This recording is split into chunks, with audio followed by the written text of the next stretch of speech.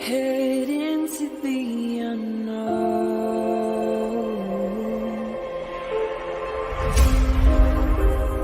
down the rabbit hole,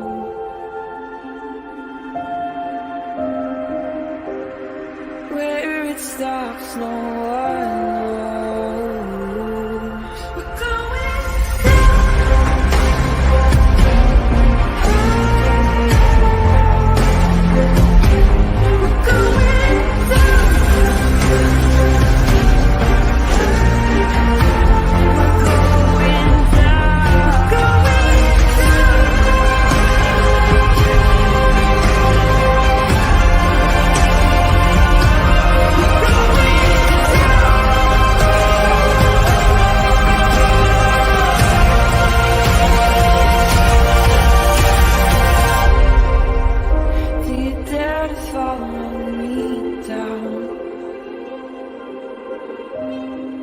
head into the unknown.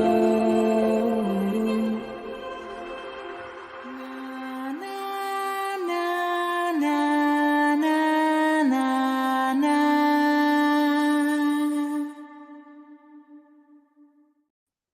Hi, everybody. Happy Saturday. I hope you guys are enjoying your weekend. I was actually planning on doing this live yesterday, and then the kids threw a wrench in that. So, you know, we just have to go with the flow. So I hope you guys are enjoying your Saturday and your weekend. Thank you for asking if I'm feeling better. I'm still a little under the weather. It's kind of lingering. I don't know what's going on. I'll tell you guys, for anybody who knows me, I haven't had a Dr. Pepper since Monday. Like that, I'll tell you, like, yeah, I'm drinking 7-Up right now. So, but we're here, we're going to do it. And like I said, this is one of the ones that I wanted to get done before this coming week when we're going to be talking more about Chad Daybell and Karen Reed. So I wanted to get caught up on this case. I know that many people who follow the Idaho 4 case are probably well aware of all the things that have happened. And that's fine. And you're welcome to come in and participate and whatever. And some of us are a little bit more behind because we've been stuck in following some other cases. I also know that there's been some breaking news in a couple cases that are kind of high profile. I don't know if they're super high profile, but kind of the trending cases right now, the 2 missing moms out of Kansas, I believe it is. I'm loosely following the case. They had an arrest today, so I know like 5 or 6 channels are live just on that. So this will be more like just kind of quiet, quaint, and just us that want to kind of hang out and talk about Idaho 4 and take a break from Delphi, to be honest with you. So I want to say hi to everybody, and then we'll get into just a little recap and what we're going to talk about today. And Ursa agrees. She's like, okay, let's go. We're ready for it. So hi, Nancy. I say I have not been paying attention because of the Delphi case and all these missing kiddos, right? Yes, I know. Hi, Carla. Hi, ATS. 1960. Glad you're out on the YouTube streets. I know. Like, had to venture out. It's been a rough week, man. I'm telling you. Hi, Kel. Whatever is going around our schools is seriously lingering once you get it. It's been a rough one. And then imagine all 3 kids sick. Luckily, and even though I'll be very honest here, luckily my husband has not gotten it. So he has been the trooper through everything. But every time he's a pain in the ass, I'm like, I wish that you get it so that you know exactly how I feel. But he's taking good care of me. He's gotten my 7-Up. He's gotten my saltine crackers. But still, sometimes I'm just like, how, like, everybody else is sick and you're just enjoying a cocktail and sitting by the fire. Like, isn't that nice? Yeah, Journey takes a trip. What's up? Getting ready for a hockey game. Hi, Bonnie. Newwood, I don't know if I actually said hi to you. I know I said thank you for asking me how I was feeling. Laura, hi, Jen. Hi, Shaz. I'm here for it. I'm so behind on this case. I try to keep up on it because it's just so important to me, but it's a lot, especially when we're so deep into some of these other cases. Never wish man flu because you'll suffer. I know, Susan. I know. I don't even wish a man cold. Hi, Veronica. Hey, Kara, is it that chicken flu thing you have over there? I don't know anything about a chicken flu. Do we have a bird? Oh, like a bird? I don't know. I don't know what it is. It's definitely a stomach flu. No, men are the biggest babies I've ever seen when it comes to getting sick. You'd end up sick and having to take care of them. I know. Hi, Villains Cupcake. I don't know what it is. Hi, Daniel. Howdy, howdy. Hey, Dirty Mag. Hi, Sleuth. Yeah. So I know that I don't know much about Idaho 4. I'm excited to learn. Okay, so we're going to do a very small recap, and then we're going to get into some of the newer stuff that's happening. I'm confused about the survey, like the purpose of it. I think both sides have dropped the ball. Hey, Bex. I'm recovering from knee surgery, so I can't do anything but watch. Well, perfect. That's why I said it'll be more quiet, more quaint. The other positive is that having a title with a different case may deter some of those people who like to come in and just cause a ruckus. And I hate saying that because now there is ruckus, but I'm just, you know what I'm saying. Hi, Allie. Hi, Chris. I know basics, but nothing past that. BK is treated well in prison. That's true. Yes. I'm eating Jell-O for the first time in years. Oh my God, I love Jell-O, and I actually have a box. I should make that. Maybe I could eat that. Maybe I could eat that. Yeah, we'll see. We'll see. All right. Hi, Georgia. Hi, Ginger Snaps. This is freaking interesting. So that's what I'm saying. I know that there's like a lot of updates on some other cases. And I was just watching Alex Erickson because Madeline Soto's bio father has done an interview. I don't know if they've released the whole thing because I believe it's like an hour long. So I think they may have only released a few minutes of it so far, but I'm curious because every site that I look at, I can't find the whole thing. Hot Jell-O water. That's what Mom always gave us. Oh, like before you put it into cool, you're supposed to drink that or eat that. There's some shady shit in Idaho. There is. I know there is. It's just there's only so many hours in the day, so I got to do what I got to do. Good afternoon, Tony. Good afternoon. Okay, so we'll do a little mini recap on just the case, and then we're going to do a recap on just what's been happening essentially in April. That's what I was told, Allie. So keep an eye out. Because I think that might be why you're seeing some things in the article, like you were talking about, and some things in the interview, because it's supposedly an hour long. So I think they may release that whole thing. All right, I might try that, Sally. I have the heater on me. Okay, so for anybody who's not too familiar with the case of Idaho, we'll just do like the mini recap of the case. So November 13th of 2022, in the very early hours, a person had gone into an off-campus home at the University of Idaho and killed 4 of 6 people that were in the home. 5 people lived there, and so 3 of the victims were actual residents of the home, and 1 was the boyfriend of one of the residents.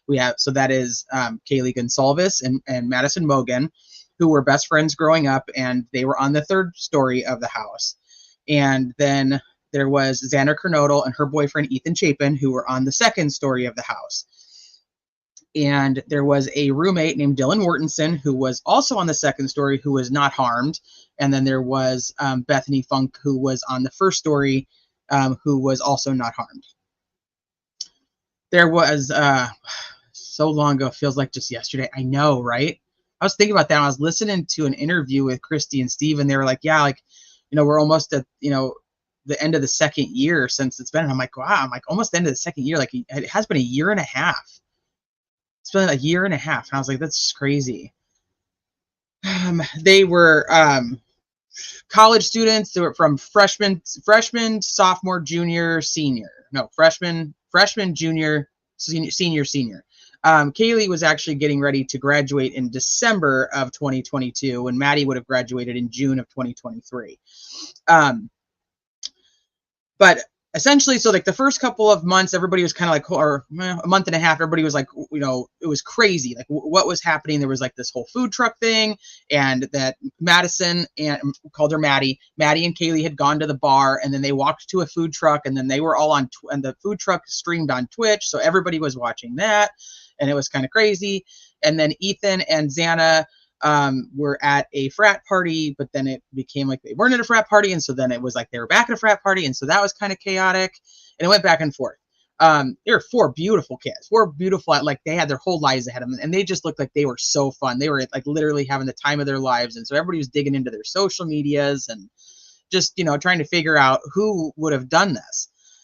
They were, I mean, I hate to use this word, but they were essentially like slaughtered in their home. It was said to be extremely bloody. It was just a horrendous crime for very, very young people who were just out doing, what young people do when they're in college. So come December, there was actually an arrest. December 29th on my time. Where's my timeline? I think it's the 29th. Like, it does feel like it was yesterday, but I think it was the 29th or the 30th. It was right at the end of December. There was an arrest actually made in Pennsylvania, which was kind of interesting because everybody's like, what the hell's going on in Pennsylvania? Well, there was a gentleman by the name of Brian Koberger who actually was working at the university in Washington in Pullman, which, even though it's a different state, they're very, very close together. And we can look at it on a map too. But I mean, the towns are, 10, 15 minutes apart because they're right on the border. And so he ends up arrested. And this is, anybody who does follow Delphi, this leads into a very nice similarity, because there's talk of corruption, there's talk of people hiding evidence, there's talk of covering things up. I covered this case a lot. I have a pretty extensive, not like Delphi, playlist on the Idaho case. If you guys are interested, and at some point you want to go back and listen and get a lot more details. But it's so Brian gets arrested, and there's certain people who believe that he's completely being railroaded and he has been set up. Other people are like, no, like this is the right guy. If you aren't familiar, then if you're not familiar with my coverage of it, I do believe they have the right person. We've gone through the PCA. It's pretty convincing that they have, at least at that point, they had enough to go, yeah, this is the right guy. As we all know, the probable cause is the best foot forward at the time. So ultimately, at the crime scene, Maddie and Kaylee were found in the same bed on the third story, which was in Maddie's room. Now, I have my theory behind that, but we don't actually know. There was a knife sheath, a K-bar knife sheath, that was left behind by Maddie's body. And on that knife sheath, on the button of it, they found DNA, touch DNA.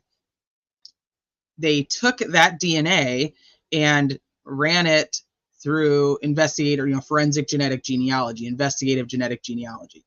And they were able to match it to who they believe to be Brian Koberger. Well, and I have a big live on this too. If you guys are interested in just investigative genetic genealogy as a whole, I have a huge live that just goes through the differences on DNA and what they, how they use it for STR profiles and STP profiles and so on. So I'm not going to get into that because it's very in depth. But if you are really interested in that, please go watch it, because it's the best explanation I can give you on how it works. So they have this, this DNA, they run it through IgG, they essentially match it back to cousins that, it goes to Brian Koberger. Well, they need to actually match the DNA to Brian, because if it's so complicated, because investigative genetic genealogy is, even though it's been around for a few years, it's very new in the legal system. And they can't just go, hey, okay, this is the guy because investigative genetic genealogy said so. So they have to actually still go match it. So they go to Brian Koberger's parents' house where he's staying for the holidays, and since school is out, and they they check his trash. And if anybody knows, you guys follow law. Once your trash is out on the street and it's in the trash, it's no longer your property. They can do what they want with it. They don't need a search warrant. They can search it. Now they can't just come in your house and search your trash. But once you put it out, it's not yours anymore. So they go and search the trash. And what they end up finding is a match to the paternal person of the DNA sample that they had from the Idaho 4 house, being Brian Kohberger's dad. So they know that they're on the right track here. Well, they don't have his DNA because apparently, they don't have his DNA from the trash because apparently what he's doing at his parents' house is separating his trash, wearing gloves, separating his trash and putting it into baggies, and then taking his trash and putting it into the neighbor's trash cans. I don't think that, you didn't do anything. I don't know. It's kind of an odd thing to start doing, but yeah. So if I was innocent but not accused, I wouldn't waive a speedy trial. Oh yeah. So anyway, they ultimately end up arresting him. They actually have a SWAT team that goes in at like 1:30 in the morning. I don't remember the exact time. It was like middle of the night-ish. Goes in. He's actually still awake, and he's caught in the kitchen doing the little trash separating, while the rest of his family is asleep. And they, yeah, that's not shady at all. While the rest of the family is asleep, basically, it's probably scare the shit out of everybody in the house. And they go in and they arrest him. And then it's like a big thing on, like, people are, we're watching him live stream as he's flying from Pennsylvania back to Idaho. And when they make a pit stop and like they land. And so like we're watching the entire thing unfold. It was great. Yeah, I think he was just in shorts, if I remember right. Hi, Hybrid. Hi, Jess. Yeah, that doesn't speak of guilt. Not waiving a speedy trial in quadruple homicide where there were huge delays in the most basic of discovery would be ineffective assistance to counsel. You need to go watch. I'm just checking up on chat right now. I think they have the right guy too, but I want to hear what they think why they think he's not. Yeah. So I am very interested, but I don't go around, like, I won't go to people's chats and be like, you guys are fucking idiots because you think that he's not the right guy. Like, I'm not going to waste my time doing that. It's okay if people don't think he's the right guy. I don't care. Once again, you all have the right to your personal opinion. Obviously, we're going to go with the very standard that we follow is he is currently innocent until he is proven guilty. I just think they're on the right path here. So, but nothing takes away from the fact that he is currently innocent. He has not been convicted of any crimes. So there becomes like a big thing on, it becomes a big thing. Hold on, I got a cough. On whether this this forensic genealogy should be admissible. Well, they're not. The thing here is that the prosecutor isn't going to be using the investigative genetic genealogy. What they're going to use is that they took the guy's trash and they found the paternal match being Brian Kohberger's father. That's how they arrested him. When they get the cheek swab, when he is arrested, it does match the sample that's found on the knife sheath. Now, I kind of missed, I guess, one of the biggest things in the summary before we move on. There was a white car that was seen driving by the properties or by the property of the college students, the off-campus college students, that the law enforcement had basically put out like to the public saying, hey, keep an eye out. But they put out the wrong years at first. But this is kind of a point of like where people go back and forth on, but you don't know I'm going to be on your ass about facts, not the BS rumors like that lunatic doctor lady saying she thinks he's a cannibal. If you're innocent, why wouldn't he declare his innocence in court? Instead, he remains silent. Oh, that's actually kind of ironic too, because a lot of people who are at it like think that Richard Allen is like the right guy, and they're like, if he's so innocent, why isn't he just screaming it to the cameras? And it's like, okay, if Brian Kohberger is so innocent, why isn't he screaming it to the cameras? It's kind of just a silly thing. Nobody's going into court and screaming if you don't want to be held in contempt. Keep in mind that Kohberger was in school for criminology and had applied to work for the local PD in cloud-based forensics. It's very important. True. Thank you for bringing that up. Like I said, I'm trying to do the quickest summary as possible. I mean, I could sit here and just talk about, we could go through so many details, but we also have a hearing to watch. So I don't want to spend too much time doing it, because he has a right to remain silent and he should use that right. Absolutely. So anyway, so they're looking for this white car. Ultimately, it comes out that Bryan Kohberger is driving a white Elantra, and that is the car that he's driving from Pennsylvania from Washington back to Pennsylvania, where his dad had flown from Pennsylvania out to Washington to drive back with him. They actually get pulled over a couple times. We see body cams of that. We see body cams of the kids at the house during parties. I mean, there's a lot of stuff out there if you guys want to go through it. At some point, if anybody like who didn't follow the case at the beginning really wants to do like a full recap to get caught up, I know that I always try to do that right before a trial anyway, but we can do that too. So that's kind of just the general part of that. So like I said, they were in court trying to figure out if they were going to let this IGG in. Essentially, the judge has, Judge is his name. He has what's called an in-camera hearing, and he goes through all the evidence about the IGG, and he determines in particular what parts he thinks that the defense should be able to have and what's going to be able to be used. So that's kind of where that stood. Now, recently, Bryan Kohberger was actually given a public defender because he cannot afford an attorney of his own, and he got a pretty good one. I mean, her name is Ann Taylor, and she is one of the top defense attorneys in Idaho. She's one of the only ones that's death penalty qualified, because this is going to be considered a death penalty case as far as we know right now. You know, they're kind of like, if you're not going to go for the death penalty on this, like what would you even go for the death penalty on? Hi now. Okay, if he stood up and shouted it from the rooftops, are you going to believe him because he says so? What good would it do? Right. Well, technically, even for Bryan Kohberger, when he was told, you know, he has to stand up and say whether he's pleading not guilty or whatever his plea is, he actually stands silent, which is possible, which ultimately just means I'm not going to say anything, and then the judge has to put it in for him. So he didn't say he was not guilty. He didn't say he was guilty. He used his right to stand silent. And then the judge actually has to put in the not guilty verdict or not guilty plea for him. So that's also interesting. Yeah, with our luck, the trial of his next trial next year will be the middle of the second Delphi trial. Yeah.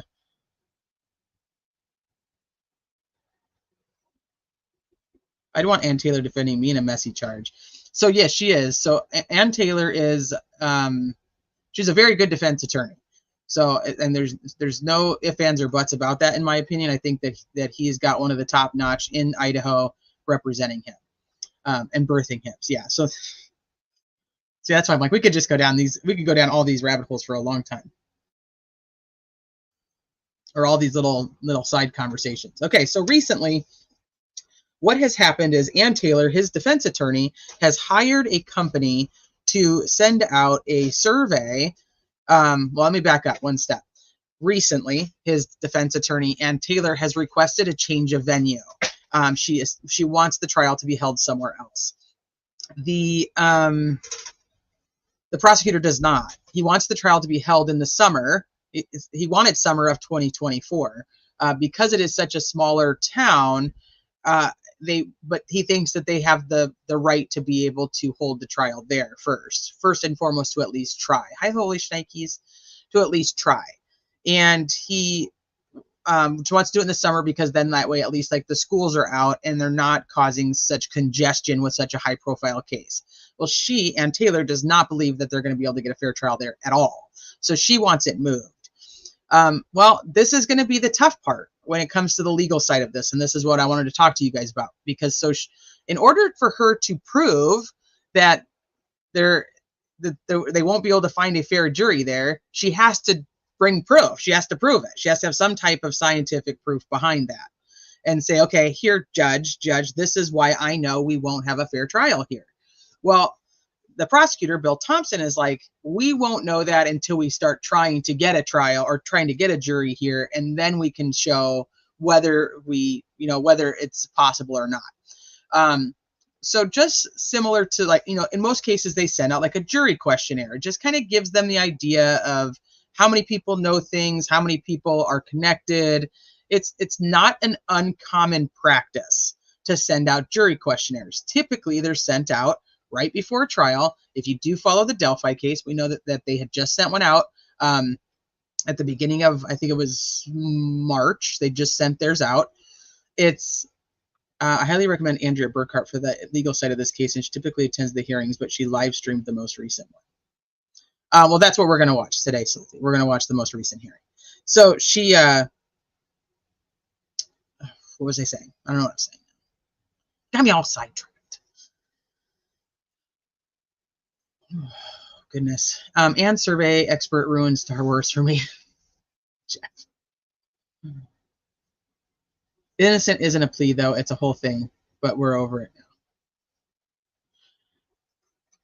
now. Okay, so she's saying, hey, you know, I got to be able to prove to you guys in this change of venue hearing that we're not going to get a fair jury. Like, there's no way that we have an impartial jury in this tiny county. We need to get it moved to a big one. And so she hires a company, essentially, that creates a survey, and then they send this survey out to potential jurors in that area and ask them questions.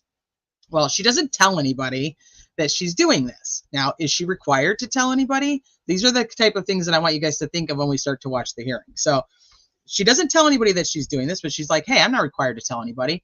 Well, so what happens is these surveys are going out, and one of the people who receives them contacts the prosecutor's office and is like, hey, I don't know if you guys know that this is happening, but this is happening, and these are the questions that were being asked. And he's like, what? And so he motions the judge to stop this immediately, like to get it stopped and let's have a hearing on it. So Judge does that and stops it and says, hey, halt the questionnaire, or halt the survey, the phone survey, and just hold off. Let's have a hearing on it. And then this is kind of where I disagree with Ann Taylor. So she pops back with, you can't do that because you're stopping due process, and saying Judge is now essentially violating Brian Kohberger's rights to a fair trial because she's just trying to figure out if there's actually a jury pool that is going to be untainted. That's kind of the bottom line of it. So they go to court back in on April 4th, I believe it was, and they talk about like what the plan here is, like what they're going to do. And it's about an hour and a half long, so I'm not going to play that one. I'm just going to kind of sum that one up because I want to play the last one. I think it's more important, and it's also long. So, but that's the one I really want to go through. And so he's like, okay, like, so they go over like what's on the questionnaire a little bit, and they go over like, she's like, you know, I have the right to do this. This is my job. Like, you're stopping me from defending my client. And he's like, no. Like, I'm not even telling you like you can't do the survey. What I'm telling you is to hold off on it until we figure it out. Like, let's just make sure that survey is good to go. We don't need to, there's no need to jump the gun, especially when we're not even having the change of venue hearing yet. It was actually set for May, and I believe it's now been postponed to June. So they go, you know, just chill for a second. And so then Bill Thompson, though, stands up at that hearing, and he's just like, Judge, like, I think you did. And that's not how Bill Thompson sounds, like, at all. But he's like, Judge, I don't think that you've done anything wrong. And I think that you're a great man. And I think that you stand for due process. And I'm like, okay, sit down, Bill Thompson. You're kissing his ass a little too much right now. Just chill. You got your way. Like, just sit down. But he wasn't violating Brian Kohberger's rights by saying, hold off until we can have a hearing. You know, it's not like he was like, nope, shut it down, and we're never going to talk about it again, like some other judges that we know. Anyway, so he says, let's go from, way to go, Bill. It went from 1,600 people to hundreds of thousands. Now more people know about it. Now more people even know about it. So the question becomes, are these questions a violation of the gag order? Because this is another case that is under a gag order. And then it also becomes, did the judge, which he rules on himself, like he says, I didn't screw up your due process. Like, you're fine. We're just going to figure it all out. And so he sets a hearing for this last week to say, hey, we'll hear your witness, because Ann Taylor had brought her witness, the gentleman who created the survey. He's like, okay, we'll set the hearing, we'll hear your witness, and then I'll make a decision on what to do about this whole survey thing. So this is not just about the survey, though. There's a lot of things that happen in this hearing that are very imperative to just the information in the case, and very interesting just on a legal side of things. So if you are somebody like me who's just interested in the law stuff and like what's actually happening, it's very interesting there too. But they do give us some insight into some things with the case that we actually did not know, which I find very ironic, since the accusation is that Ann Taylor was giving information to this team of people who were creating the survey that was in violation of the gag order. So I don't agree with everything Judge done, but he's oh gosh, yes, he is. Hey, Scott. Hey, Miss Smith. I think Ann Taylor isn't used to having a judge like Judge does. She's probably used to a goal. It's probably true. It's probably true. She probably is. Judge to me is one of the most fair that I have seen. I find him to be I find him to be just in like, let's just figure it out. Like he's more of like a, like, let's gather around as a group and a family, and we'll mend all the fences together. You know what I mean? Instead of like a gull who's just like, I'm in charge, do this forthwith. Like he's just like, we'll have a hearing every Thursday until we go to trial, if that's what we need to do to make sure that we can work together, because you guys have worked together so well. You guys have worked together so well up until this point, and I hate to see this. That's more of a judge to me. Like he's just like, let's talk and hug it out. Yes, he's very unbiased, and he's very complimentary. He's like, you guys, you've done a really good job, and I just would hate to see you. I'd hate to see you throw all that relationship away. So we're gonna come together and we're gonna work on this. It's like therapy.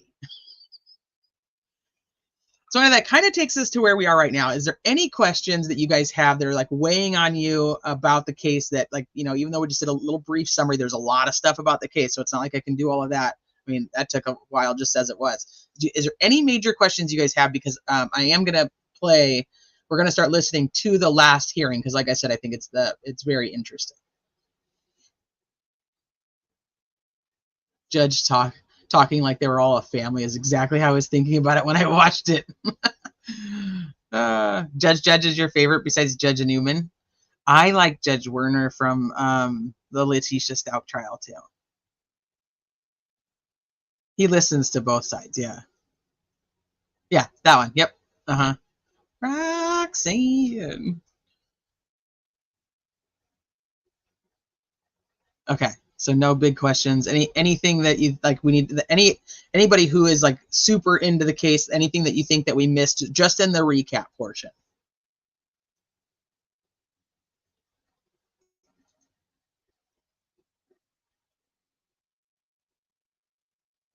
ATS says, I like Judge Judy. I do like Judge Judy too. Okay. Oh, I lost you guys. There you guys are. All right, let me put this on the screen. So I'm going to play it from a channel. It's called MB Inc. I recommend this channel all the time. They literally just put out the meat and potatoes of situations, whether it's news clips, whether it's the hearings. It's just meat and potatoes, no commentary. Like if you need it, here it is. I will share the channel with you guys. Well, I'll just share this video with you guys too. So I'm going to use MB Inc.'s channel. Matt is dope as fuck. Yeah, he is. It's just meat and potatoes. I wonder how the destruction of the house will impact the trial. That's a great question. And we'll never actually know. We'll never actually know the true depth of if it affected the trial or not. A good recap? Okay, thanks. I'm like, it's been a little while. We should probably all just take a little refresher on it. Again, the random guy going to a house at 3 a.m. with 5 cars in a driveway, 6 people home, plus a food delivery driver is another very interesting case to me. That's true. I thought Pennsylvania did not provide no body cameras. They didn't. When I was talking about, it might be, I don't know if you're a little bit behind, but we were talking about body cameras. I was saying the body cameras are of his traffic stops from his trip from Washington to Pennsylvania, and the body cam of his traffic stop in Idaho, and the Idaho house when the body cams were released of like the parties and stuff. All right, VMath, get here. Even Karen Reed's jury is going to the scene. Yeah. So, and then the plan is for anybody who is interested in Karen Reed's case, Monday, I'm going to do a live where hopefully I have Sleuthy who can join me and a couple other people. We're going to go just through the entire timeline. It might take a little while. Through the entire timeline of anything that we can to recap for the Karen Reed case, for the Karen Reed trial that is actually set to start on Tuesday the 16th. So,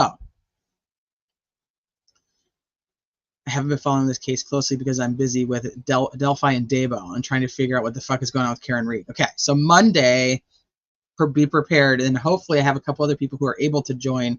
We're going to go through all of the anything to do with Karen Reed. The whole timeline that is going to take us to trial. Where are her calls? She's scary. Oh, VMath. Are you talking about Letitia Stauch's calls? Go to Alex Erickson's channel. One of the mods, can you guys drop Allie's channel? Go to Alex Erickson's channel, and she has all of Letitia Stauch's. She's fucking crazy. Letitia Stauch is just one of those. She's a fucking nut job. Yeah, so we're gonna do that. So Sleuthy's gonna come on, and I hopefully I've invited a couple other people who are just waiting to make sure schedules will work, and we can go through. We're just gonna go through that whole timeline.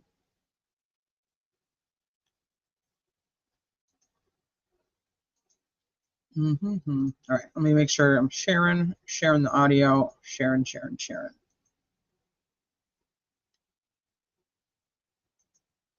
BK doesn't realize how lucky he is. Yeah, Indiana didn't nab him. Yeah, could you imagine if, I don't think, time you talk about being a broken person, could you imagine Brian Koberger being locked up in Indiana the way that Richard Allen is? No, he gets to wear a nice suit, gets a haircut, nice clean shave.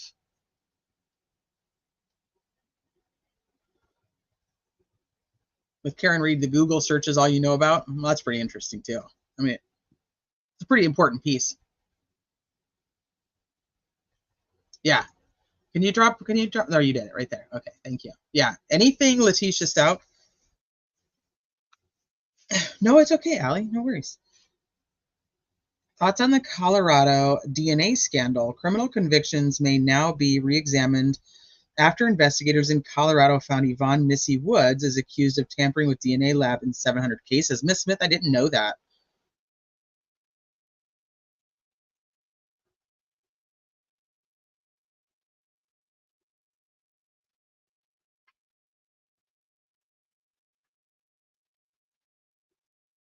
Right, Jesse. Correct. I can Snappy Dragon. I see you. You're right there. Okay. Let me make sure you guys can hear this really quick. We've got Mr. Thompson. So, and also, let me grab this channel while I am thinking of it. So this was MB's. I think I just shared this one. This is MB Inc.'s channel. Like I said, always meat and potatoes over here at that channel. And then I also want to get you guys John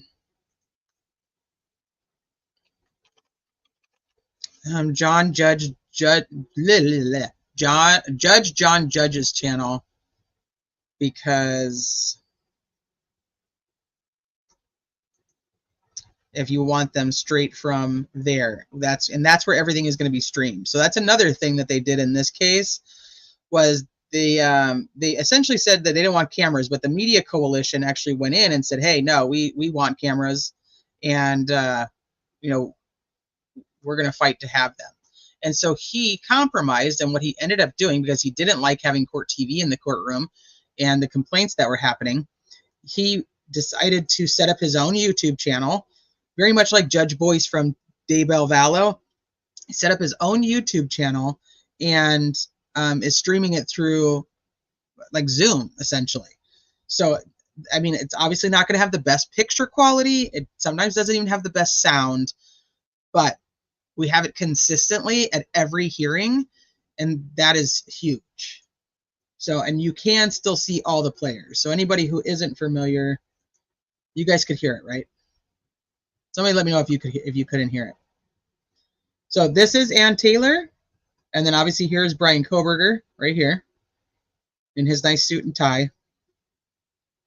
And then here is the prosecutor's table, and this is Prosecutor Bill Thompson.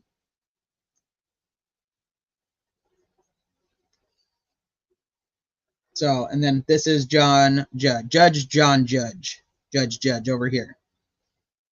Hi, Princess Megan Elsa. I get creeped out when Ann Taylor puts her hand on his shoulder and say, I believe my client is innocent. My gut is guilt, so different from Delphi. Yeah.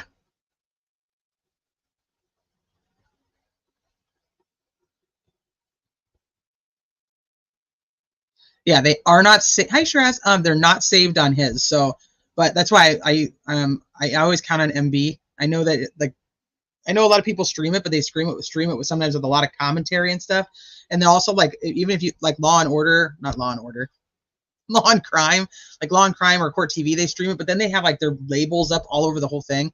So this is where I like it. It's sweet, simple, and just like I said, he just goes with the meat and potatoes. Very stark contrast to Richard Allen. Absolutely. Judge is real slow. I don't think he's slow.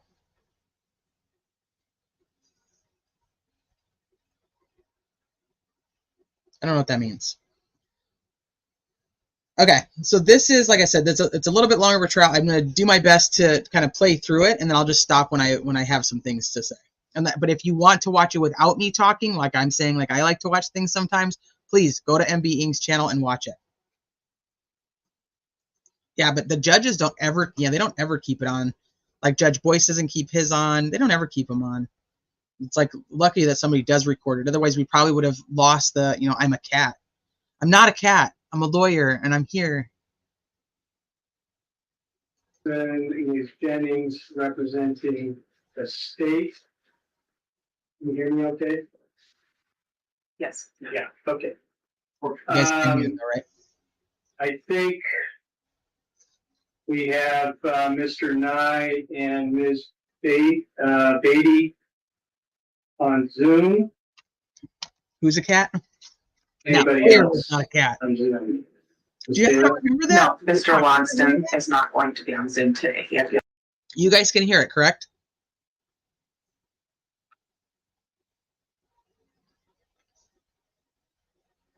Somebody just let me know you can hear it. Otherwise, I don't want to keep playing it. Cat lawyer. P. Fox, do you not know who the cat lawyer is? It's the best thing ever.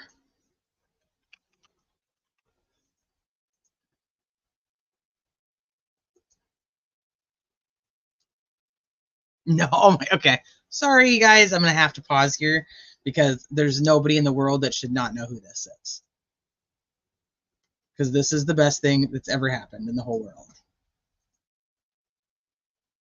I can't believe it's that old already. Mr. Ponton, I believe you have a filter turned on in the video settings. You might want to take We're a look. trying to, can you hear me, Judge? I can hear you. I think it's a filter. It is, and I don't know how to remove it. I've got my assistant here. She's trying to, but I'm prepared to go forward with it. I'm here live. I'm not a cat. I'm not a cat. I can see that. I think if you click the up arrow next to this, Mr. Ponton, I believe you have a filter turned on in the video settings. You might want to Look at this attorney. We're trying to, can you hear me, Judge? I can hear you. I think it's a filter. It is, and I don't know how to remove it. I've got my assistant here. She's trying to, but I'm prepared to go forward with it. I'm here live. I'm not a cat. I can see that. I think if you click the up arrow next to this. All right, I gotta play it one more time, you guys. I'm sorry, I just have to. I can't believe that you guys, some of you guys have not seen this. This is the best thing Taunton, I ever. believe you have a You've never filter seen this, Allie? turned on in the video settings. So the guy, this attorney right here in this corner is the best because he's like not paying attention to anything. He's not paying attention. He's like doing his own thing, and then all of a sudden he realizes what's happening, and he's like, he just like has to put his. He's like, there's no way I'm seeing this right now. There's no way this is happening.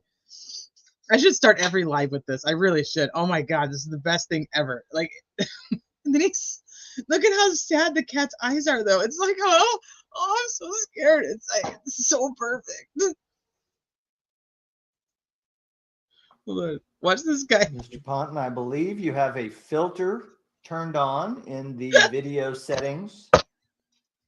You might want to. We're Oh, trying to. Can you hear me, Judge? I can hear you. I think it's a filter. It is, and I don't know how to remove it. I've got my assistant here. She's trying to, but I'm prepared to go forward with it. I'm here live. I'm not a cat. I can see that. I think if you click the up arrow next to this. Mr. Ponton, I believe you have a filter. I'm here, Judge. I'm not a cat. I'm ready to go forward. I'm not a cat. The judge literally plays into it. He's like, I can see that. Of course, the judge knows you're not a fucking cat. Like he's not a cat. I'm not a cat. It's the funniest shit ever. Oh my gosh. You need merch with the cat eyes angled down. I know, like, oh shit. P Foxy, I had to play that for you. Because there's no way nobody should go through life not have ever seen this clip. It's the best thing ever.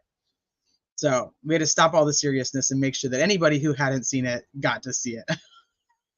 The best thing ever. You're just watching over. I'm rolling. It never gets old. Hi, 867-5309. So good. I know. Idaho, Charlie. I've checked out for so long in this because of all the conspiracy crap. Yeah, that's why I don't really cover it because of that. But the hearing that we're going to talk about, I think it's important to the case. So I want to make sure we always stay up on that kind of stuff. It's so funny. He's scared that he's going to be sanctioned. Oh man, could you imagine if that was Judge Goal? Ooh. Been kicked off the case. She'd be like, you are a fucking cat. I can see that you're a cat. You're absolutely a cat. Have I ever heard? I have, yeah. Not like, I don't watch them all the time, but I have heard her talk about it. I'm a big fan of Andrea's. I think that she's a very intelligent lady. Right. You've never seen it either, Carla? I'm not a cat, merch. Not a cat. Okay, Dina, you really did. You got here just in time. Oh my god, I could just play that over and over again. It's just too fucking funny. I just love it. Anyway, maybe I should make that like the outro. It should be like, this is gross incompetence. You guys cannot even figure out how to get on a fucking Zoom correctly. You're out of here. It was very viral. That's why I'm like, but it should have been. I mean, it's one of those that you're like, it makes sense that this was. He's I'm so scared. Like, I don't know how to get rid of this fucking filter. And you think if his kid is like the one that put it on there, or like, I don't know who put it on there, but it's just like, and my assistant's trying to get rid of it, but he's just like, I'm ready to go forward, Judge. Could you imagine if they had gone forward with the hearing and he couldn't get rid of the cat filter? And then the whole thing is on record where he's just a cat. Like, I want to see like Hennessy argue and be like a cat. Like the next hearing, we should put filters on all the attorneys. Oh my gosh. That would just be kind of funny just for fun. We can pick our own animals that we think the attorneys represent. There's an interview with him after this. What does he say? Does he look like the cat? Is there really? Hybrid, I want to know if he, now that I didn't know, I want to know if he looks like the cat. Have you ever laughed so hard you almost puked? That's me right now. Yes, I have. And I already have stomach. Yeah, it was an attorney. No, he's absolutely an attorney. I've seen it like 50 times, me too. It would probably send Goal over the edge. Oh, she would. Like a morning show. We'll just pick like random ass hearings of people and we'll just put animal filters on. I saw him on an interview on the court. You can't show it. He was a good sport. Aw. Oh man. All right. Enough of that fun stuff. Let's get back to the seriousness of it. I think that he would actually, I could see Hennessy being that cat. I really could. Like, not like that cat, but like I could, like a little white cat. I could see it. Okay, so hearing. So now we're here and we're going to discuss the contents of the survey. We're going to, and Ann Taylor's going to have her witness that comes up, who is the gentleman, now I can't even think of his name. Dr. My God, what is his name? I'm so into, he was not a cat that I can't remember the guy's name. Brian, no, what is his name? Somebody will say it in chat, and then I'll be like, yes, that's it. Now we're also going to talk about the cat.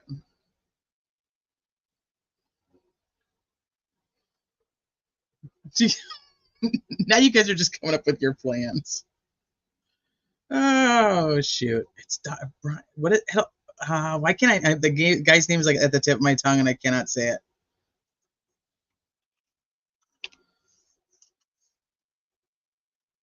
It doesn't matter. He's going to come on here anyway.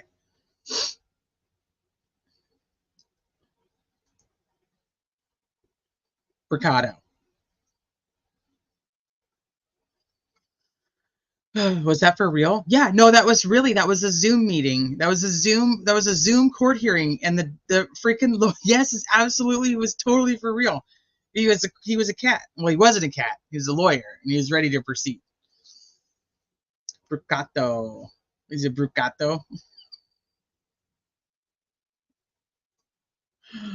Oh, wrong thing. Hold on, let me come over here. Let me pull this up.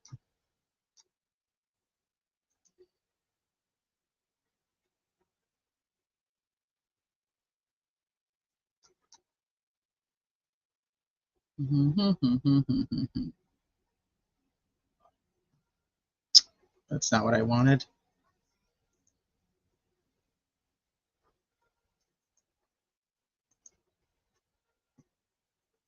I thought it was, oh my gosh, I can't even think of it. It's okay. I'm going to play this though. I just wanted to find this article really quick.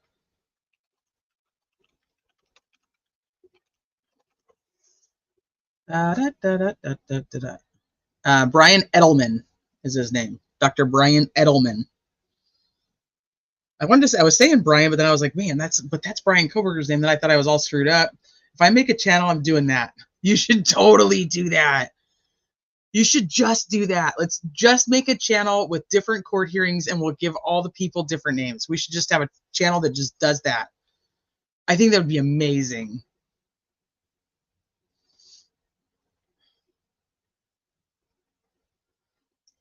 See, but I'm glad that you hadn't seen it because now you got to. Yeah, you were close either way. Yep, absolutely. Okay, here we go. Are we ready? The other hearing.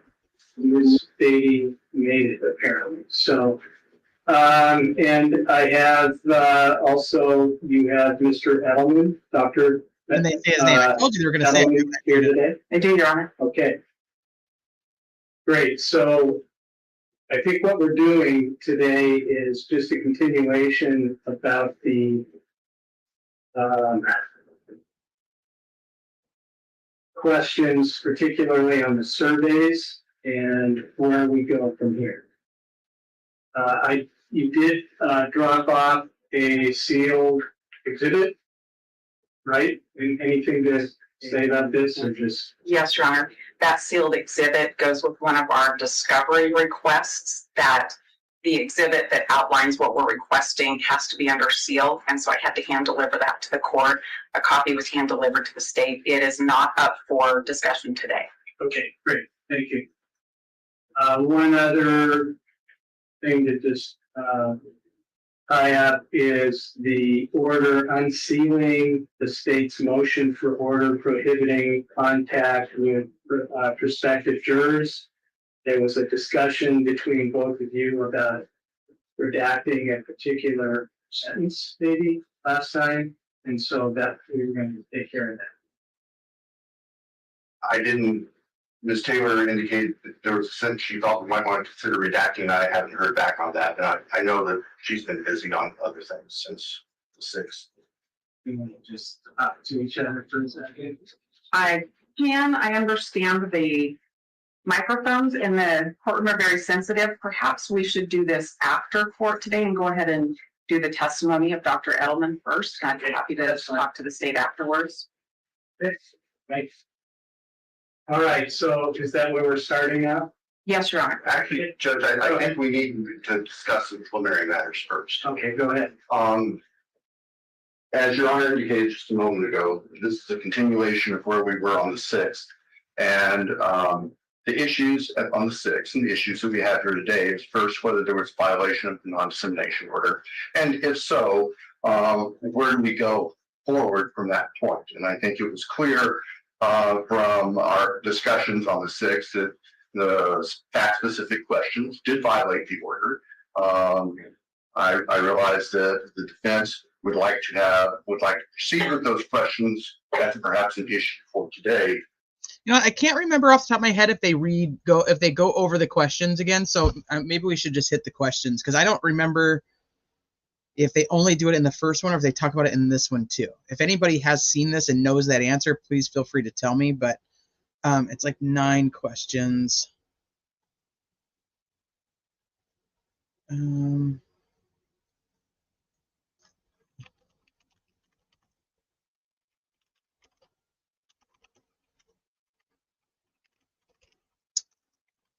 don't know if they list them in this one. I know they listed them in the last one.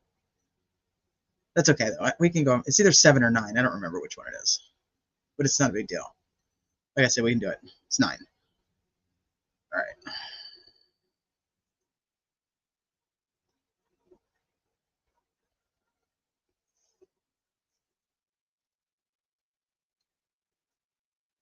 Okay. I don't know what the heck that is. Okay, so just quickly, just in case I know he talks about him like while he's testifying, but I don't know if they list them. So just in case they don't, I want to list them really quick, just so you guys know what the questions are and what is being talked about as problematic. So the questions that were on this survey, which were apparently via phone, were number 1, have you read, seen, or heard if Kohberger was arrested at his parents' home in Pennsylvania? Number 2, have you read, seen, or heard? And remember, the prosecutor is saying that some of this information is in violation of a gag order. So it's really comes down to, did Dr. Edelman just pull information from news sources and hearings that we have already watched, or did he actually get inside information from Ann Taylor? So that's what Bill Thompson's concern is. Middle-aged cat mama. I'm behind it. Oh my god, I did need to see the cat lawyer. Oh, that's fucking funny. Hey Salty, I'll just catch up from here for now. I'll go back later. Yeah, it was just a recap of the case, rambling. So we recapped the case. We're just starting on the hearing, and then we played the cat lawyer. So if you already know the case, it was just a quick recap on where we're at. Even though we've been on for an hour, a lot of it had to do with the cat lawyer. So, like I said, it's really important to pay attention to what's in these questions and how they're formed. And do we think that Ann was actually violating a gag order in giving him information for this survey? Or is this stuff that he would have known? So number 1, does anybody know he was arrested at his parents' house? I mean, if you've followed the case at all, then you do. So, have you seen or heard if police found a knife sheath on the bed next to one of the victims? Okay, well, that is something that has been discussed. It's in the PCA. It's something that we know of with the IGG and all the hearings. So my question is I'll ask the question at the end, actually. Number 3, have you read, seen, or heard if DNA found on the knife sheath was later matched to Kohberger? Number 4, have you read, seen, or heard if Kohberger owns the same type of car recorded on video during driving, recorded on video during driving in the neighborhood that's typo, where the killings occurred? Number 5, have you read, seen, or heard if the cell phone tower data showed that Kohberger made several trips near the victims' homes in the months before the killings? This is all in the PCA. So if you guys haven't read the PCA, you can either just pull it up online. It's back in my Idaho 4 playlist. There's a whole read through of it. Number 6, have you read, seen, or heard if the university students in Moscow and their parents lived in fear until Kohberger was arrested? Number 7, have you read, seen, or heard if Kohberger said he was out driving alone on the night of the murders? Number 8, have you read, seen, or heard that Kohberger stalked one of the victims? Number 9, have you read, seen, or heard that Kohberger had followed one of the victims on social media? So this is what's being argued, are these questions, not the added stuff, but these 9 questions. Are these in violation of gag order? And then the other point becomes, are these, if you don't know about the case, did this just contaminate a jury pool against Brian Kohberger? And I think that's where I'm more leaning. This is, in my opinion, does not violate anything to do with the gag order. I don't think there's any information here that was not put out into the public that we don't know. So now my bigger point is does this actually bias a potential jury pool for people who didn't know about these things? If you didn't know that there was a knife sheath found on the bed next to one of the victims and that the knife sheath had DNA that matched Kohberger, if you didn't know that, you do now. And that to me is more problematic than anything, because I think that when Ann Taylor's point is to try to get a change of venue because of the bias that she believes is going to happen in jury selection, all these people who didn't know these things now do, because they were asked about them. And now if they're curious, they're going to go look them up. So hi, MJ. So those are the questions. Like I said, I know that he addresses them in this. I just didn't know if they listed them. So I just wanted to make sure we did that. Just random. There's random people. Yeah. I answered yes to all 9. Dina, yeah, me too.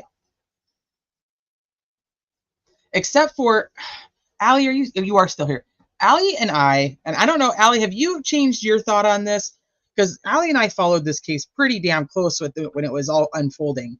And I was live, and I think Allie ended up live almost the same time when the probable cause was just coming out, like when they were just telling us that, not the probable cause was just coming out, but that he was the probable cause of his, oh my gosh, I cannot speak. When the news of his arrest was just hitting mainstream media, I was searching Instagram for Brian Kohberger. I was searching for him. I was live, and in one of my lives of Idaho on the playlist, you'll see as I'm live, the amount of troll accounts that are popping up named Brian Kohberger or some version of Brian Kohberger. So this has always been a point of contention for me, because the original ones that I had found had nothing to do with following anybody on the case. But later on, it was said by some of the family members that he was following at least one of the girls on social media. But I didn't see that originally. And so I've always been kind of like, I don't know how true that is, because I'm telling you, they were popping up like literally while I was live talking about the guy getting arrested. Steven says, I know we're discussing Idaho, but here's a nugget about the Monon High Bridge Delphi case. There are interven tunnels under and around the bridge. Please check. I have seen that. Angela saw the cat lawyer. I agree that if they didn't know, they do now. So the question becomes, does it matter at this point for his rights? Well, it matters for a fair trial, and I think it matters that they're pissed at Ann Taylor because her motion for a change of venue, she's going to end up getting it because of her own actions, if that makes sense. Well, you know, she'll say it's not her actions, it's the actions of Dr. Edelman. But I don't know. Because then it comes down to, do you think that people hadn't heard this? Should there have been a different way of questioning these things? Like, have you heard anything about items found at the crime scene? Yes. If so, what? You know what I mean? Like maybe, you know, more layering questions or open-ended questions. Because, you know, no, I had not heard of a knife sheath that was found at the crime scene or that his car was recorded. Idaho is just struggling right now. They already have Lori Vallow have to change the venue. Now they have Chad Daybells, and now they have Brian Koberger. I don't know. Yeah. Yep. And it's weird because in the first hearing, the one I'm not playing, is that Judge and Bill Thompson are the ones that are like, we're concerned about Brian Koberger's rights here. But the mainstream media plus others did all that. Nobody said a word. The defense says, hold up. They scream, this is crazy. Hold up. Okay.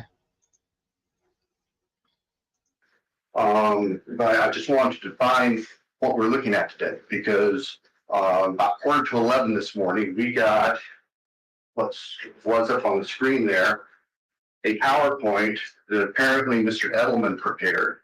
And as I understand, I don't think Ms. Taylor got it until sometime this morning herself. That's the information that I was given. And we have concerns because a large part of this PowerPoint deals with the issue of a change of venue itself, which is we are not prepared to address. It is not before the court at this time. It is premature. And I don't think that it should be part of this record as we proceed forward today. And so the state took a copy of preparing a printout of the PowerPoint. It doesn't take long to look through it. Perhaps the court might want to take a look at that before we proceed, at least with eliciting things from the PowerPoint. I realize it's last minute, but the last time that we presented something to the court in advance, Ms. Taylor complained profusely, and I realized it was only 10:45 when we got this today, and so we just figured we would raise it with you now. Okay, thank you, Mr. Thompson. Ms. Taylor? Your Honor, I would disagree with counsel that the court made a determination that we violated the non-dissemination order.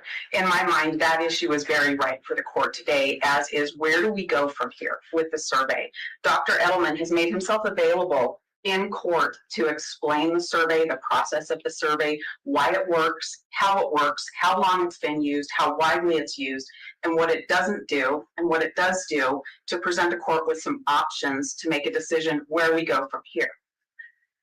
Whether the court decides we violated the non-dissemination order or not is up for discussion, and we're prepared to further argue that, but we think you need to hear the testimony first. As far as this PowerPoint, I had access to Dr. Edelman yesterday afternoon, and we worked on it late. I didn't have a final copy to give to the state until this morning.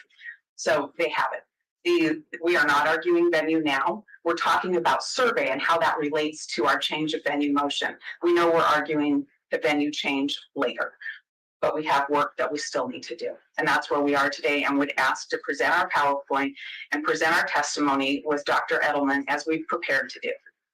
Okay. Taylor, so Actually, Ms. Taylor still has a copy of the PowerPoint that made available to the court. okay, so seems like this happens to me in this case that there's an argument about. Okay, so hold on real quick. So, hi Mags, welcome in. I did watch this while I was not feeling well, laying in bed on 2x speed. So there are things that I know I absolutely missed, and I also know that I had watched it along with. I just got done watching Christy and Steve's interview and then I watched this. So like there was a lot of back to back. So just remembering where things are, I'm not 100%. But Sleuthie said, but if people answered that they hadn't heard of the case, they don't advance to the questions about details of the case that are in the media and either true or untrue. But you don't think that they should have been more open-ended versus giving them the information about the case? So like, let's say you're my person and I'm doing my phone survey on you, and I'm like, hey, have you ever heard of the Brian Koberger case, or do you know anything about the Idaho 4 students that were killed in Moscow? And they're like, nope, don't know anything about it. And they're like, okay, or yes, I have heard about it. And it's like, okay, so have you heard that Brian was arrested at his parents' house in Pennsylvania? And it's like, yeah, I did hear that. And then it's like, okay, well, did you hear that they found a knife sheath next to one of the victims? And it's like, no, I didn't hear that. And it's like, well, did you know that they found Brian Koberger's DNA in the house? And it's like, well, shit, no, I didn't hear that. Like, now somebody who has somewhat heard about the case but doesn't actually know all the details of the case. Yeah, he explains it, but I'm just saying, like, what do you guys think of it? You think that that's okay?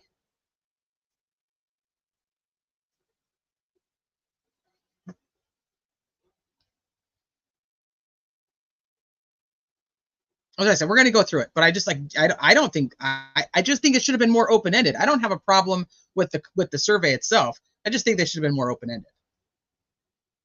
Whether I should go ahead on something or provide some information that I don't see yet.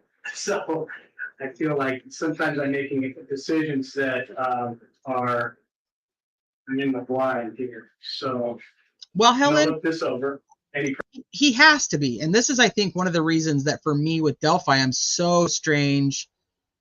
Like, it's so strange to see Judge Gold the way she is, because, and I know like this pisses people off a lot when I say this. And I even listening to like Christy and Steve's last interview, I was thinking this, and it's so hard because like you see them and you see the feelings that they have, and you don't even want to imagine ever being in their position or in their shoes. But the trials are not for the victims. They're just not. They're not meant for the victims. They're not meant for the victims' families. They're meant to make sure that this person sitting here is the right person and that nothing of his rights are violated. It's his trial. It's not the trial of, Kaylee, Maddie, Ethan, and Xana. It's the trial of Brian Koberger.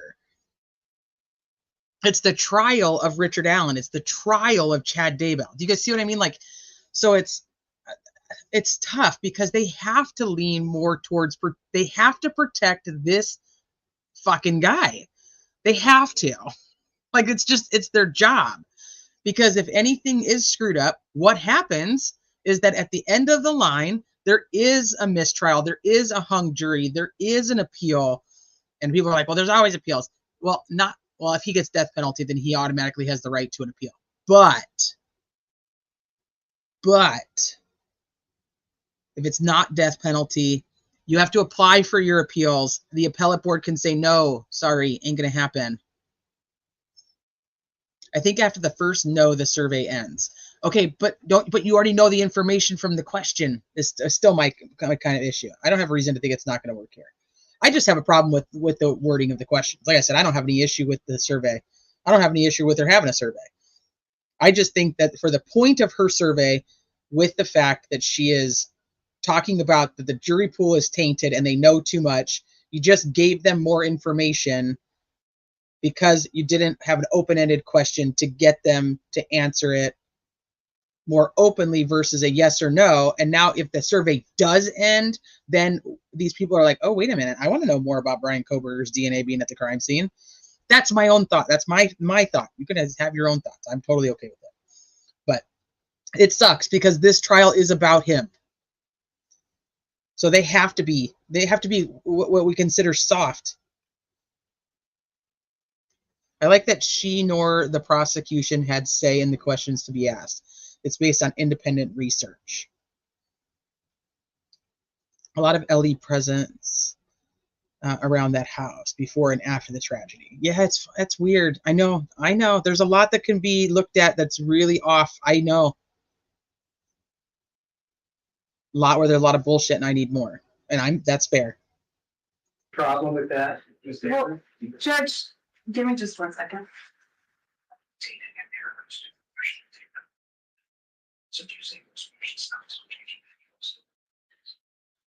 Your Honor, the purpose of the PowerPoint is to inform the court about the questions in the survey and the purpose of them.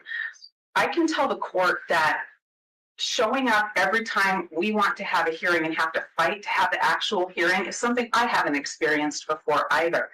There is nothing in that PowerPoint that the court can't hear today when making the decision about where do we go from here and did I violate the non-dissemination order. There's just nothing wrong with the process that we're doing here, and you're continually being asked to say there's something wrong with what we're doing.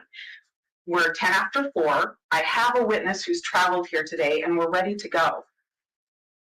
All right, Honor, just to clarify, as we made clear the last time we report, we are not saying Ms. Taylor herself violated the non-dissemination rule. We're saying that the people who prepared the survey and disseminated the survey and called citizens of Latah County with those fact-specific loaded questions violated the non-dissemination order, and they are agents of the defense. So I don't want this to become personal between Ms. Taylor and myself. We are not alleging Ms. Taylor has done anything wrong. We are dealing with reality that this survey was conducted on, as we understand it, 400, I'll say, innocent citizens of Latah County who were force-fed information that they may or may not have had about this case before they were called by the surveyor takers. Right. And they are loaded questions. Some of the questions are factually wrong. They simply aren't true. That's what we're here about. And that's what we're prepared to address, Your Honor. That's why we have a witness here. And if there's violation of the non-dissemination order, it's me. I'm the one that's bound by it. And the court just needs to hear about this process instead of hearing the conclusion that the state wants the court to reach. Number one, I'm past that. I'm not going to violate you. I mean, this was a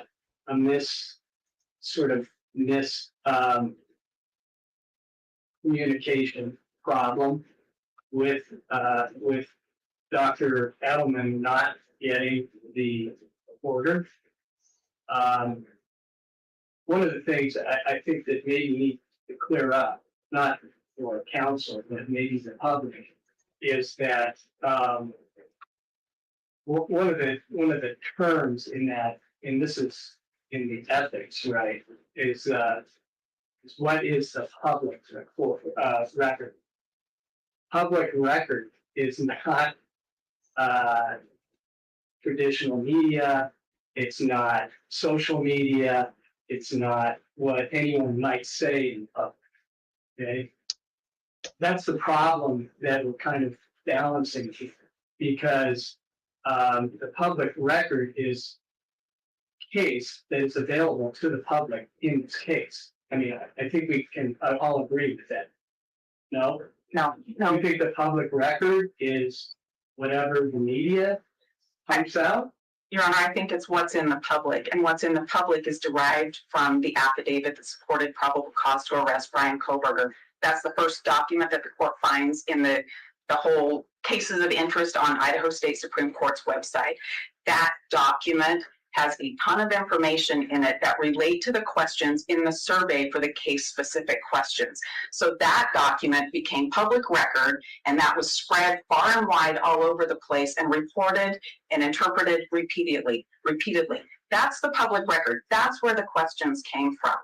There's no violation of the non-dissemination order if that's what we're going to talk about today, but I think the court should hear from our witness and understand a little bit more about this survey process. I'm very interested in that. I told you last time that I'm interested in what he has to say about this, but so you're saying that the public record, though, comes out of the case, right? That's public.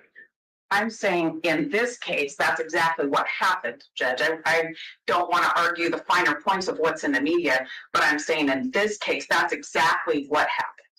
That affidavit's there, and this court knows we have a ton of things that are filed under seal and more things that are not filed under seal. But that affidavit that began this case has been shared far and wide and media stories have generated, when you understand how Dr. Edelman does his work to determine if a survey even needs to happen, you'll know where the information came from. Okay, so I'm understanding, okay, the initial probable cause affidavit is part of the public record. And you're saying, well, that got spread, okay, by the media, as you would expect. And that's something that could be concerned. So what I think maybe, I don't know, what Mr. Thompson is talking about though is information or questions that were not. And so what I'm nervous about this is I don't want to continue to spread things out that shouldn't be spread. And so I don't know what's in the slides, but if there's information in the slides that are not in the public record, that really have not been disseminated generally, then I mean, I don't really want to spread it. None of us want to spread it more than necessary. Well, last week in court, that was right inside the courtroom. That all became part of the public record. The 9 questions were stated repeatedly in different formats by Mr. Thompson. That's part of the public record. We've been accused of violating the non-dissemination order. Dr. Edelman's reputation has been impugned by what was stated about him repeatedly. Those questions are fair game. But having this hearing and allowing our expert to talk about this process, that's not the problem. The problem with the media happened a long time ago, and it started with the sharing of the affidavit far and wide. I understand that. I'm pulled in 2 different directions right now because I'm trying to protect your client at the same time.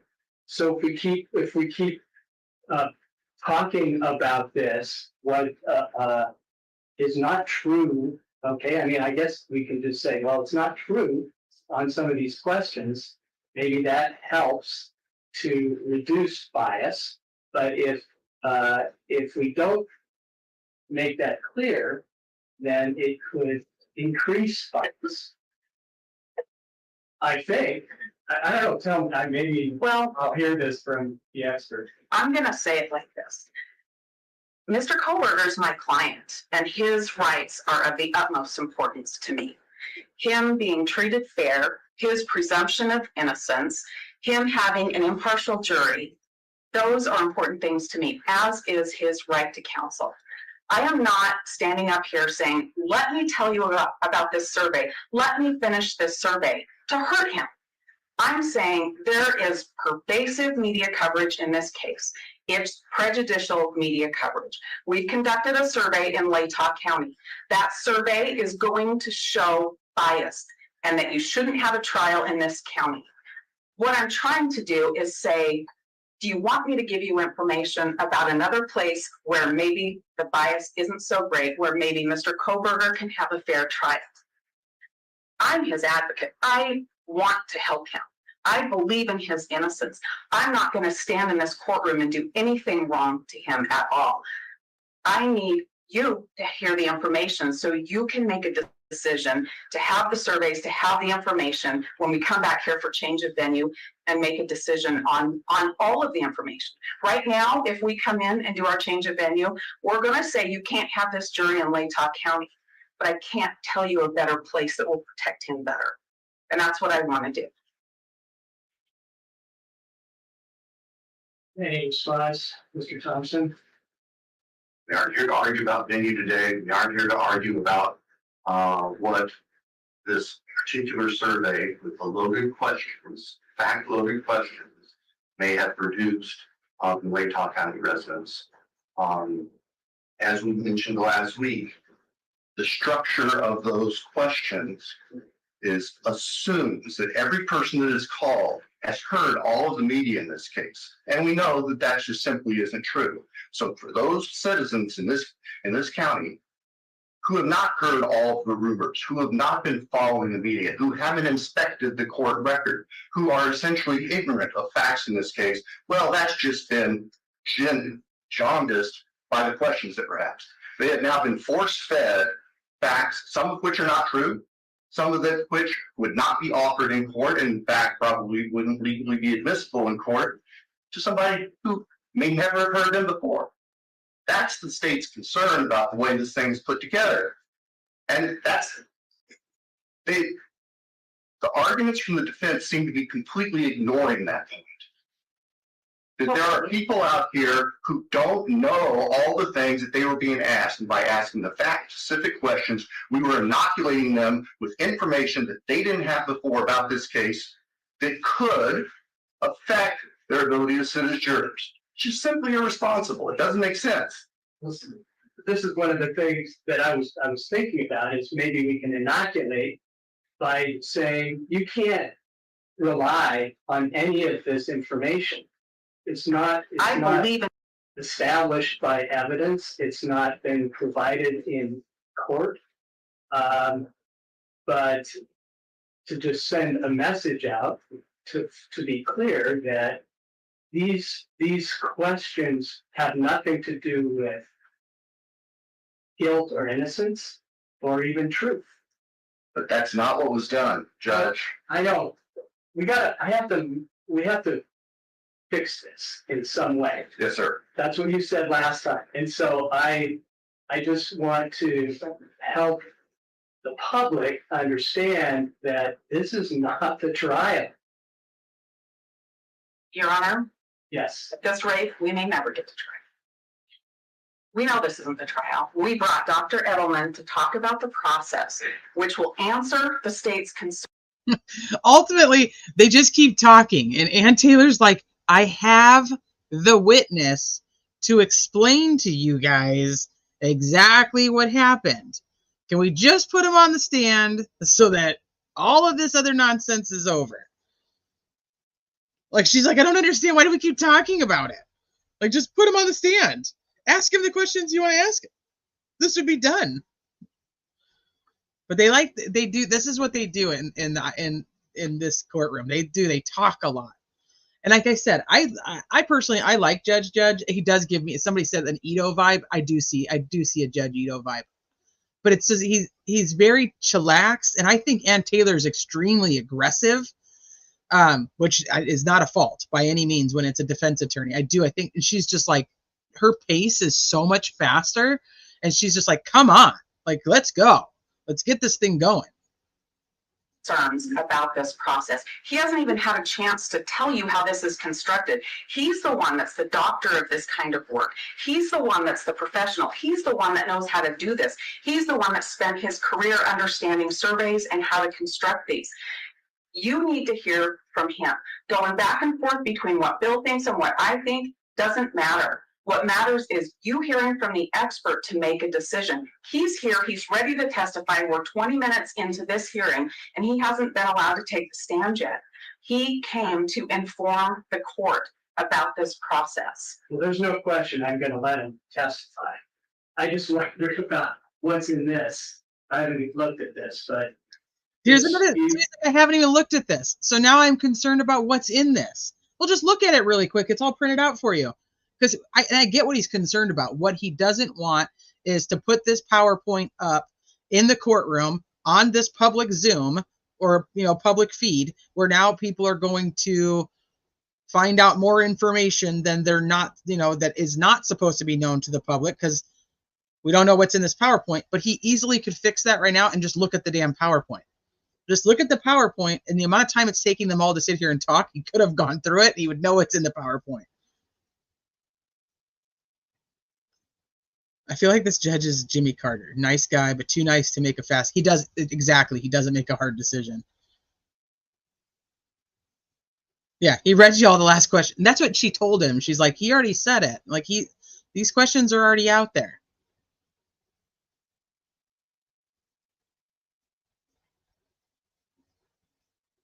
You're comfortable having this come out into the public? Yes, after last week's hearing, absolutely. Okay, and you looked at it, Mr. We Thompson? have concerns, Is Judge. it alarming?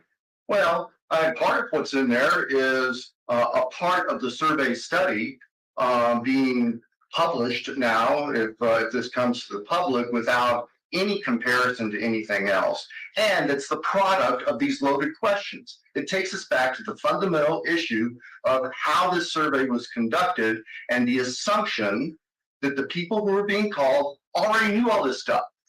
And so it didn't hurt to specifically ask them, have you heard about such, such, and such, the specific item?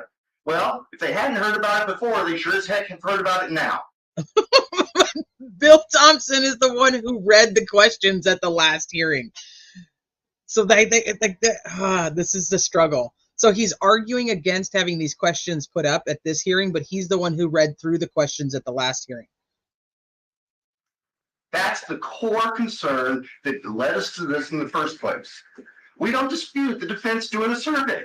I said that last week. Please do a survey, but don't go around screwing with the knowledge that prospective jurors have or may not have. That's our concern. And, Your Honor, when we parted ways last week, the court said, Ms. Taylor, talk with Mr. Edelman and see what the options are. Well, my understanding from the email I received day before yesterday is the survey cannot be changed. That was from Ms. Taylor reporting what Dr. Edelman said. I interpret that as they don't want to change it. Anything can be done, but that's where we're left. I would have been happy to engage in discussion with defense about maybe some middle ground, but the line has been drawn black and white. I am concerned about the specific things that relate to venue, partial survey results that are in this PowerPoint. I believe it is premature for them to come out now. The rest of it is fine. Let's bring it out so that you have whatever information you want. You can give it the weight that you decide. I just didn't want to let this willy-nilly come into the public record in a half-baked fashion. Oh, willy-nilly. Lots of concerns. We're not left with this because I have to make a decision about several things. Yes, sir.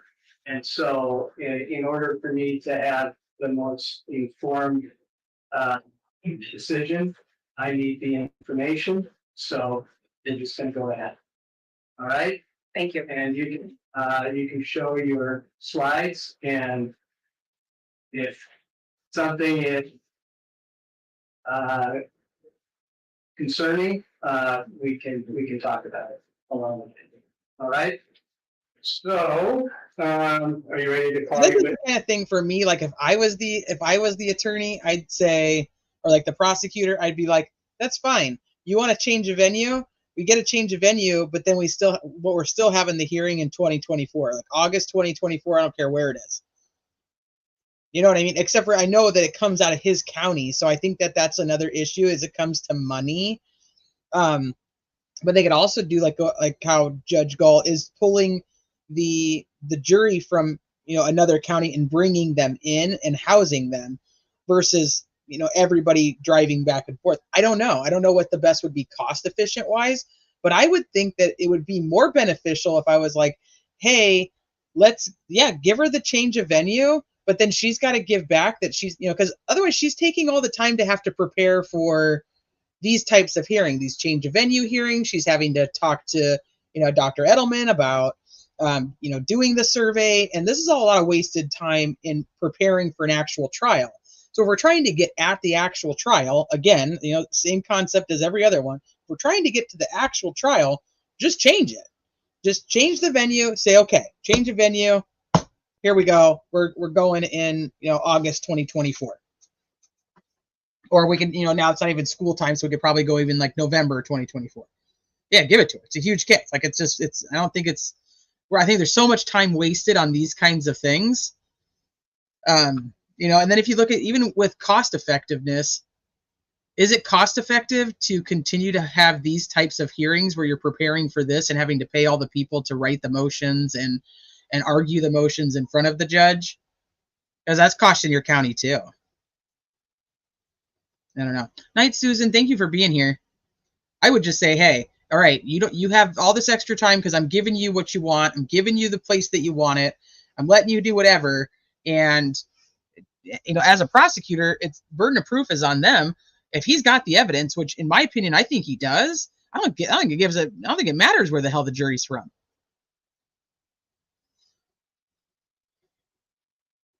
So that's my thought. She's saying she needs all this time to prepare for actual trial. Perfect. You don't have to do any of this other shit. Just prepare for trial. But it isn't fair to the university not to have it there. Well, see, I struggle with fair to the university because the kids were students, but they didn't live on campus. So I have that's a whole nother kind of topic for me about how involved this university is in these murders. When if a student here that goes to Cal State Long Beach is murdered, the university isn't allowed to just be all up in it. You know what I mean? Oh, that was sarcastic. That's okay. It's hard to read sometimes, but no, I get it because I'm like, I don't like the university doesn't really have. I don't know. Like they don't really have any say so. If it was in their dorms, it would make sense. Witness, I think you are. I am. I'm ready to call Dr. Brian Okay. Edelman. Okay, Dr. Edelman, if you could Finally, please Dr. come Edelman. forward, face the clerk, raise your right hand. The university is acting like this happened on their campus. They really are. They're acting like this happened on their campus. And I get like how involved that these kids were in like fraternities and how their siblings were also enrolled in the school and that they were all enrolled in the school, but they were not on campus. I don't know. There you go. You solemnly swear that the testimony you give in this case shall be the truth, the whole truth, and nothing but the truth under penalty of perjury. I do. All right, thank you, sir. If you could please take your seat there. And then once you're comfortable, please state your name and spell your last. It's Brian Edelman, BRYAN EDELMAN. Thank you. Ms. Thank you. Taylor. Good afternoon, Dr. Edelman. Good afternoon. What do you do for a living? I work as a trial consultant, and also I do quite a bit of work as an expert witness in the field of pretrial publicity and change events. Are those two separate roles? Yes, they are. What do you do when you're a trial consultant? So, as a trial consultant, you're an advocate for your client. You do mock trials, focus groups, to really try to develop a trial strategy, a trial story for your side, and cultivate that for the audience, the jury. We also do jury selection. I assist with writing voir dire questions, juror questionnaires, help ferret out bias during voir dire, recommend cause challenges and how to use peremptories. Do post-trial interviews. I do This will be the jury-related PowerPoint right research, present my findings at conferences, bar associations, law firms, and so on. When you work as an expert in the field of change of venue, does that differ from your work as a trial consultant? Absolutely. How so? Well, as I mentioned, as a trial consultant, you're retained to be an advocate. As an expert, you are retained to be an objective expert, which means I'm not advocating for either side. I do not advocate for the defense. I do not advocate for the prosecution. My role is to collect information using standard methods that have been widely accepted in the field, and then present the findings to the court so they can make a well-informed decision on whether or not any remedial measures are necessary. So there are times where my findings support what remedial measures, like a change of venue, and there are times they don't. And when they don't, I recommend against a change of venue. Whatever the data supports, where I go. I want to understand a little bit about your educational background that allows you to do that work. Okay. How were you educated? I'm sorry. How were you educated? What degree? Starting in grammar school. we can skip to college. Yeah. So I have a bachelor's degree in psychology from Florida State University. From there, I attended the University of Nevada in Reno, where I studied social psychology. My particular interest was in the application of social psychology in the field of the legal arena. So I was really interested in juror decision-making, jury decision-making, group dynamics, how people process information and evidence, the impact on pretrial publicity, pre-existing attitudes, and that sort of thing. The school I went to really focused on that area. That's where the National Judicial College is, the Grant Sawyer Center for Justice Studies, and several professors in that field. So I conducted research at the Grant Sawyer Center for Justice Studies. I helped run a program through the Department of State that brought in judges and attorneys to the United States, where they would travel around the country and meet with people in their field. So I worked with the National Judicial College in that regard as well. And then from there, when I finished my PhD, I got a Rotary Scholarship to study in the United Kingdom, where I got an LLM in International Humanitarian Law, which I do not use. During the course of your career, have you been published? I have. I've been published in this area of survey methodology. My research was on the death penalty, so I have a book published on the death penalty. I am the co-editor in California. There's something called the CEB, the Continuing Education of the Bar, and there's a criminal procedure book that comes out every year. It's kind of like the Bible for criminal procedure, and I'm a co-editor on the chapter on change of venue. I was also on the committee for the American Society of Trial Consultants that publishes professional guidelines for writing change of venue surveys. So on that, and I've also done research on, one of the questions is always, well, why can't we just pick a jury in a high-profile case? So I've done research on the use of the set-aside question. So if people have been inundated with a lot of prejudicial media coverage, how do they respond to that set-aside question? Do we see, for example, if somebody's been exposed to a lot of prejudicial coverage, you'd expect them to say, I cannot be fair and impartial, I know too much. And so we're looking at research on that as well. And then last thing I promise is, I've also done research on what's called minimization language. So when you ask people an open-ended question on a juror questionnaire or in voir dire in a high-profile case, this is the only standard question, what have you read, seen, or heard about this case? That's the open-ended question. And people minimize what they know. That's something Dr. Ed Bronson came up with because he had noticed it. And that's like using language such as, I only recall what was in the paper, or I just followed it. I just remember it was on the news. You don't really elicit a lot of information. It's minimized knowledge. So did research on that. That's been part of your research? Yes. Okay. When you work as an expert, if you're hired as an expert to work on a change of view issue, and I think you told us how your work is different than when you're a trial consultant. Can you tell me how you start in that role as an expert for change of venue? Yeah. So I've been doing this for about 15 years, I'd say, as an expert witness on this area. On change of venue specifically? Okay. And to do with surveys, just to be there? Yes. From it's surveys, other times it's post-conviction, it's once again. I've done federal cases, state cases, multiple states, including Idaho. But the way I learned was from Dr. Ed Bronson, who was kind of the pioneer in the field. He worked on cases like the Oklahoma City bombing case and a host of other prominent ones, the Boston Marathon, a bunch of them. So he was kind of my mentor in this area. And there's a 3-stage process. So the first phase is collecting the media coverage. Because really the question is, initially, is there extensive coverage and is there prejudicial coverage?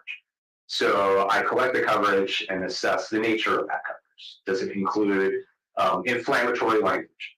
Does it include inadmissible or misinformation? Now, just because it's not true does not mean people don't see it, and it does not mean that they don't develop opinions based on that information. So it's very important. In fact, some of that stuff is the most prejudicial stuff that there can possibly be. For example, if there is a prior conviction and then the conviction's thrown out, well, that's pretty prejudicial for the new trial. Not admissible, but very prejudicial. So I'm looking for information like that. I'm looking for references to prior records. Maybe there are victim impact statements where the victims' families may be suggesting what the outcome should be. That could be prejudicial.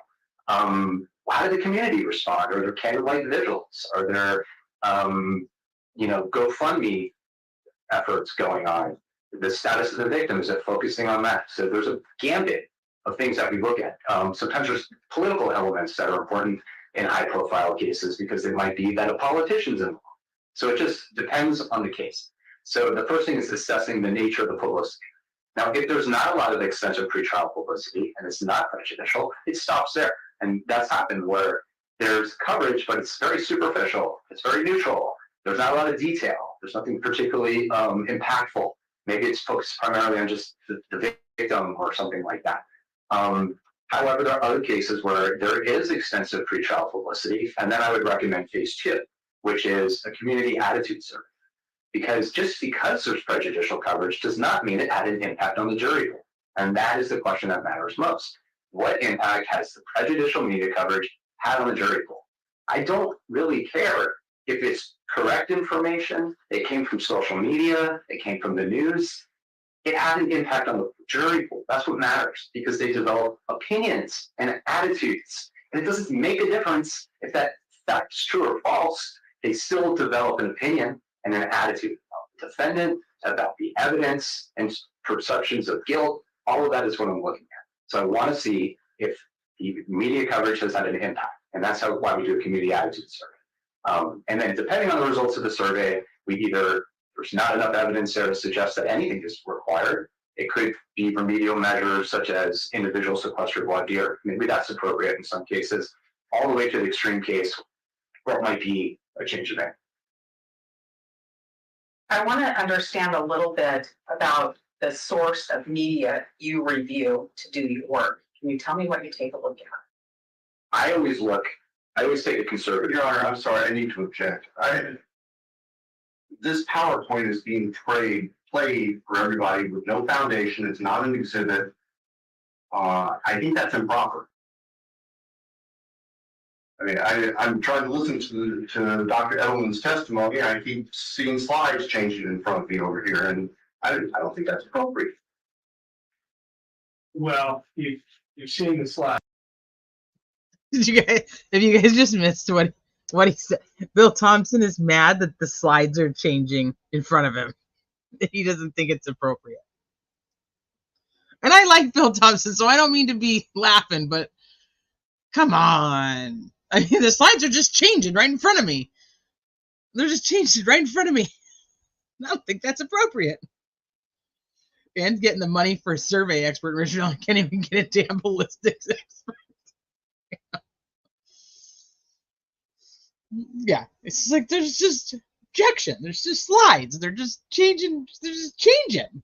Like there's no warning that they're gonna change. I have. You looked at it. Everybody else here hasn't. What I'm seeing here, though, is just an explanation of how he goes about in surveys. Understand that. That's where his testimony is. But we're getting this visual aid that there's no foundation for, Judge. Well, It just seems. Well, hold on. I'm viewing him as an expert. Okay? Yes, sir. He's explaining what he does. So I'm going to. No problem with that. The PowerPoint's a problem. I don't have any problem with his testimony.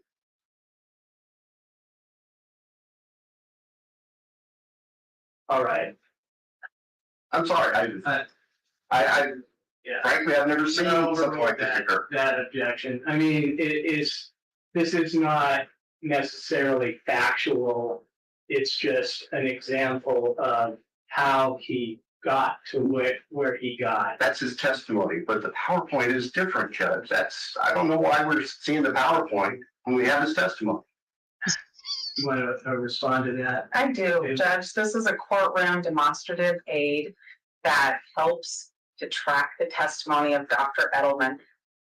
I can hand him my computer and let him advance the screens if that makes a big difference in it. But this just helps explain his testimony. Judge, we don't have a jury here. Let's just proceed. We don't have a jury here. Let's just proceed. What? Oh my God, I'm dying. It was all because he was so mad. And then he's like, we don't have a jury here. Let's just proceed. Oh my gosh. And I really do. I'm a Bill Thompson supporter. I really am. But I mean, that's just, let Bill hit this space. He's just like, well, I could give him my computer and he could go like one thing ahead. He could like advance it and he could see what's coming. It's printed out. You guys, we saw it. It's printed for them. They have it. They know what the next slide is. And he's like, well, I do, but the rest of the people don't. And there's like 5 people there in the courtroom, by the way. And then, I mean, and obviously us that are watching, but he's like, but the people don't. He's like, there's no jury here. Let's just continue. Like, come on, Bill. Like, pick a hill to die on and don't pick a stupid one. Dr. Edelman, we were talking about where you get your information. We were talking about the what? Where you get your information. What media do you look at? I think that's where it was. Yes. So I take a conservative approach to how I do it. I look at newspapers in the local coverage right now. So I'm interested in papers that have primary circulation in the venue. Case like this has been reported in many other newspapers, but I wouldn't, for example, look at a newspaper published in Dallas because I don't know if somebody in Latah County would be looking at a paper in Dallas. So I look at the local coverage. I try to look at like local television coverage to see what the community is likely exposed to. While we're here, I want to ask you some questions about the non-dissemination order. Okay. That's been a hot topic, and you've heard some of it again today. Are you aware that there's a non-dissemination order in this case? Yes. How did you become aware of it? Well, the first time I became aware of it was when I was reading the newspaper coverage, because that was one of the topics of media coverage, was discussing the non-dissemination order and media's efforts to have it changed. So I was able to read it and follow it in that media coverage. So that's the first time I saw it. And in January, did you receive an email from my office with the non-dissemination order? I believe I did. And you looked at a hard copy again recently? Yes. All right. Does that non-dissemination order change how you did your work? I'm sorry, can you keep that? Does the existence of the non-dissemination order change how you did your work? No, it did not.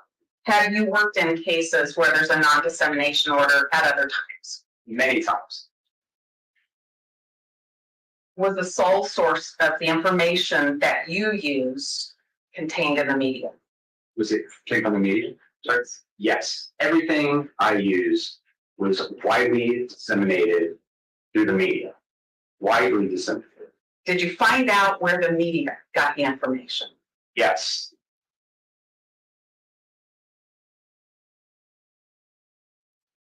Good afternoon, folks. My name is Bill Thompson. I'm the Latah County prosecutor. And it's sad to be here, but happy to be here at the same time. You turn it up. I can't hear. Kohlberger, Well, I'm going to do my best to turn this up.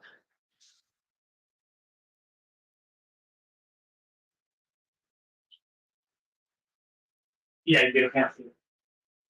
If I put the microphone up, is that better?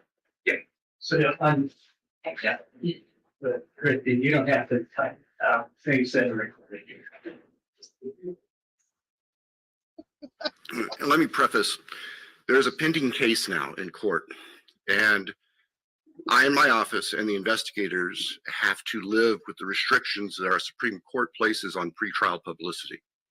That said, I promise you we will share with you through the court process or otherwise whatever we are allowed to. I just appreciate your patience on that. The factual basis for the charges are summarized in what's called a probable cause affidavit that is on file with the court. According to the rules of the Idaho Supreme Court, that is sealed until Mr. Kohlberger is physically back in Latah County and has been served with the Idaho arrest warrant. At that time, we expect that that affidavit will be available to you so you can share the true facts with all of your readers and your watchers and your listeners and all the people who are interested and really need to know what's going on. So please have patience with us on that. We hope to get that to you as soon as we can.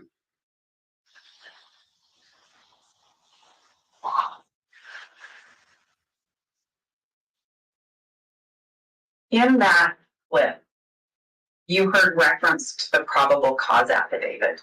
Yes, And did you hear reference to sharing it with all your readers and watchers?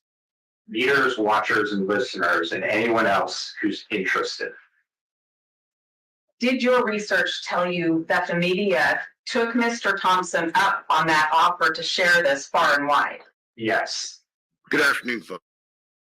What did you say? basically, the media took that document and then published the highlights and key findings in that document and added editorial commentary to that information. So let's be clear, they didn't just read the affidavit. There's editorial, there's debate, there's discussion, there's spin, all of it in news stories. And these stories, for example, this one has over 200, I'm sorry, I can't see it. Do you have a copy of the? I do, Your Honor, I have a printed copy of his PowerPoint. If it would help him refresh his memory. I just can't see it. Sure, that's okay. That was, I mean, that was a good move on Ann Taylor's part. That's why I said she's no joke. She's no joke. She's like, so do you know who was in charge of the initial sharing of the details from the gag order? Or from the, he's like, I sure do. She's like, all right, next slide. Here we go. It is a trial by media. This is a high profile case. I do not disagree with you. And the bottom line, though, it still comes down to the facts are still going to be the facts. And if they have the proof that this is the guy that did it, then this is the guy that did it. Like, that's going to be that's the bottom line. So I mean, it was a smooth fucking move. It was smooth. Yeah. It doesn't change how I feel about the outcome, but I mean, I'm surprised he didn't just start yelling objection and running in circles. We don't know that he didn't run in circles. We can't see that. He could have. He's probably just throwing his papers in the air and getting all mad. But that was, I mean, come on. That was a good move. Thank you.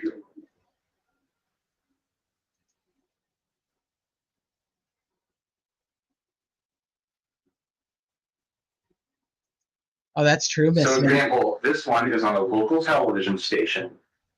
On YouTube alone, 130,000 views and 224 comments. So people discussing. That's just one example of how this document was disseminated through the media in this county, just as Mr. Thompson suggested during his press conference. And did you check another media source and see that it continued to be shared? Yes, this is a. I think that for me, P-Fox, I'll answer this just on my person. What I believe that the facts behind this case is that this guy states that he was up driving around. He supposedly has an alibi that he has not had to provide yet, besides that he was out driving around in the middle of the night. He's driven around this home multiple times in the months leading up to this, which he has no business even being in the area. He doesn't have friends there, doesn't have family there, he's not doing anything there. Now, I think that'll come down to some cell tower stuff on exactly where he was. He drives the same car that was seen in the vicinity at the time of the crimes. His DNA is found on a knife sheath, and the victims are killed with a knife. So the attorney even says the PCA is full of untruths. They don't have the cast report yet, but we will come trial. That's why I said I think I'm going with the fact that he currently is innocent, but I think that we're going to see all the things. That's where I'm at with it. At the beginning, but they are looking for something later because, I mean, let's be real. He says he's out. What you're talking about, I think, is about the stalking, but the PCA doesn't say he was stalking them. The person who says that, I'm almost positive, is Olivia.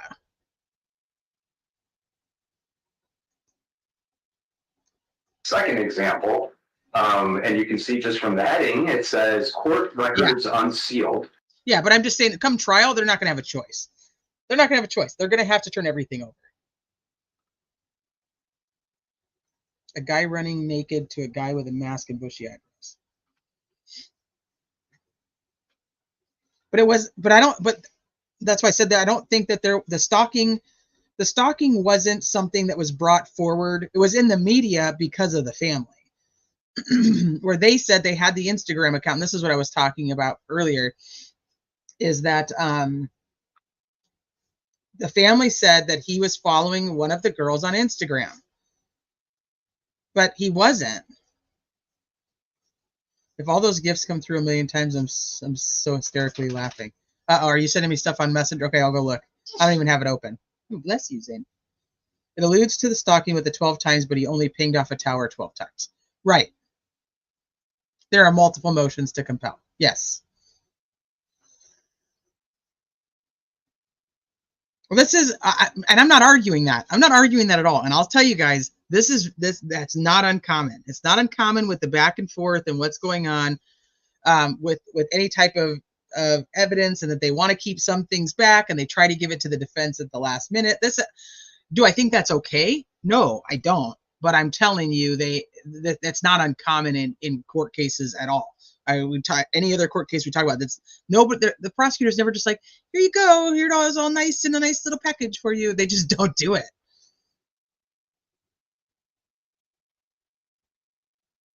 Hi, Angie, baby. This case drives me nuts. The devil in the details, Mags? Is that what that is? Okay, I'm gonna go back to playing and I'm gonna check and see if Sleuthy sent me a bunch of gifts. And then they go through a timeline, including information from that affidavit, highlighting all the key findings about the car and other things that are widely reported and disseminated from that document, to later saturating the community with prejudicial details from that document, which was reported in the press conference to be truthful as well. 54,000 views, 176 comments on just one other video of a news clip on YouTube. And based on your research, did the story or stories continue to be shared far and wide? Yes. Janelle Finch is joining. Cases received massive media coverage, saturating this county with prejudicial pretrial rules. How about the social media? It was also spread through social media, and people have talked about it on social media. And do you know if You ain't wrong. misinformation and rumors? It was spread through social media, and we all talked about it on social media. He's not wrong, but once again, not uncommon. Ended up as a result of this information shared right from the start. Yes, and the reason I looked at this and knew it was because in the media coverage, they discussed the spreading of rumors on social media. For example, a professor who was accused by a psychic of being responsible for this. Other references to questioning the implication of people knew about the crime before it was reported to the police and so on. So there's been quite a bit of discussion, spread of rumors, misinformation, factual information all over social media, which you'd expect in a small community such as this. Did your review of all of this information tell you as a professional, as an expert in your field, that a survey was necessary in Brian Koberger's case? Yes, based off of the media coverage that I reviewed, which was over 200 plus articles, and the television coverage, I thought it was appropriate to move forward to see what impact, if any, this coverage has had on the community. What kind of survey did you think would be appropriate? We always use random digit dial telephone surveys in these cases. Before you tell me a little bit more about that, I want to understand the history of this kind of survey. Is this something that you just made up all on your own? No. Where does this come from? So these surveys have been done for decades. The first one I recall that followed a similar design focus on case-specific items was done in 1979 Constantinian King, and 3 cases in Yolo County, California. This approach was done, Dr. Ed Bronson, who I mentioned, my mentor, has been using it for decades, 40 years or more. Other experts in the field do it. John Walker, in the American Taliban case, they used a similar approach that was published as well. Used in Skilling, Boston Marathon. I've used it in countless cases, so hundreds of times, I would say. Is there research that supports this process? There is. One of the things we're looking at, so when you think about the survey, is the structure and how we test validity. So there's 40 plus years of social science literature on the impact of media coverage on jury decision making. And one of the things it tells us, for example, is knowledge, or let's take a step back. People who regularly watch and listen to the news are more likely to know about the case. When I say know about the case, are more likely to have case-specific information from the media. So they test similar things like we did. Have you read, seen, or heard if ... And they assess how much knowledge does this person have, and then they correlate it with media consumption habits. And what you find is people that read the news regularly know more of these details than people who do not. And they find that the more information you have, the more likely you are to hold an opinion regarding a defendant's guilt or innocence. So those are some of the findings, and we craft the survey similar to the others because we want to test the validity of the survey. So if we know we should see these relationships, we should expect to see them in our survey. So we ask the similar types of questions, and we look at those relationships to see if we see the same thing. That's one of the ways we test the validity of the survey. Would this be considered a methodology in your field to do surveys in this certain format? Yes, it's standard practice. We look at APOR, which is called the American Association of Public Opinion Research, American Society of Trial Consultants. They have professional code on how to conduct surveys, venue surveys. Those are the primary ones I look at. And again, I've taken course training during my program on how to craft surveys, how to write questions, all of that type of thing. I've done it hundreds of times, testified about it.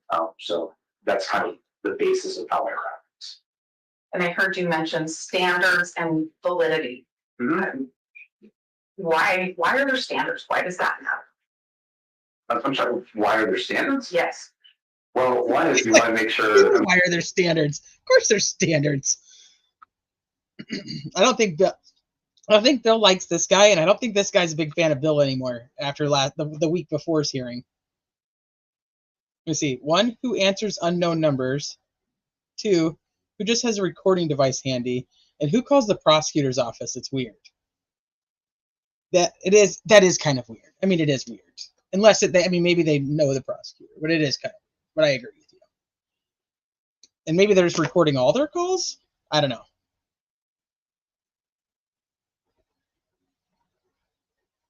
I mean, as we learn more about research and human behavior, we learn more about what you should and shouldn't do. So, for example, there's something called social desirability. People want to create a positive impression of themselves. So when you ask questions, for example, can you be a fair juror? Well, we all want to be fair people, so you're more likely to get a socially desirable response. The initial step on that was all the way back into voting. In California, there was an election for governor, it was Davis or something like that, and all of the polling suggested he was going to win. He was African American, and he lost. And that was when they started looking at that, and they saw all these different impacts in terms of like race of the interviewer. All these things affect how people respond. People overestimate that they vote because you can look at voting records and it's inflated. People overestimate they have a library card and a million other things. So those are things like we look at when we craft the survey. We don't want to have social questions that lead to socially desirable responses, order effects, a host of other things. In your survey, it looks like you have sections designed in your survey. Mm-hmm. Sorry, can you hear me? Okay. Better with the microphone. Okay, I'll try to stand closer over here. I want to understand this section, these sections. Why do you have sections in this survey? Sections? Yes. Well, one is you don't want things to be jumping back and forth all over the place because it's harder to take a survey for that. You'll have more people drop off, confusion, potential order effects. So we try to organize the survey into sections. So all the key questions on one topic are together, and then the next section changes topics, so it's easier to follow. What is the purpose of section 3, case awareness and prejudgment? Why is that in there? So that's the meat of the survey. That's the most important section. So case awareness measures initially case recognition. We craft a recognition question based off of the media coverage. What are the things widely reported that are not overly prejudicial because you don't want to create an order that would stimulate a memory of, yes, I remember that case. So if widely reported A, B, and C facts that you read the coverage and you see this was mentioned 100 times, that's a widely reported fact. So we create case recognition question. Now, if somebody says, yes, I remember that case, I have read, seen, or heard about it, they're asked a prejudgment question next, guilt or innocence question. Then they're asked open-ended questions and then those case-specific items. Now, let's say someone does not remember the case based on that case recognition question.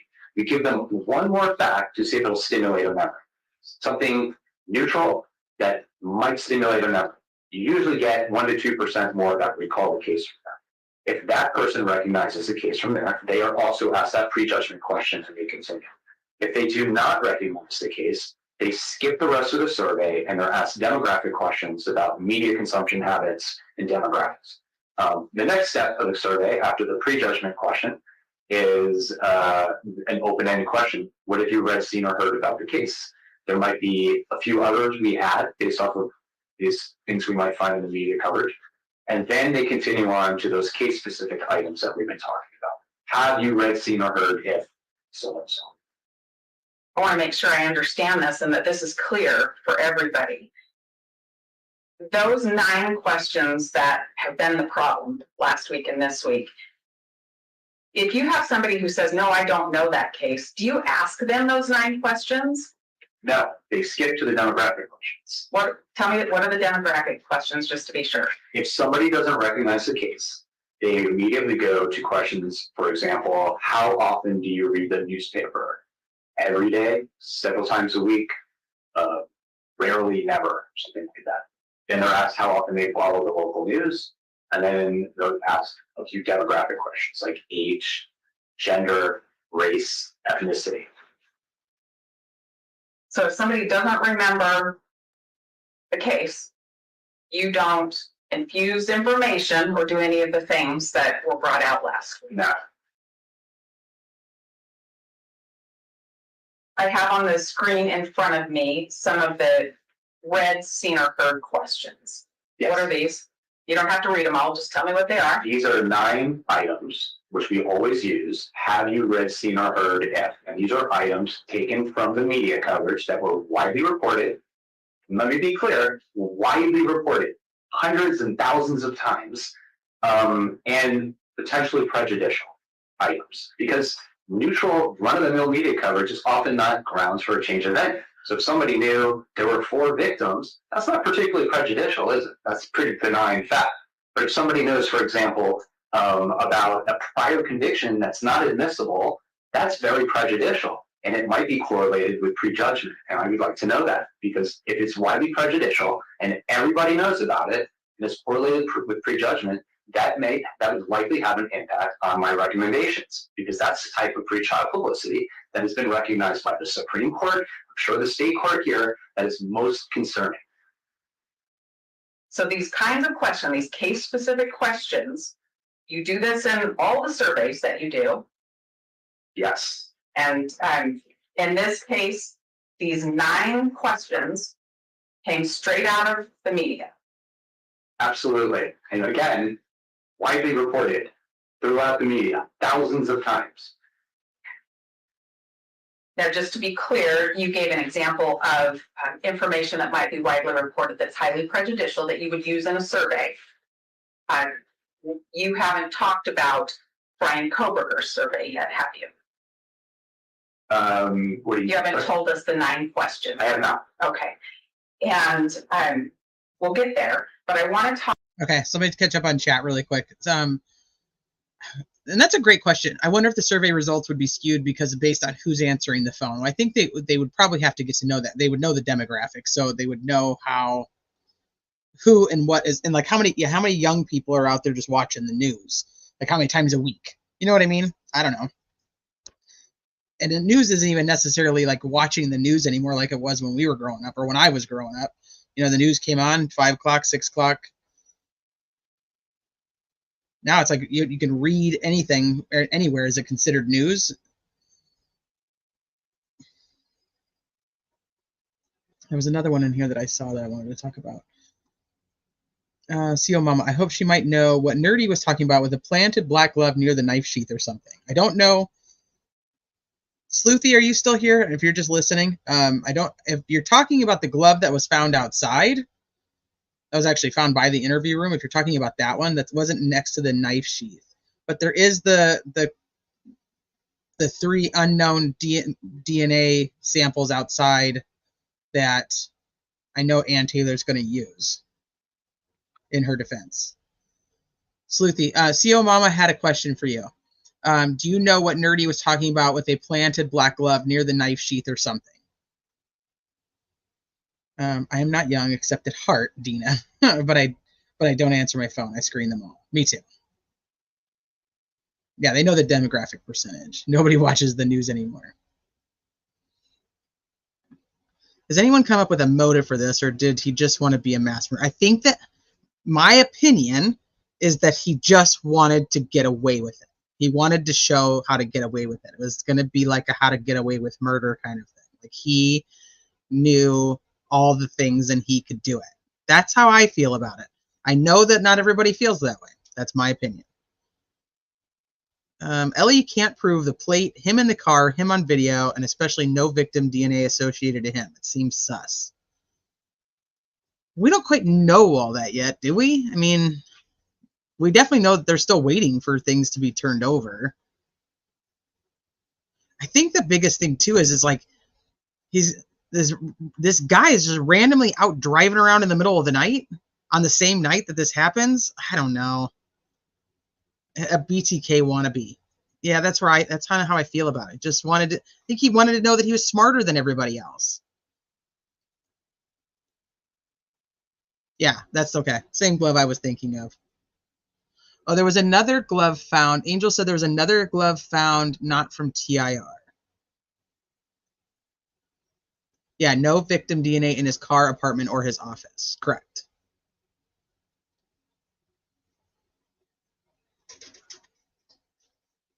Yeah. He wouldn't have circled the house with his own car if he wanted to get away with it. That's the only glove I know of.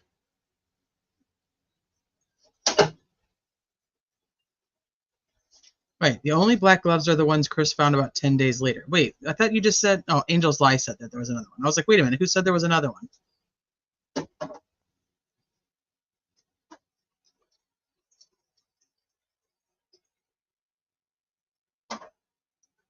All right, I'm going to go back to playing this. Talk about a little bit more about the history of this survey. You told us it had been used for decades. And I think you told us a little bit about some of the other really high profile cases where this survey format, the survey method that's been widely accepted was used. Are some of these cases your cases that you've done these surveys in on this list? Yes, I used these types of questions in the George Floyd case for Alexander King, who was one of the defendants. There was also a gag order or non-dissemination order in that case. The Parkland shooting case in Florida, there was a non-dissemination order in that case. Used there as well. Used it in the Pittsburgh synagogue shooting case in Pittsburgh. State of Idaho v. Jonathan Renfro, which was here. State of Idaho v. Gilberto Rodriguez, also used it there. And many others. I've used it 100 times. Dr. Bronson used it more than me because he was doing it even longer than I have. Other experts in the field do it. This is the standard practice. Standard in your field. Yes. And are these surveys, doing a survey like this, is this just criminal defendants that ask you to do these surveys or that have any interest in doing these surveys, or is it other people too? Other people use the same process as well, including the prosecution and the government. I think you provided an example in your PowerPoint of the government using this survey process in a case that you worked on. Yes, this was the Jason Van Dyke case in Chicago. He had been charged with shooting and killing Laquan McDonald. It was like 17 shots was like the famous saying. It was a very significant case, interracial crime, widely reported on. And the government also did their own survey to see if there was any potential bias and followed the same exact process and used case-specific media items. And once again, there was a non-dissemination order in that case as well. Earlier, you talked a little bit about validity being one of the standards. Yes, Tell me how you measure validity in one of these surveys. sure. So this is Does anybody wonder if like Bill Thompson's upset that the slides went from like black to white and they didn't warn him? I answered a survey once and then I got weird stuff in the mail. Oh shit, that's funny. I think RL got a thrill out of them finding 2 dead girls on his property and knowing he would get away with it too. To implicate him would have implicated others who they're still protected. He knew this. from the professional code from the American Society of Trial Consultants. Oh, Scott. As I mentioned, we want to look at things like consistency. So we want to, for example, the research tells us the more case or media items you know, you develop knowledge. And the more you know, the more likely you are to exhibit bias. So I want to test that in the survey. That's one of the reasons why I include those. He's like, objection. This font just changed right in front of me. Like it just, did you not notice the font just changed? Like there was no warning the font was going to change. There was no warning that the screen was going to become so bright. Like we were going with a black background and now all of a sudden we've got a white background and the font is different. Judge, I object. Objection. There's no foundation for them to have the ability to change what I'm looking at without telling me what I'm looking at. Case-specific items. I also want to compare what people or that item to prejudgment. So the more people know, are they more likely to prejudge? How about case-specific media items?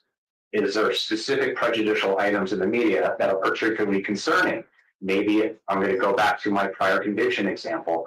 If there was a conviction, so I've had this happen in the case, and then years later, that conviction was thrown out and there's a new trial. Well, that's extremely prejudicial if people know about the prior jury verdict. So I want to know, what percentage of people know that detail, and is that related to prejudgment? And most importantly, when you ask the question, have you read, seen, or heard about the case, the open-ended question, do people report it? Because if they don't, and they do know it, well, that's very concerning, and that's the type of problem we run into in voir dire. Sounds like that's one of the reasons you have case-specific questions in there. That's one of the reasons, absolutely. You heard talk last week, and then you've heard it again today about, can't you just change this survey and take those case-specific questions out and then do the survey? Can you do that? I would not do that, no. Can you explain why not? Because this is based off of 15 years of doing this. I know for certain, and there's research on it as well, that when you ask people an open-ended question, what have you read, seen, or heard about the case? They have a difficult time recalling everything from memory. That's a recall question. The cognitive effort required to recall everything from memory that you know is very challenging versus recognition, which is a much lower cognitive load. Have you read, seen, or heard if? Oh, now I can search my memory. Yes, I know that fact. If I asked you, tell me everything you know about the movie Star Wars, you would tell me a whole bunch of interesting things about Chewbacca and Ewoks and maybe a bunch of other stuff. But I am very confident that you would miss things. You would not tell me every single detail from memory you know about that movie. And then I would ask you something like, did you know that Darth Vader was Luke Skywalker's father? And you'd probably say, yeah, of course, I knew that.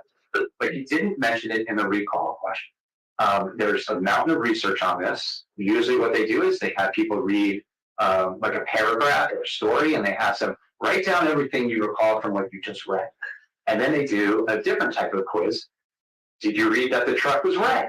Did you read that there was an ambulance? Oh yeah, of course. And they check that too. And what it shows is recognition rates, the ability to recall information when asked a closed-ended question, is much higher than when you ask an open-ended question. So getting back to your comment or question, if I only ask, what do you know about this case? I know for a fact you'll get things like, well, I remember when it happened. There were 4 victims. There was a knife. I remember there's a delay. I just saw it in the media. Those are the things that people say. They've said it in this survey. They've said it in 100 surveys I've done prior. They've said it in voir dire when I look at transcripts. That's what you see. But when you ask those closed-ended questions, you discover that they know quite a bit more.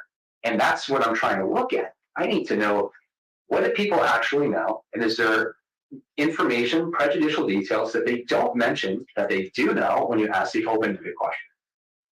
And those details, the closed questions, the have you read, seen, or heard questions, are they important to determine if there's bias, that media coverage has created a prejudicial effect and that there's bias? Absolutely. If 80% of people are able to recognize a prejudicial detail, and I keep making up because I don't want to upset anyone here, like a prior conviction, if 80% know that detail, but only 3% mention it in the question, what have you read, seen, or heard about the case? That's a major problem. I need to know that because it's an extremely prejudicial fact. Things spread on social media, whether they're true or not, they still impact the jury. Very prejudicial. I need to know if they know that. And I know for a fact in this case that, for example, I'm not going to mention the detail, but for one of them, only 3% of people in this survey mentioned the detail when asked, what have you read, seen, or heard about this case? It was something spread on social media. But when you asked, have you read, seen, or heard of X, Y, and Z, 45% knew that fact. And that fact happened to be significantly related to prejudgment. People who knew it, over 80% of them think the defendant is guilty compared to 57% who don't know the detail. So those are important findings. If I don't include those questions, I can't do any of those analyses. It makes it look like there's not that much of a problem here. People don't seem to know anything. They just say they remember reading it in the paper. I guess we don't have to move the case because they don't seem to know much. And that is misleading, inaccurate, and I would not do that. Have you had a unique opportunity to kind of actually watch this in real time to see how it works? I have. Can you tell us about that? Yeah. How did you get this unique opportunity first? So I worked on a case that was called John Fight. This was a Catholic priest in Hidalgo County in Texas who had been charged with murdering a beauty queen. Now, the crime had happened in like the 1950s, and the trial happened in like 2018 or something like that. So all the witnesses were gone, and the defendant was obviously much older. But it was a case that was just weaved into the fabric of the community. It was so shocking.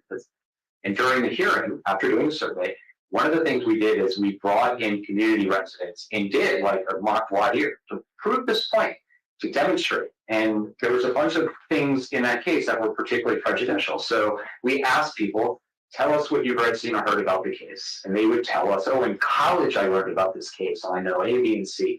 And we say, is that everything you remember? And they said, for example, here, I believe so. That's what this person said. Search their memory. Let's see. I believe so. That's it. And then we asked those case-specific questions that you clearly could never ask in voir dire because you'd be poisoning the well. And we asked, for example, did you know that John Fight gave a confession to a priest, confessed to the crime? Oh, yeah, I knew that. And when she said that, it stimulated her memory. Actually, he confessed twice. So now she knows that. The fact that she did not mention in the open-ended question, extremely prejudicial. The Supreme Court has recognized confessions to be very prejudicial for Doe v. Louisiana, a bunch of others. And she knows about it. And then we asked, kind of again, said everything you know, and she says yes, and then we give her another one. Did you know that he was involved in another case? He had actually been charged with attacking a woman in a different church. Oh, yeah. Yes, I do remember that. Once again, she knows a detail that she didn't mention. And we're saying, okay, and you didn't say that a few minutes ago, did you? No. That's the second one. And then we asked, having refreshed your memory, are there any other facts that you have read, seen, or heard that you haven't told the court? She's, I don't believe so. It seems like that's all she knows. Then we tried again, and we mentioned that he had been transferred to another monastery. The Catholic Church was moving him around, and she knows that too. Oh yeah, I did do that. And we tried again. Did you know that local law enforcement were participating in a cover-up? That was part of the story. Yeah, she knows that too. So this was an example of the difference between asking the open-ended question that you can ask in voir dire. I'm about to agree with Bill on the changing of the slides without warning. They're like bright white and like yellow highlights, and then they change it to like a black background with the blue. Like there's got to be some consistency here. Like I'm about to be with Bill. Like, come on. And Bill didn't even say it. I'm just saying that's what Bill said. So now I agree with what I think Bill would have said. He is making a good argument. I mean, he does make a good argument. There's no, I don't think there's any,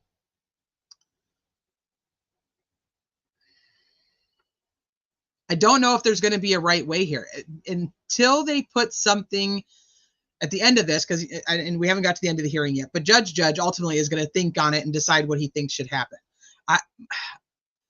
The only thing I can see working is to say, do you understand like that all these things are not factual, or that all these things that, something like that. I just can't, because I understand his point and he's making a very good argument, but I also understand the other side where it's like, if this person didn't know about it and you just directly asked them and said, hey, did you know that Brian Kohberger's DNA was found at the crime scene? And they didn't know that, but now they do. Now you are the person who told them. I could see this on both sides. So there's going to have to be some type of, maybe a disclaimer that is added in there. I don't know what else to say here so far. What do you know about this case? What have you heard about this case? And you get an answer. You haven't got there Sometimes yet. people say, I just recall when it happened. Sometimes you get more detail. But when you start asking those close-ended questions, you uncover that actually they know quite a bit more. And that is the key point in a high-profile case. In the general case, it doesn't matter because there is no case-specific information. What we know is that specific attitudes predict behavior much more than general attitudes. So in a community like this, it's been saturated with media coverage that's prejudicial. We want to know what case-specific details they know, because that goes to bias, and are we able to ferret out that bias in jury selection? And that's why we include those questions in our survey. I want to talk about Brian Kohberger's case for just a minute. Your Honor, again, I'm going to register the objection. This is going to deal with the actual issue of change of venue. It's premature. The state has not been afforded the opportunity to analyze, much less respond to it. So to the extent the court wishes to allow this to continue, I just simply ask you to give it that reduced amount of weight, because the state is not in a position to respond to any of this. Okay, thank you. But you'll have an opportunity to respond to any of this before I make a decision. Not today, Judge. I'm sorry. Hold on. Yes, I'm sir. not going to make a decision today. Yes, sir. I'm getting information, Yes, sir. and then I'm going to consider what you're going to provide, and then I'm going to make a decision. My point again, Your Honor, is this goes to the issue of a change of venue, not whether or not the non-disclosure order was violated and what we should do about that. Two separate issues. The state is not prepared and will not be prepared to address a change of venue issue until an appropriate motion with supporting documentation and evidence provided, and we have a chance to respond to that, which I understand we'll be doing between now and sometime next month. Exactly. Thank you. Go ahead. Thank you. Dr. Edelman, you haven't finished analyzing the data in Mr. Kohberger's case, have you? No, the only thing I looked at was supposed to be on the question at hand, which is about these case-specific items, why they're in the survey, which goes to whether we can continue the survey without them. That's the only thing I looked at, was addressing that specific question. I'm not going to ask you what your opinion on change of venue is today. I don't have one. Well, I do, but I'm not done analyzing the data. Senate, I want you to be informed before we get there. So I do want to talk, though, about Brian Kohberger's case, and if you've been able to determine if the survey was valid. Yes, absolutely. And how did you determine that the survey is valid? Well, one of the things, as I mentioned, is looking at the social science research, and here we find similar findings, and we do. So we also look, for example, do we have like acquiescence bias? What that means is people are just saying yes to everything. So on those case-specific media items, one of the things you do is you include items that didn't receive as much media attention. That way, you want to make sure, and what you expect to see are items that get a lot of media attention, everybody knows about. So you see really high recognition rates. 80%, 90%, 60%. And then the items that didn't get as much attention, they're lower, 40% or less. So we want to see if there's variance across the questions, and we see that as well. Does it help to do the I think a big question I have though on this is they're doing this obviously for Latah County. Does anybody realistically think that it's going to be very different outside of Latah County? I mean, in Idaho. I mean, we're not moving it to Indiana. You know what I'm just saying? Like the majority of people in Idaho are probably going to be very similar. Do you think because it is in Latah County that those people would absolutely know more than the other people?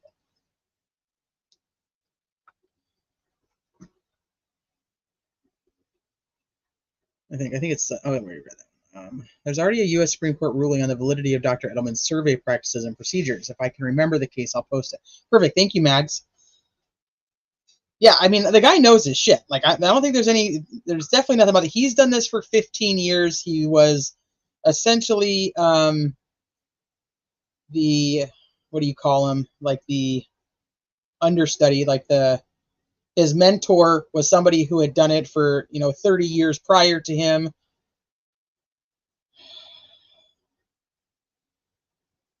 You think, so you think, yeah, the further out, the lesser noise, not much, but some. Or maybe just like a bigger jury pool. I mean, he has a doctorate in this. Just having a bigger jury pool, you may have the opportunity to find more people who are on that, but like percentage-wise, I don't know. This is one of the biggest cases ever, honestly.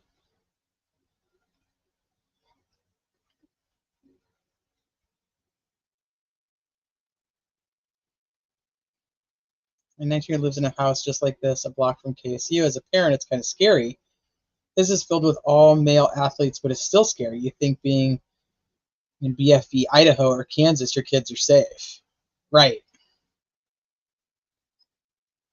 I don't think they would know more. They just might not be as biased. It's likely 2 degrees of separation between the victims and the potential jurors. That's a fair point. If I was on jury, I'd had 11 pencils and paper and have them draw crime how they think it happened, like an art class. Oh, that would be interesting. Ada is a much bigger county, bigger pool, and more space for high-profile case.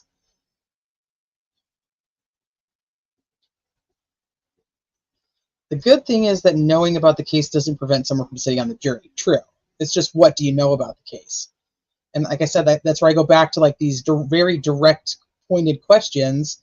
Does that send potential jurors who aren't in the know into looking further into it? This is different because this has to do with Ann Taylor. It's tough because Ann Taylor is asking for a change of venue for her client. To do so, she has to prove. Otherwise, how does she go about proving that there is bias in this jury pool, like that they won't get a fair jury? So she has to essentially bring some type of scientific data to the judge to say, hey, look, this is why we want to move. And I don't know how else she would get that. So it's different because they'll still do voir dire as they're picking the jurors. That will still happen. That's going to be from the attorneys. This is literally just for a change of venue questionnaire. Like, should they or should they not change the venue? But like I said, my opinion is if he wants the jury if he wants the trial to happen faster, give her what she wants. Let her take the time to prepare for trial and say, fine, here's your change of venue. You pick where we're going, and let's prepare for trial, but we're doing it this year.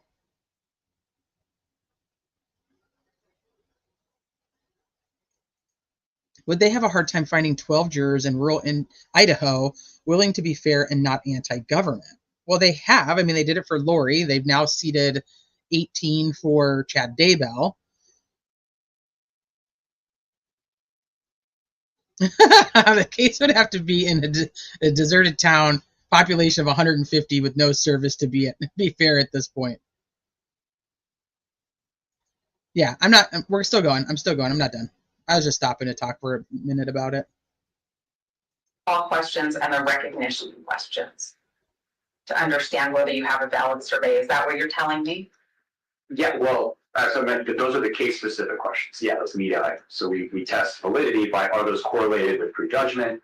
Are they correlated with media consumption? So people who read more of the media, do they know more of these details than people who don't?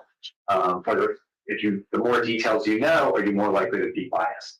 All that stuff. But also, again, like I said, is you want to check to make sure there's variance across those media items, because you want to make sure people aren't just saying yes to everything. You talked early on about how if somebody doesn't recognize a case, you stop and you don't ask these case-specific media generated items in your request. Correct. And remember, these media items also come after the open-ended, what have you read, seen, or heard about the case? Do you know how many people did not know about Brian Koberger's case in this survey? The percentage? I believe it was like 3 to 4%. Okay, And so hold on real quick. It's okay. That's about one of the reasons I thought this was important for anybody to listen to is truly because this is something that happens in a lot of cases. So I think it's important no matter what case you follow. So I'm okay with the references to other cases. I absolutely am, because there's certain things that happen in cases, no matter where they are or what they're about, that I think are imperative if you follow law and if you follow trials. And this is a big deal. And I think Ann Taylor handled it very well. So there's that. But if they don't know, the survey ends. But that's my problem, though. So okay, I get okay. Do you know about the students' deaths? No, I've never heard anything about it. Okay, survey ends. But once you start getting into the questions, that's where my bigger part lies. Is once you ask the questions. Once you ask the question, if the answer is no, you've already asked the question and now they know it. That's my struggle with it. So that's the only part. Like, I'm wondering if there needs to be like a disclaimer about some of those questions. And if the end of this, I do believe the survey will stand, then I think that's probably the thing that Judge is going to have to do, is just to put something in there that shows, like, do you understand that, like, almost like fake news? Like, do you understand that there is fake news? Like, not everything you see, read, or hear from the media is accurate, or something like that. Because that's where like I said, that's where my struggle is. If somebody says, did you know, have you read, seen, or heard that Brian Koberger's DNA was found in the house where the victims were? And they didn't know that, and the answer is no,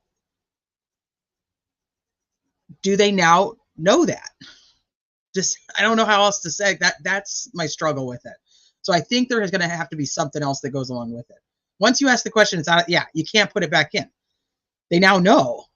Hi, Kaber. The agreement that the jurors have to make saying they will be objective in their decision should be enough. We can't send all well-known cases to Greenland, for gosh sakes.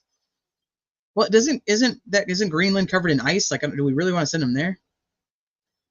It's such a good saying. You cannot taint what has already been tainted. But what if it hasn't been tainted?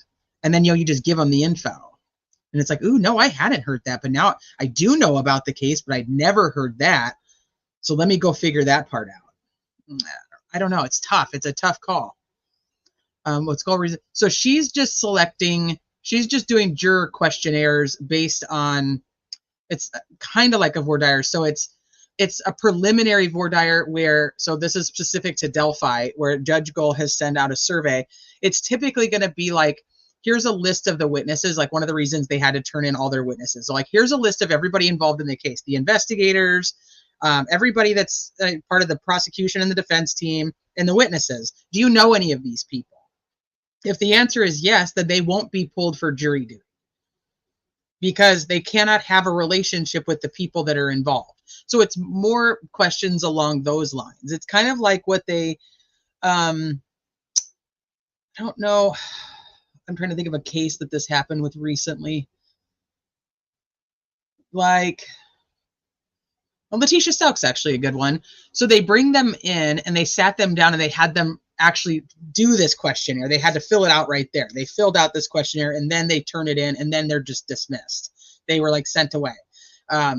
If they recognized any of the people's names that were on the list, or if they, you know, something along those lines. So it's just a different way to like narrow things down to get the right people in. So instead of having to bring in just 600, have them give them the questionnaire in the lobby and have them fill it out, it's like, okay, let's send them the questionnaire, have them fill it out. We'll bring in the 300 that answer how we want it to, and then you guys can ask the other questions. That's really kind of, that's my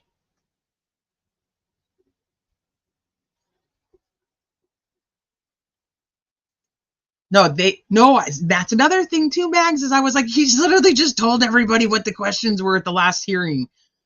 Like, so now the very few people who did get the survey, now everybody knows the survey. So I'm in 100% agreement with you there.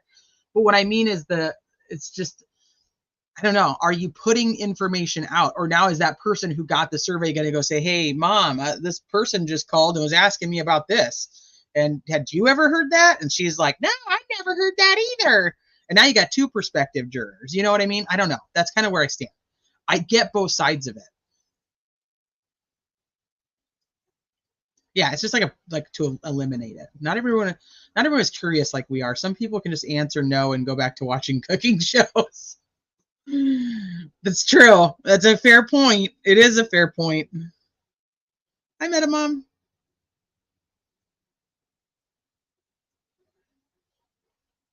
Like, Helen, do you watch News Nation? But people can't delete all the information they've heard and start from scratch. We need to patent human factory resets. We'd be rich. Here is only one question. They needed to ask for the survey. Do you watch true crime on YouTube? Answer, yes. Okay, you can't be on the jury. They would ask like, okay, well, who do you watch? And then like the prosecutor would be like, oh, they watch only pro-prosecution channels. That's okay. We'll keep them. Or the other one's like, defense is like, ooh, they watch pro-defense channels. We like them.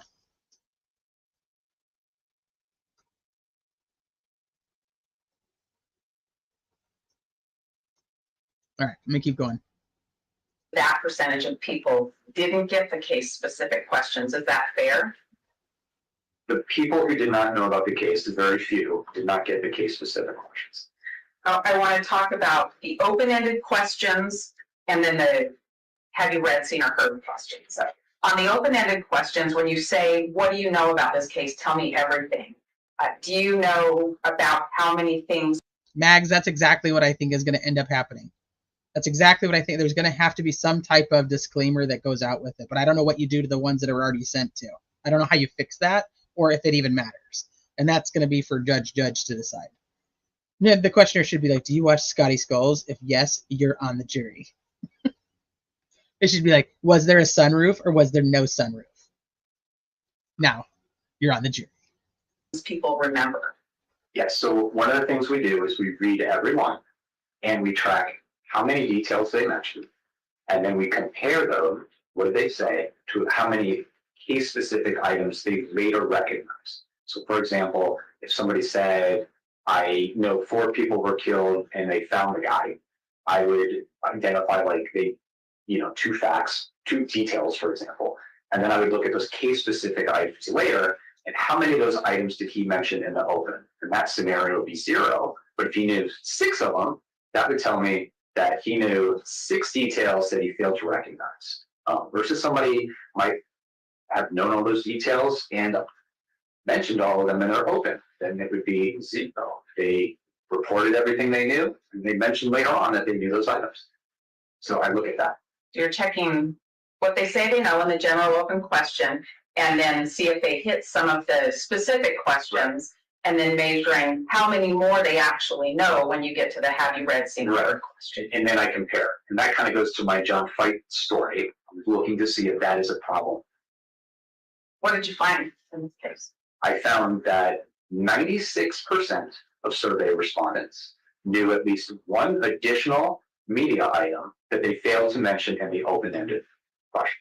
On average, people reported 1.6 details when asked the question, what have you read, seen, or heard about the case? However, on average, they later recognized 6 out of the 9 media items, and I believe it's something like 72% knew, I want to say 5 or more.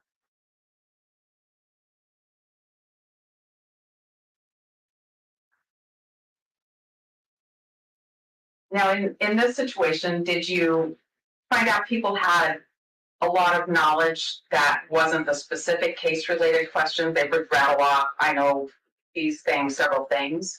Yeah, so what I found was, on average, people knew at 4.9 additional items that they failed to mention in the open. What does that mean? That means they knew approximately 5 of the media items that I tested later that they did not mention in the open-ended. 5, on average, out of 9, they knew, although they didn't mention it. And these are examples. So somebody wrote just what has been on the TV and the papers. That's the common thing you get when you only ask the open-ended question. But that person knew all 9 of the media items we tested. Someone else mentioned the detail. The kids were murdered and they tracked them down. Well, you actually know 6 out of the 9 media items that we tested. Nothing lately knows 7 out of the 9 media items tested. And it goes on and on. That is a very common finding. I find it in almost every survey I do. Between 92 and 96% is the norm. What I see in terms of knowing more detail than they report. And it usually, interestingly, the average is usually around 3 extra media items that they failed to mention. In this case, it was 4.9, so it was higher. Do you have a way within the survey to correlate prejudicial coverage or bias for guilt with the amount of specific details recognized?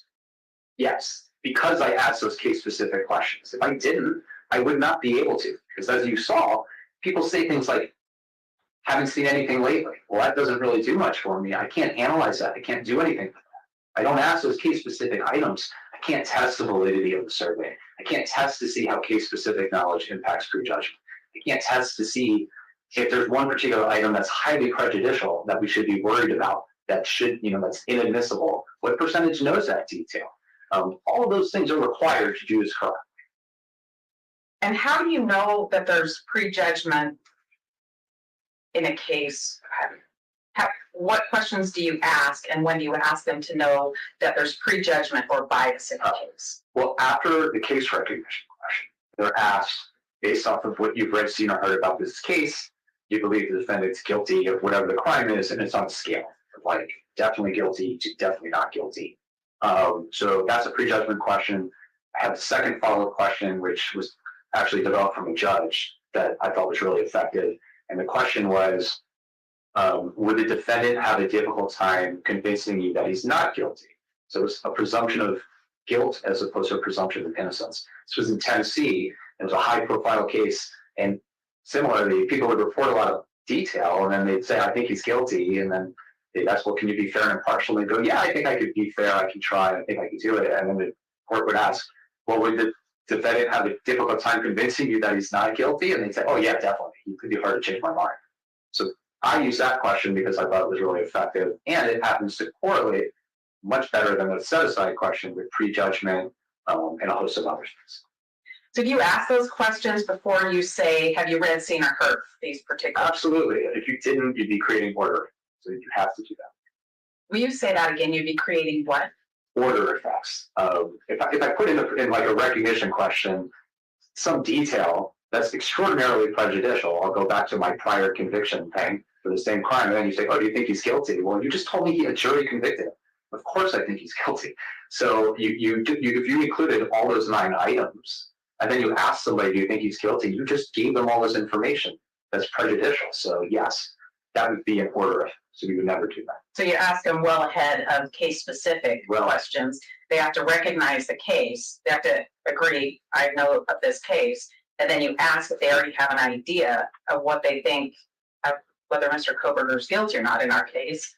Correct. And then you have the case recognition and you can measure the bias or the prejudicial effect of the media with the incidence of those questions. What I look at is the prejudgment question, right? That's on a scale, it's a Likert scale.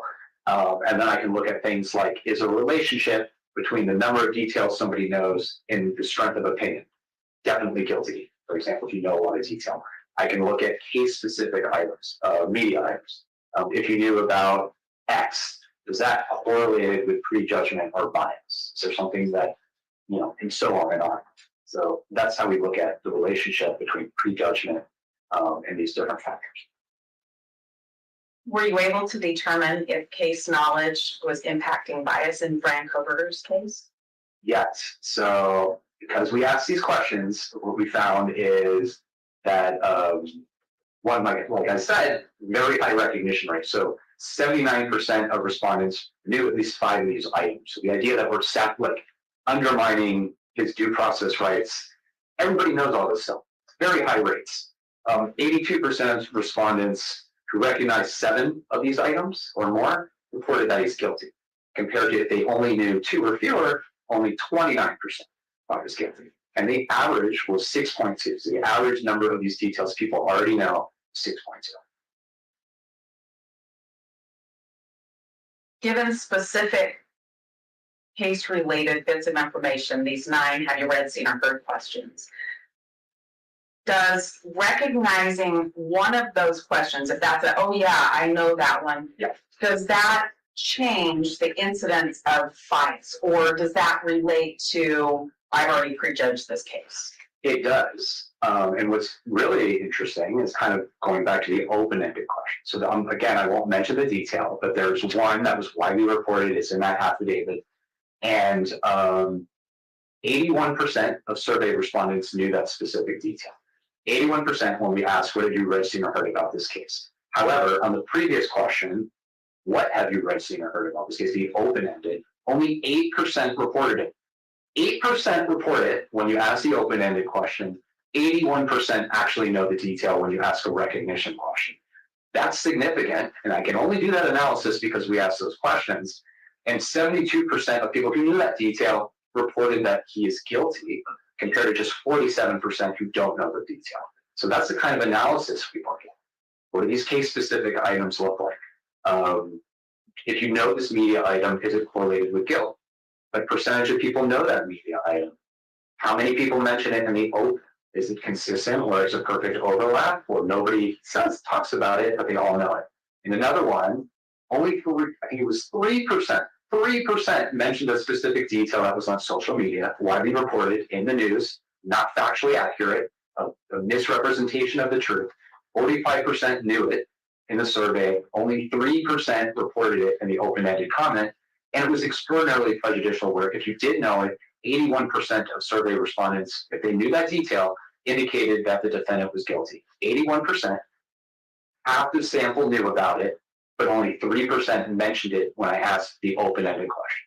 So again, if I didn't ask those questions, and the only thing I asked was the open-ended question, it would appear that people don't know a lot of prejudicial detail because they don't mention the detail when you ask that question. And that is, from my experience, doing post-conviction work, reading voir dire transcripts, coding transcripts, doing hundreds of jury selections, being involved in these cases, coding jury questionnaires. This is the phenomenon that we see all the time. It's nothing new, and the only way to look at it is by doing the survey this way. Before I ask the question about courts relying on surveys to make decisions, using these surveys to make decisions to change venue, when you talk about things that are in the media that aren't true or might not come in, we've heard a lot about that today. Are you telling me that that's still going to be in the courtroom? Things that aren't true, that don't get brought out in trial, those are still going to be in the jurors' minds? Absolutely. And again, there's social science research on this, looking at the impact of inadmissible content, the effectiveness of judicial instructions, and how it impacts jury decision-making. Just because you say it's not evidence doesn't mean it's not prejudicial. Just if I know it, It impacts how I view the defendant. It serves as a filter through how I process information. I might expect to hear that information when I can assume that I will, so it has an impact. One interesting study looked at jurors' ability or participants' ability to recall the source of information. And what they found is after a few days after a trial, people couldn't recall what information they had learned from the media and what information they recalled and learned from the trial. So they assumed stuff in the media came out in trial. The idea that I can confidently say, okay, I know this prejudicial detail, and I'm going to put it in a box in my mind and never think about it and process everything, and it's never going to affect me. It's just, there's nothing to support that. It's kind of in our everyday lives. That's what our brains like.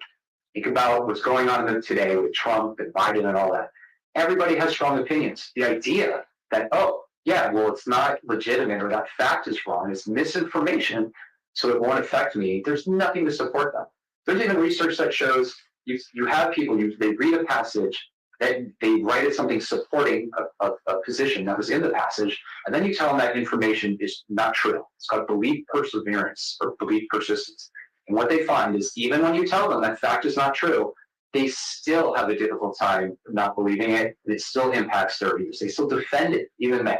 So there's a host of research on this. The idea that we should only test things that are factually accurate and assume that the other stuff isn't prejudicial is just ridiculous.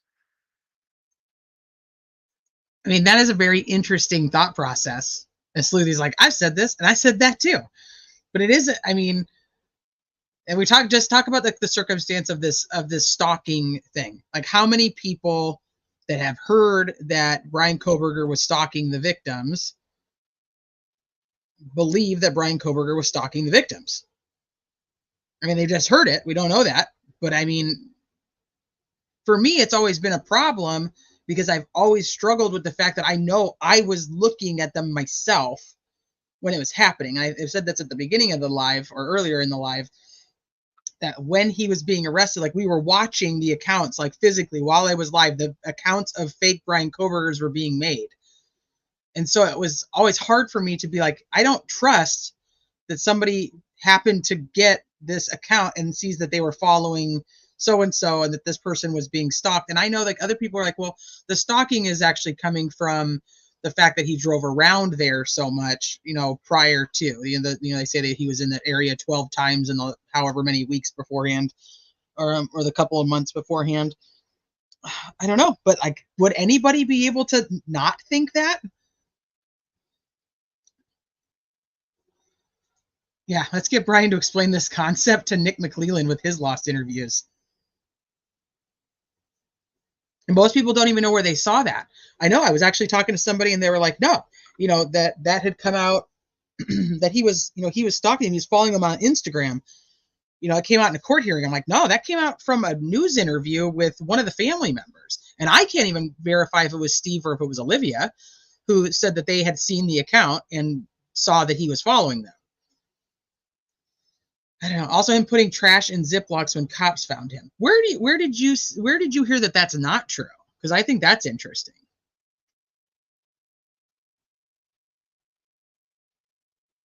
Or is it just one of those that it was said so many times we all do believe it's true? Is that what you mean by that? Because that's also very crazy.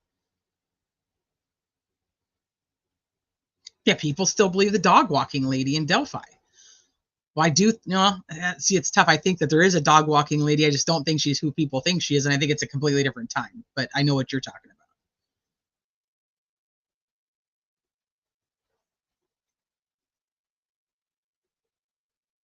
They said he was a cannibal. I've long struggled with this too. I remember believing a thing, then months later trying to be 100% certain that I didn't see it on a tabloid magazine or Rush Limbaugh's ass. This is why misinformation works. Well, there's also this crazy fucking thing that happens in cases where we know that things are said and then we can't find where they were actually said because the news media who's putting it out there gets rid of it and then makes us all think that we're crazy. Like a non-secular item.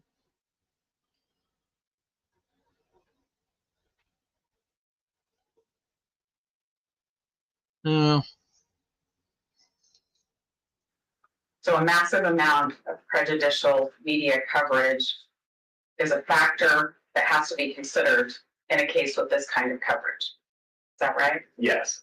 I want to know, though, from your experience, have you done a survey like this that contained these 9 case-specific questions where a judge decided to change venue?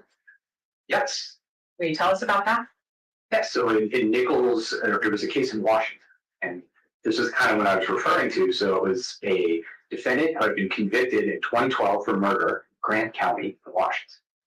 Later, it was a high-profile case, and then later the conviction was thrown out. It had something to do with jury instructions or something like that, and there was going to be a new trial. And quite a bit of time had gone by, like a decade. So we did a survey because that fact, knowing that detail, would be highly prejudicial. So what we found was 42% of survey respondents had read, seen, or heard about the prior conviction when we asked that case-specific media item. However, when we asked the open-ended question, what have you read, seen, or heard about the case? Only 12% mentioned it. So 12% mentioned it when you ask the open-ended question you use in voir dire, but over 42% knew about it. Now, you could never ask a juror, well, did you know a jury convicted him of murder if you didn't mention it because you're poisoning the well? And the court agreed and was worried about the effectiveness of voir dire as a remedy in that situation and granted a change of venue. Have you had the opportunity to pay attention to any prejudicial media coverage since the hearing last week? I have. What is that coverage? Well, it created a misrepresentation, false narrative that we, myself specifically, had done something wrong to poison the well, taint the jury pool, and using language like that. That became part of the narrative. I saw it on Reddit, on social media, in the news, that once again, going into this idea of what the story was, that the defense had done something wrong, debate about whether it was part of their tactic to delay, get him off on technicality and so on.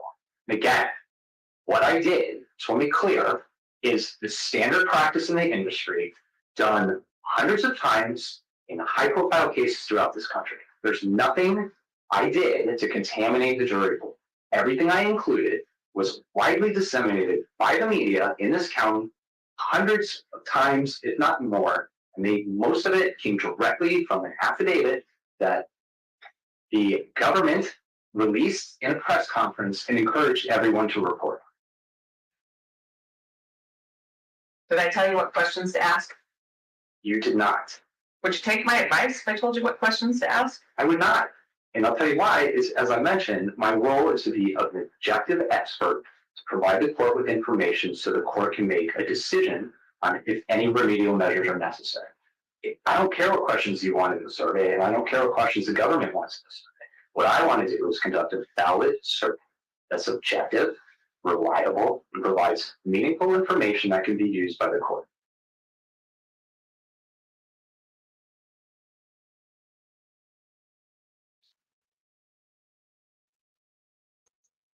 Do you believe comparative surveys in other counties would provide the court with more information about what to do when we get to change the venue hearing?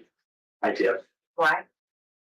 Because this case has received a lot of media attention across the state. It's a national case.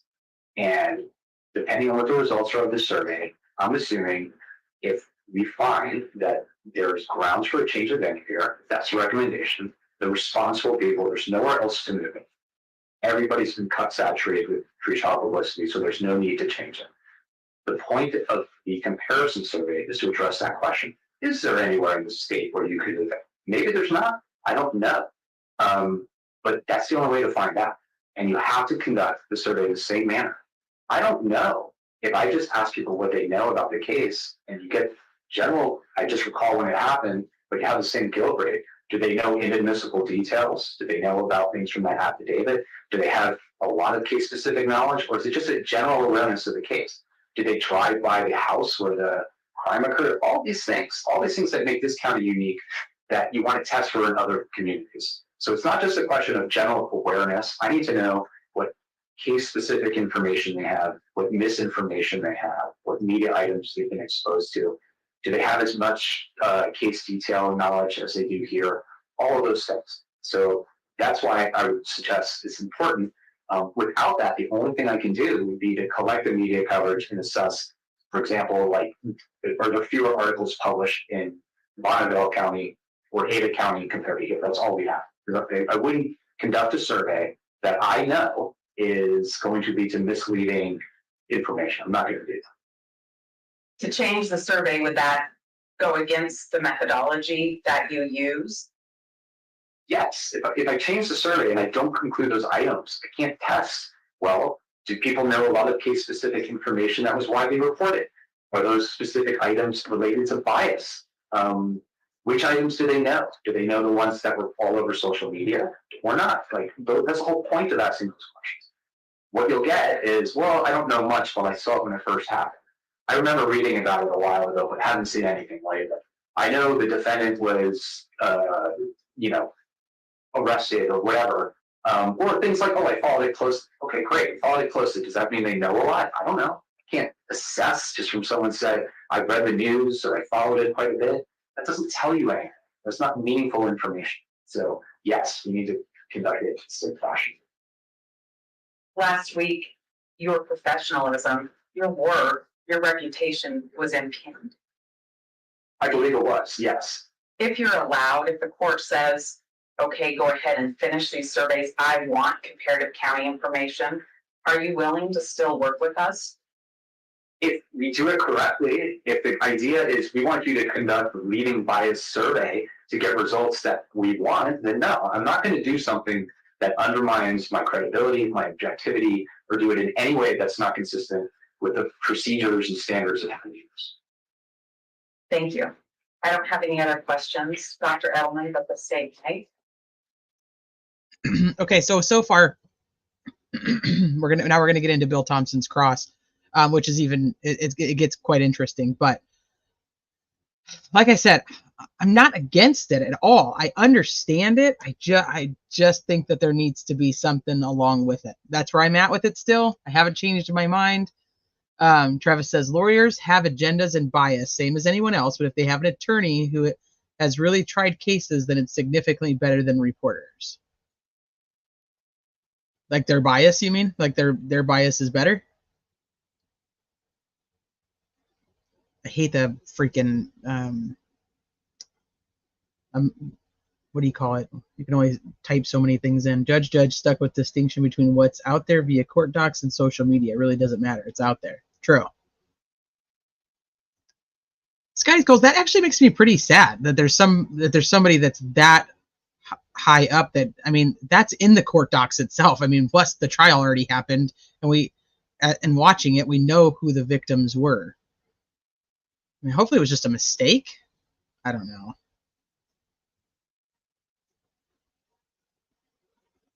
Okay.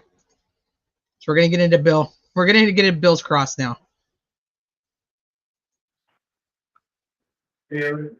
Johnson, thank you. Maybe we'll start going backwards here, or from the back to the front topic. I'm sorry if you're feeling hurt about us raising this issue. I see you were almost breaking down a few minutes ago when you were talking about slide number 33, slide number 31. That's not the intent, and that's certainly, I'm surprised to see that reaction from an experienced expert such as yourself. So I apologize for that. I accept your apology, but the idea of after working really hard 15 years to develop a credible reputation and being told watching on a Zoom that I am tainting the jury pool and poisoning the jury pool and contaminating the jury pool by doing what's required and standard, I'm not crying. I'm angry. Okay, yes, it doesn't matter. And please go ahead and be as angry as you like as you continue your work for the defense in this case. Wow. It is a fact, though, that continue to be as angry as you like as you continue to do your work for the defense. In this case, trying to say that you're not biased, but you're working for the defense. Like you're not getting paid by the prosecutor, you're getting paid by the defense. So, and he's like, I'm not crying. Yeah, I was talking to you, Scotty. Yeah, I want to know who it is. I want to go watch. You don't know of the, what, 400 citizens that were questioned on this survey. You don't know which ones of them did not already previously know any of the fact-specific representations in your questions. Isn't that true? I do know because they answered yes or no to the question. No. Or, okay, before you asked the question, you didn't know that. Isn't that correct? That's correct. And so somebody who hadn't heard the representation in that one slide that you acknowledged was false. Let's see. You acknowledged false that Mr. Coburn allegedly stalked one of the victims. That's false. You know that to be false. Which one? That Mr. Coburn allegedly stalked one of the victims. Yes, I was trying not to say that because. But you knew that was false. I did. Yes. And so you have now, for anybody who had never heard that before, that question is now planted into them, unqualified representation that Mr. Coburn stalked one of the witnesses, and that's false. That's false. Yes. Yes. Okay. Thank you. Thank you. Okay. All right. Wow.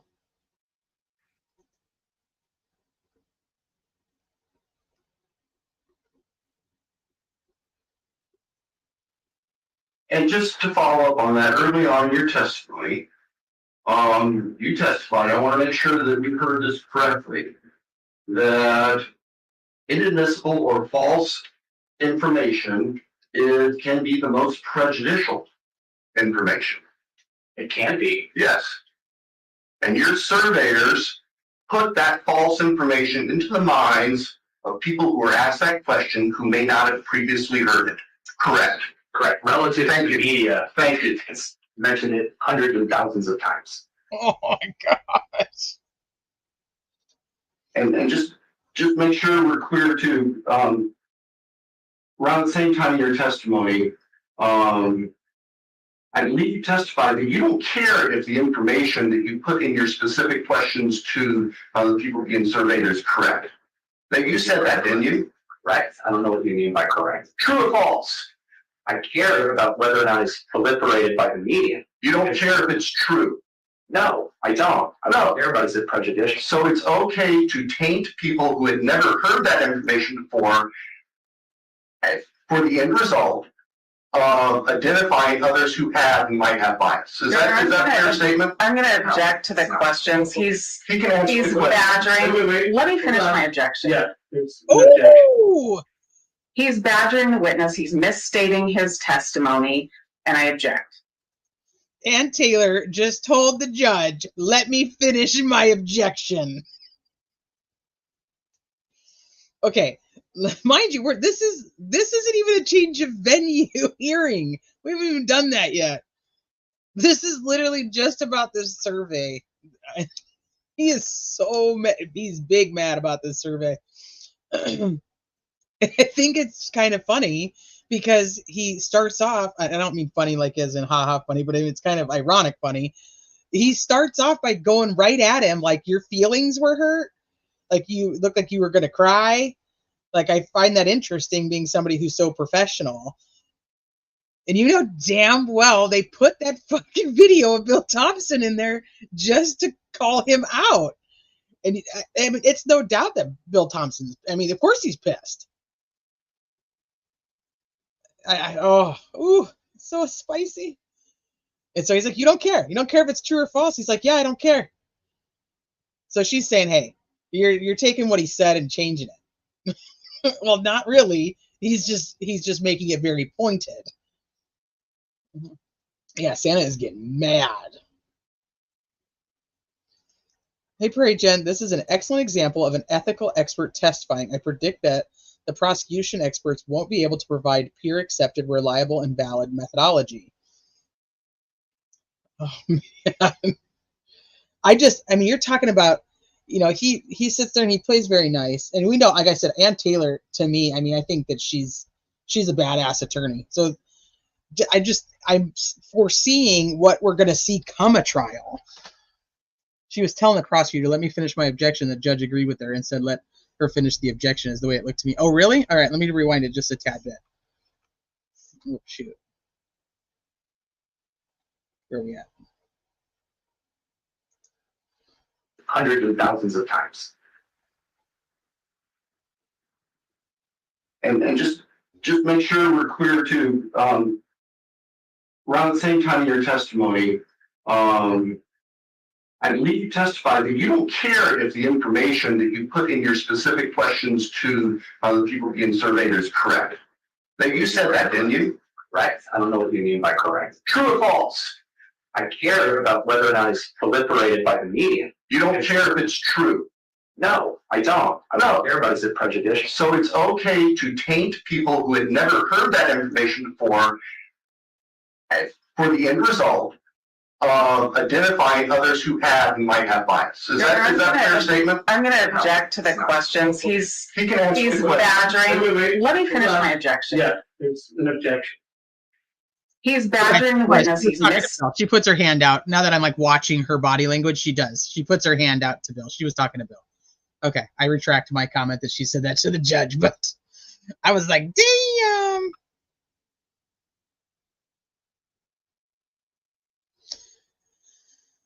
Change of venue is based upon saturation of media. Whether information in media is true or false, his questions go to validity.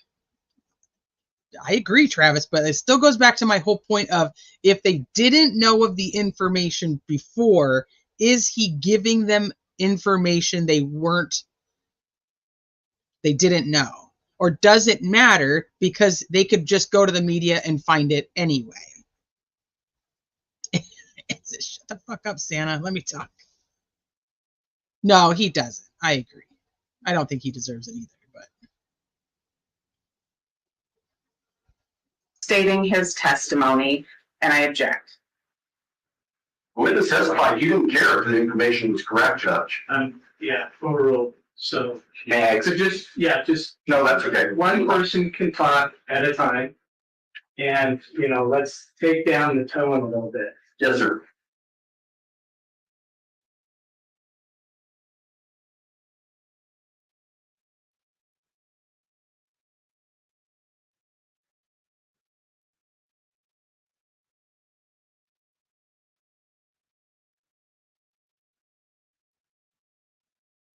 Okay, just so we're clear, the questions, fact-specific questions were propounded to people who were taking the survey.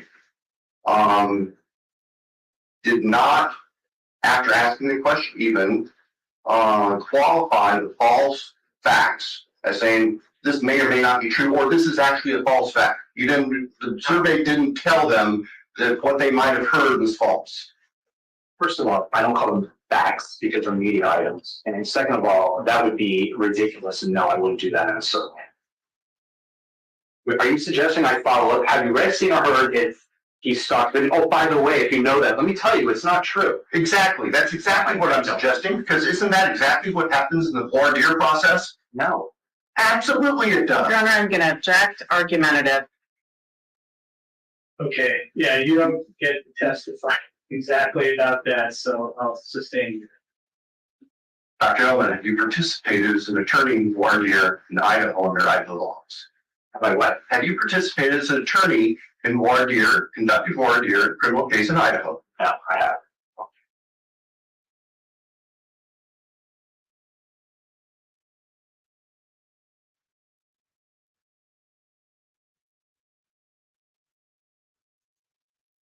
so I just shoved a cracker in my mouth. But I wanted to comment on that because he did. He was like, no, I don't call them facts. They're from the media. Be clear, because in two places, at the beginning and at the end of your testimony and your PowerPoint, this PowerPoint, you created that, Ms. Taylor. So you adopt the contents of the PowerPoint. Yes. Oh, thank you. Just to be clear,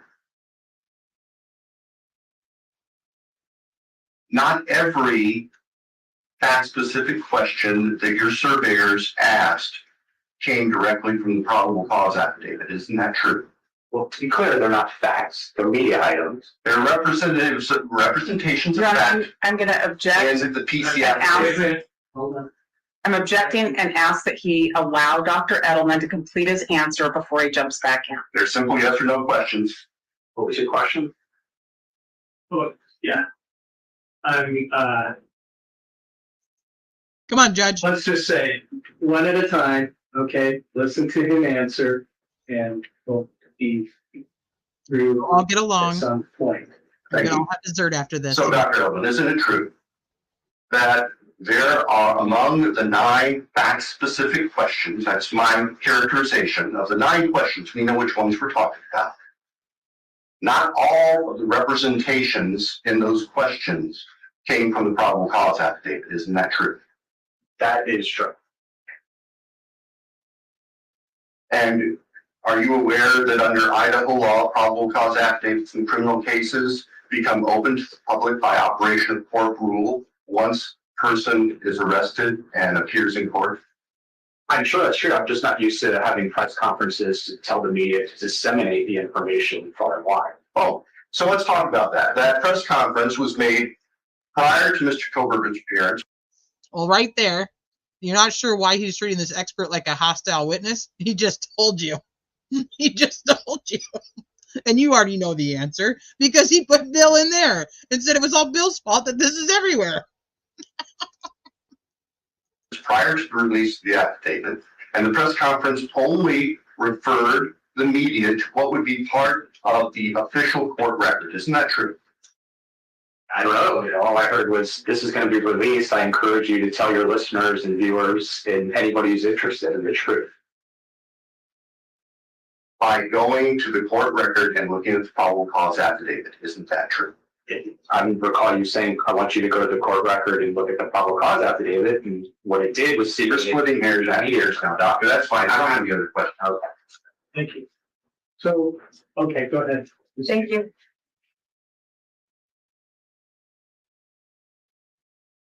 I want to start with the probable cause affidavit, and I think you testified that that probable cause affidavit was. Okay, so Travis says, and anybody who doesn't know who Travis is, he's an attorney who comes on and helps me with some of the legal stuff. So it's really simple. What's the sample size? So to fix this, to the extent it needs fixing, you don't send jury summons to anybody that got the survey, or you ask those summoned if they got it. Well, it was, I'm going to have to go clarify unless somebody in here happens to know. It was sent to 400 people, or of the people it was sent to or called, because it's called, I keep saying sent, and that's my own fault. It was phone call surveys. If 400 people are what was completed out of the phone calls. I don't know if they've talked about how many were actually completed, if it was 400 that were called. So 400 is the base number that they keep talking about. I mean, but that is a pretty simple solution. The problem is, how do they figure out legally, how do they figure out if this county does have a jury pool to select from?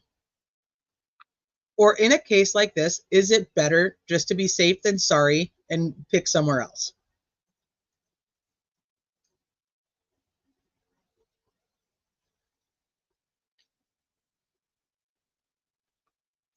They said during the first hearing that the survey respondents are not eligible for jury duty. That they're no longer eligible because they received the survey, or they only contacted people who weren't eligible? Because I don't remember that.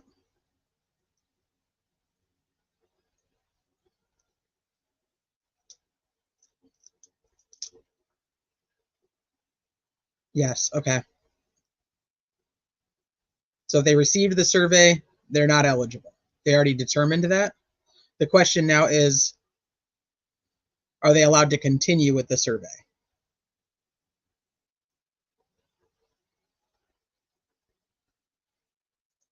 This is the only way to do it, and it's rare unless you were in a university town to be able to do it to this extent. Why does the university have anything to do with it, Travis?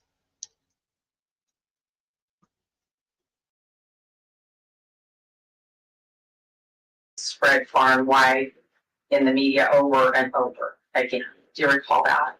Let me be clear. It wasn't the probable cause affidavit that was spread far and wide. It was details taken from it, put in media stories with editorial comments back and forth in the context of news stories. It wasn't, here's a document from the government that was in the court record. Let me read it to you. That's not how it works. It's media coverage. That's how it's reported. Taken out of there, DNA stuff, all the other stuff in there, reported within the context of a news story. So the news takes this document, takes things from it, and runs with it, spins with it, changes it, talks about it, and sends it in. Yes. Sometimes, do you think the media gets it wrong after they read something? Sorry, what? Does the media ever get it wrong after they read something? Yes. And do those stories have any less prejudice on somebody's, on the reader of that media, whether they're wrong or not? No. And going back to, I don't care if it's true or not, my focus is to assess whether or not media coverage is prejudicial, and whether or not it's led to opinions. It doesn't matter if it's true or not. You don't say, well, I won't test all this prejudicial stuff in the media because it's not true, so I won't include it in the survey, and I'll just assume that it had no impact on people. I find it convenient to be able to disseminate a whole bunch of prejudicial media coverage, saturate the community, and then say, oh, you have no right to test the impact of that information on the jury pool. So it's wonderful that you get the benefit of generating all the bias by releasing it to the media and then saying, no, you're constrained defense, you're not allowed to ask questions about it because that stuff's not true. Or you might have told one person in the jury pool a detail they didn't know. Oh, they knew the other 7 details that are highly prejudicial, but it was that one that shifted everything, and that's going to lead to the contamination. Not the thousands of newspaper stories, not the media coverage, not the stuff on social media. It was because a survey vendor called 400 people and asked a question that one person or 2 people in that panel, or whatever it was in that 400, may not have known that one detail. They knew everything else. They're already biased, but it was because they learned that one detail, that's what shifted the scales. That to me is just ridiculous. And if somebody said, I don't know anything about this case, did you stop? Yes. Mr. Thompson was talking to you about the difference between, in the survey, between closed questions and what can happen in voir dire. Yes. You are not an attorney, is that correct? Correct.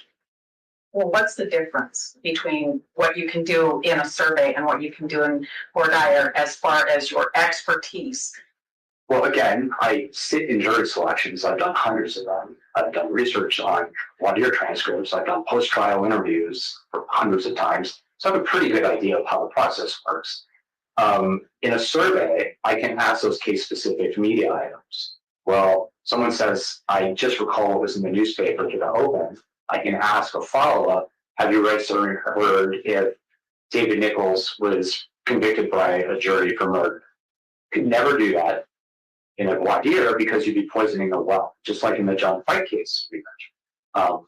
I rarely see during voir dire somebody admits comments on something like, oh, I read this, and then there's a whole discussion and explaining to everybody, well, that's not really true. That fact was just in social media. So that is not a normal common thing that I've seen in voir dire. In your experience, 15 years, you said, doing this work, have you had a situation where you've been stopped midway through your process? No. What do you care about? What's what? What do you care about? I've heard you say that whether what the media sends out there, whether all of those things are actually true or whether it's a spin off other information, that's not what's important to you. What do you care about in your work? What I'm interested in is assessing if there's prejudicial media coverage. Inadmissible prejudicial media coverage is some of the most concerning. Misinformation is some of the most concerning. What I care about is what extent of that stuff has permeated the jury pool, what do people know, and do those specific details generate bias, prejudgment? Again, I just, the idea that there can be all this stuff out in the public that's misinformation, prejudicial, that benefits one side. And you're not allowed to ask if people know that detail, because you might taint one person who already knows a whole bunch of information. But that, again, like knowing the detail about this stalking comment. Okay, that person knows all this stuff, but that's the thing that's going to change everything. And now that person's poisoned because they heard it in a survey. But the fact that there's thousands of newspaper articles and television stories and comments on social media, 80% of people in this community talked about this case according to the survey. None of that matters. It's because I did a survey and asked that question. I mean, that's just, I don't even know what to say. Still want to finish? So it seems like he's, and I get where he's coming from. He's like, wait a minute. I'm asking a question about, and so this kind of goes to what I was talking about earlier about like the one question. So if on this survey it says, you know, did you know that, or have you seen, read, or heard that Brian Kohberger's DNA was found in the house? To his point is, me asking that in a survey, and this is him, not me, but like me as Brian Edelman, saying, if I say this in a survey, I'm the one that's spreading it, versus the fact that this has been said now on, you know, 500 platforms by, you know, 300 different people or whatever.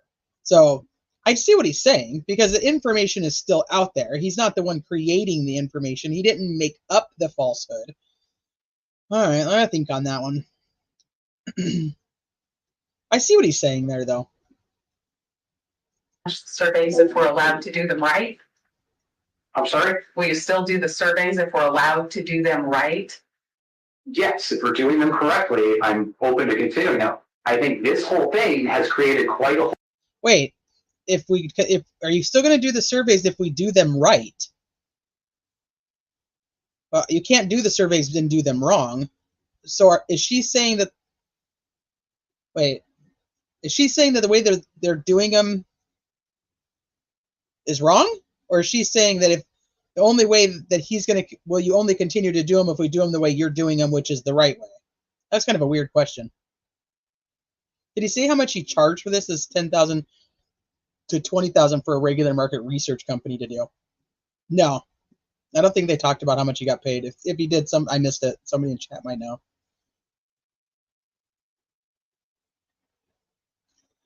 Meaning he's not going to do them if the sides pick the questions. Gotcha.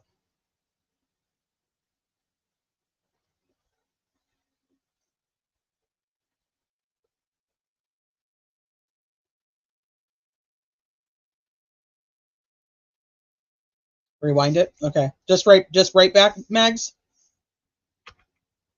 Oh, hold on. whole new narrative. I'm If we're allowed.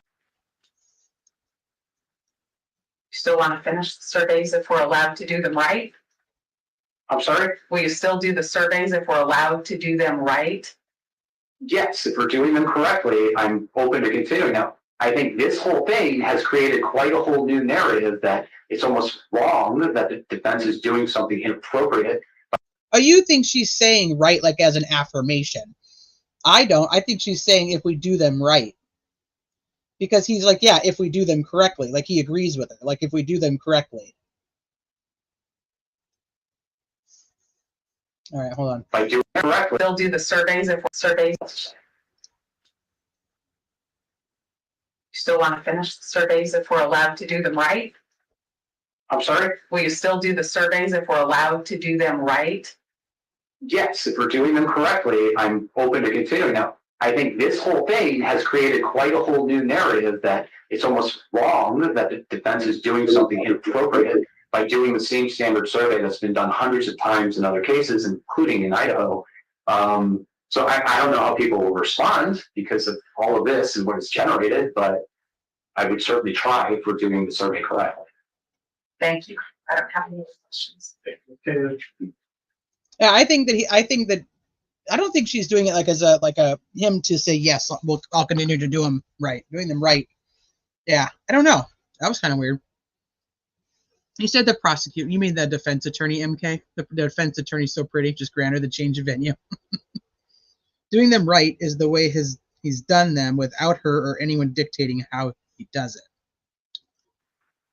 So one thing I just want to sort of clear up, because it's come up here back and forth, with the questions that aren't true. Okay, and those were not in the probable cause affidavit.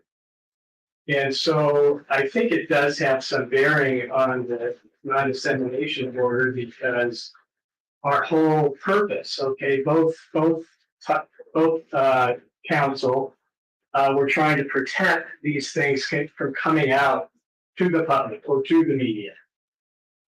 That's, I think, one of the key issue, okay, or the concern about these particular statements. So there were two questions right at the end. And the ethics, okay, of the lawyers, basically this non-dissemination order is really a mirror of the ethics in Idaho, especially for the lawyers who are participating in a case like this. And one of the things that is permissive for help in putting this information out to the public is information contained in the public record. Okay, so the public record is a case file that is available to the public. That's the law. And so to then say, well, we have these other issues, okay, of concern that have been spread through the media, hundreds and hundreds and hundreds, as you've said, that we need to test that. But then it is a tightrope to balance this. So I'm just not accusing anybody. I'm just saying this is one of the things that's pushed or pulled both sides apart and puts me in a very difficult situation. Okay, trying to make that fair for everybody. Okay, so that's what that's about. I'm not asking you to answer anything. No, I'm just trying to think about a solution. I don't know if there is a solution. Okay, it's out there, but it does have some bearing on additional surveys. And what you're saying is, if you can't use this, apply the surveys if you want to complete, that you need the same questions. Otherwise, it's not legitimate. Yeah. Well, let me ask you this. Okay, so if you have an answer to that, Let me ask you this one. So if you said you can ask certain case like media items, like the other 7, for example, that they come from the record. That's a possibility because you can still measure what we're talking about. These specific knowledge when you ask these questions is high. The more you know, the more likely you are to be prejudiced and biased. And you see differences in the ADA count or a different count. Now you have to acknowledge there's these other stuff out there that's highly prejudicial. And we will not know if the rate of awareness of those details are as significant as they are here. So then it's an unknown. So if the argument is, well, it doesn't look so bad because all I know are the things in the affidavit, for example.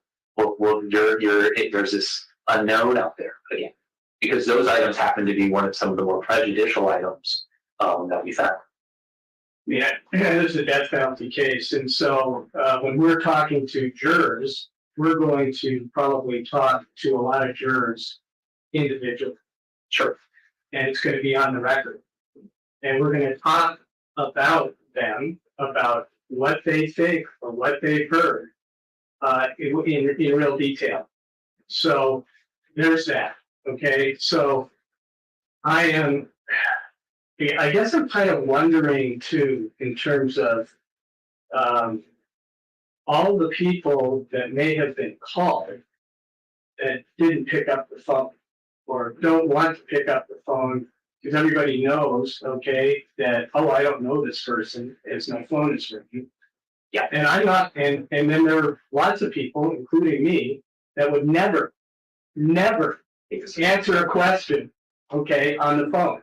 So how do you deal with that? How do you balance that? There could be, 400 people out there in Latah County that say, I don't want to say anything about this. Yeah. How do you The judges said like he's one of the people that he'll never answer a question on the phone. I know that has nothing to do with this, but I'm just never answer a question on the phone. That's interesting. after that? Well, so you have two things. So let's unpacking both of those. So the jury selection question, like I'm sure you've done a million of these. I've done quite a bit. I've done a lot of high profile ones. And from my experience, asking people in a general case like a DUI, what do you think about DUI? And they tell you generally I'm against it. That doesn't, or I have a big issue with that, whatever. That doesn't mean they can't be jurors because it's a general attitude. It's nothing case specific. And there's hundreds of studies that show general attitudes are much less predictive than specific attitudes. This is different and unique because we're talking about attitudes and beliefs specific towards this case. That's a whole different animal. And that's the unique nature of high profile cases. So when you talk to people individually, you still have the memory issue. You still have the recall issue. Like you will not elicit everything that juror does. It's just memory does not work. It doesn't matter if they're under oath, private. There's so much research on it. Our brains don't change just because we're under oath. They work the way they work. Your other question goes to response bias. Like, what's the response rate? Is there something unique about people you miss and so on? So there's a lot of work on that. And one of the things we do is why we collect like demographic information is to see, are we missing groups? Are we overrepresenting one group or the other? If we are, is there a relationship between that factor and bias? And there's a lot of research on response rates, and what it finds is surveys that have high response rates, where like everybody takes their survey, and surveys that have low response rates, where it's like less than 10%, and you compare them with public opinion polling and so on, politics, there's no difference. You find in most instances, the results are the same in surveys. So high response rates are not necessarily correlated with more reliable, valid survey findings. And that's something they've done a lot of work on because survey rates or response rates have gone down slightly. I think yeah, they have. Well, I mean, so it could be that you're just getting people who like to talk on the phone. Sure. With strangers. Yeah, and from this case, I think people are so invested in it, like a lot of unique things. So people, talking about what's happening, they're very invested in this case. It's unique. In small community, it's not surprising. But just what I'm finding, there's so much prejudgment, detail, and so on. I don't think I think it's fairly representative of what you're going to see. Almost everybody in this jury pool knew about the case, like comparable to like the George Floyd case. The bias was the same in terms of comparing it, not to Chauvin, who was George Floyd, but Alexander King, who was another officer on the scene. Like the rates are similar to that. So that was another high-profile case that was a lot of tension and stress, so on. And we still got very meaningful data. And we've done this so many times. Like you kind of understand, like response rates are going to be lower, but there's nothing to indicate that, for example, we're missing an important group. And if we were, we would weigh the data to account for it. So there's just so in Latah County, it was about 1% of the population. Yeah. So hypothetically, if we say, I mean, one of the counties that are interested in is Idaho, which is biased. Yeah. For other reasons too. But would it be 1% of the population in Boise? No. So okay, so that's I was kind of wondering about that. You have to talk about 2,000 people or something. Okay. Can I explain how that works? Yeah, go ahead. Yeah, so it's a great question. So you can take a small sample and generalize to the population if it's done correct. So like if you look at surveys of the United States, the sample sizes are similar to what we did here. Maybe it's 1,000. And now you're generalizing to every city, county, and so on across the country. everybody has a known probability of being selected. How you pick your sample size, it's called power analysis. So you know how you see polls that say, you'll see a number like 90%, and they say plus or minus 5%. So it's either 85 to 95%. Basically, it's plus or minus 5%. That's kind of industry standard. And you take a conservative approach. So let's say you ask a yes or no question, you would say 50% would say yes, 50% would say no. So that's a lot of variance. So that's the worst case scenario. How many people do you need to talk to? So if that happens, your confidence interval is plus or minus 5%. And that comes out to 400. So if you did Ada County, it would be 400, and your confidence interval would be the same as it is here with a smaller anyway. So as long as it is using the general concept of a randomized sample, you can generalize that population with this.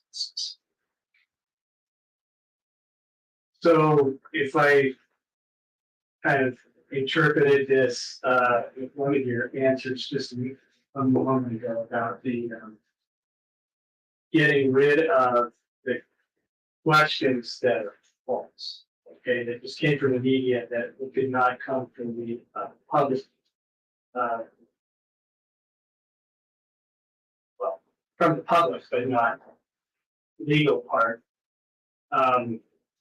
Could you go ahead with that and have legitimate data? So I think you have the 9 questions. So if you look at it, are the other ones okay? Are you telling me there's 2 that you would like to exclude and keep the other 7? Well, maybe. I'm not. I haven't made a decision, but I'm just wondering if. I mean, at first in your testimony, you said, "Well, if we can't, I can't do it without doing the same questions." That's one of the problems. Okay, the part of this argument. I mean, if maybe it can be done without sort of sending information out there that is false, that might, affect people, or looking into that, or thinking that they believe in it, even though they shouldn't. Is that something that can be done? Well, if you do it that way, there are potential compounds and things that will arise. And again, the thing I struggle with, and I understand the public record dissemination, so we've done this before. The thing I get to is like, we're not really disseminating it, we're asking if people know about detail that has been disseminated through the megaphone of the media. So I'm really trying to just track what people know. I'm not trying to pass on information through a megaphone. So checking out 400 people that are talking to out of the county of 500,000 or something, Ada County, the plus the risks and benefits of doing it that way. It seems like there's a very low risk of undermining or contaminating the jury pool when you're doing that, versus the risk of getting a huge black hole of, well, we don't know what percentage know if it's highly prejudicial detail. Like, what are the odds, or like what impact is doing a survey going to have on the jury and the community relative to the media coverage that's already out there? So do you ever put a caveat on the beginning of the questions where you say, well, we want you to understand as we go through these questions that we're not determining guilt or innocence. We're not determining false or true. We just are interested in our your answer to our questions, and we want to be careful that we're not sending out something that we are not going to understand. So yeah, so we do always, there's an introduction, and there's no right or wrong answers to any of your questions. You could always say no opinion or I don't know to any question. It's going to remain anonymous. We're just interested in your views. So there's an introduction to that section with those 9 items. Usually it says you may have, we're going to go through some items in the media. You may have already reported some of these already, but we're interested in what you've seen or heard. We can add a caveat to that, like some of these may not be true, and if that addresses it. Some of these things were, not all of these media items are factually accurate. Sure. people pick up the phone for somebody and they think, you know, somebody with authority maybe, and they think, oh, well, this is really kind of the beginning of the trial or something. I mean, people misunderstand all kinds of things out there, right? So You can certainly tweak the intro. Now, we don't just jump into it. We don't say we're an authority. It's usually, no, I know you don't say that. I just saying, you know. yeah. So we can work on the introduction if that would address some of those concerns so that people understand not everything in the media is accurate. But the thing is, like, if we're going to say, for example, not everything in the media is true, they get a lot of things wrong. You would not want to say that before you do the prejudgment portion. You can do that after, when you do the case-specific items, because what I want to know is what are people's opinions about guilt or innocence. I don't want to give them instructions and then get socially desirable response in the survey. But you don't sort of measure it, this person as their bias until you get into the specific questions, specific stuff, because otherwise it's just yes or no, and you can't determine bias just from that. Well, no, yeah. So the prejudgment question comes before the case-specific media item questions, because then you would criticize. If I read those 9 items and then I said, okay, do you think he's guilty? I just told you all the stuff you might not know. Yeah. So the question is, do you know about the case? And then it's based off of what you've read, seen, or heard about this case. Do you think so-and-so is guilty of murder or whatever the crime is charged? And it's on a scale. Yes, definitely guilty. Yes, probably guilty. I know, probably not guilty. Based off of what they've already been exposed to without you giving them anything. So they have no information beyond what they've seen in their home. And then you ask open-ended questions like, what do you know about the case? And then other things. And then you get to those case-specific media items. And that's when you can theoretically measure bias. Yeah, well, I mean, I correlate those recognition items with the prejudgment questions of earlier, right? So Correlation doesn't necessarily mean causation. yeah. Well, they're chi-squares. You can do different things. You can do linear regression, whatever you want. But what I want to know is, do people who report later on, they know that detail, do they report stronger views of guilt? So like, I'll give you an example. Like, if you only knew 2 of those items, prejudgment was only 20%. So if you only knew 2 of the 9 items, most people had no opinion. Versus if you knew 7 or more of those items, it jumps up to 82%. So that's telling you, like, the more facts you know, the more case knowledge you have, the stronger your opinion is, right? And that's what you see in literature. That's what you expect to see. So if somebody was being told, oh, that was just all false information, would that bring down the bias In what measure? But you were saying earlier that it's kind of pessimistic, I think, maybe, but maybe absolutely correct, that once people have an opinion, they're not going to let go of it, even if they get the truth. Yes, yes. It's called belief persistence. There's a bunch of research on that. That's kind of going around Yeah. political And we see it things right now. Yeah, like you talk about, everybody has an opinion of Donald Trump. So if I'm you not going to say. yeah, I know, but if you Neither are you. yeah, so All right, so thank you for that. Any questions online, Ms. Taylor? I don't have any other questions for Dr. Edelman, and we do have a summary for the court at the appropriate time. Okay. Mr. Thompson, anything online? Okay. sure, thank you. So go ahead, Ms. Taylor. Ms. Matlock is going to Oh, take you your know what? resignation. Okay, just 1 second. I'm ignoring the court reporter, and I'm just so immense in this that I need to worry about maybe rest. Are you okay? Yes. Okay. Okay, well, thank you, Dr. Edelman. Appreciate your testimony there. So, are you okay? Okay, so I don't know. I'm very torn. I see both sides here. I still do. I get, you know, and MK makes a good point. You know, that's 2 years versus a survey, which is essentially what Dr. Edelman is saying, is like, to think that me asking a question is what causes the bias is outrageous. But on that one-off, I mean, but it is, the percentage is really low. So is it worth it? I don't know. I think I'm more inclined to agree after listening to him. It's tough though. It's tough.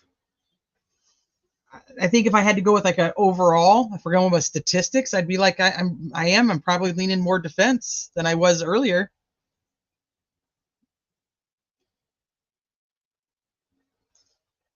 But I don't know. The disclaimer was probably important to put there of like something of, you know, the things that or the following questions may not factually be true or some, I don't know. I don't know the right answer. Okay, great. Okay, let's go ahead. Thank you, Judge. I realize it's late in the day, and I will tell you that this takes about 9 minutes for me to sum this up. But I do want to talk about something in advance because you're asking questions of our expert about his process and changing the process that is impacted in the United States Supreme Court law. And the United States Supreme Court law requires that part of the analysis for the court on presumed prejudice include false media coverage. It's not enough for it to be all truthful media coverage. So before you start suggesting that an expert change his methodology that's accepted practice, it's really important that you go back and look at Skilling and Hatton and the lineage of cases that get us to venue and what the court has to decide in determining presumption. The question you asked, the answer today is where do we go from here in the survey process? I want to answer that question in 2 parts by summarizing what we can do and what we can't do. We can and we need to finish the process that the defense undertook. It was completely valid. It was standard in cases like this. Dr. Edelman is an expert in this field, and he has done this jury research and this work for 15 years. Nothing about the format, the methodology, the questions, or the fact of the survey itself was wrong. You've talked about 2 questions that you are describing as false because they're not in the affidavit. But if you look at that affidavit and what the media has done with those things is they have created a narrative based on the facts that are represented in the affidavit. Now, I would agree that there's a lot of information in that affidavit that is just flat not true. But if we focus on where we are right now, there are representations in the affidavit about multiple trips to Moscow from Pullman and a return trip to Moscow from Pullman in the morning that lead a reader to the word of stalking, that you have a problem with that word being included. Reflect back on the case law in the United States Supreme Court about showing false information, but also look at that affidavit and the way the media has construed that in its representations, in its reporting that is so prejudicial. Because the basis for this spin, the foundation is right there in what you are describing as the public record. Now, I fundamentally disagree that the only public record in this case is what's there on the 12-page docket. The public record in this case that the entire nation, the world, and looking at, and especially Latah County, is derived and construed out of that public record. So can I ask you a question about that? This public record thing is really kind of circling around because what's the purpose then of the non-dissemination order? If everything out there in the public is the public record. Well, my understanding, Your Honor, is that it's the one of the primary issues was the credibility of the person that is out there speaking. We did not want law enforcement, 159 officers out there talking about police reports and disseminating that. We didn't want the prosecutor doing press conferences like we saw on 12/30/2022. We didn't want the defense getting up and doing press conferences based on the information, because we have information that no one else has, and we are consulting with experts that the public doesn't know about. And so we have a level of credibility that the others don't have. And so that is my understanding of what we're trying to get a hold of. And it's been pretty effective in this case until this valid survey that happens in high profile cases has been construed to be something nefarious, which it absolutely is not. As you've heard, it's been used in Boston bombing, the Parkland shooting, the Colorado theater, George Floyd, hundreds of cases going back decades. Dr. Edelman's declaration and now his testimony are uncontroverted evidence before this court on this issue. It's the actual evidence that the court, and finally today, you're getting informed about the validity and the science behind the process. Nothing that was done is worth the hysteria and the hyperbole that keeps getting expressed in this courtroom. The questions asked, the topics, the order, the open-ended, the specifics, they were all done using information that is out there for everyone to see. And the research methods used to determine what was out there is the traditional way and the scientific method that experts in this field use, just as Dr. Edelman testified. And to be sure, the purpose of this is to give you information so that you can make an informed decision about venue. It's not for a nefarious purpose. It's to arm you with facts and information so that you can apply the United States Supreme cases that have been adopted in Idaho and determine whether or not there's presumed prejudice. You know, when we first started talking about whether or not there was going to be this venue hearing sooner rather than later, Ms. Beatty for the state said at least 3 times, Judge, they can't just come in here with affidavits. This case law says that they have to have more. The more that we are gathering to provide you, at least part of it, is this survey. In terms of the proposition that this survey taints the jury pool, first of all, you heard from Dr. Edelman that if someone answers they don't know, a second question tapping into that is asked, and the process stops.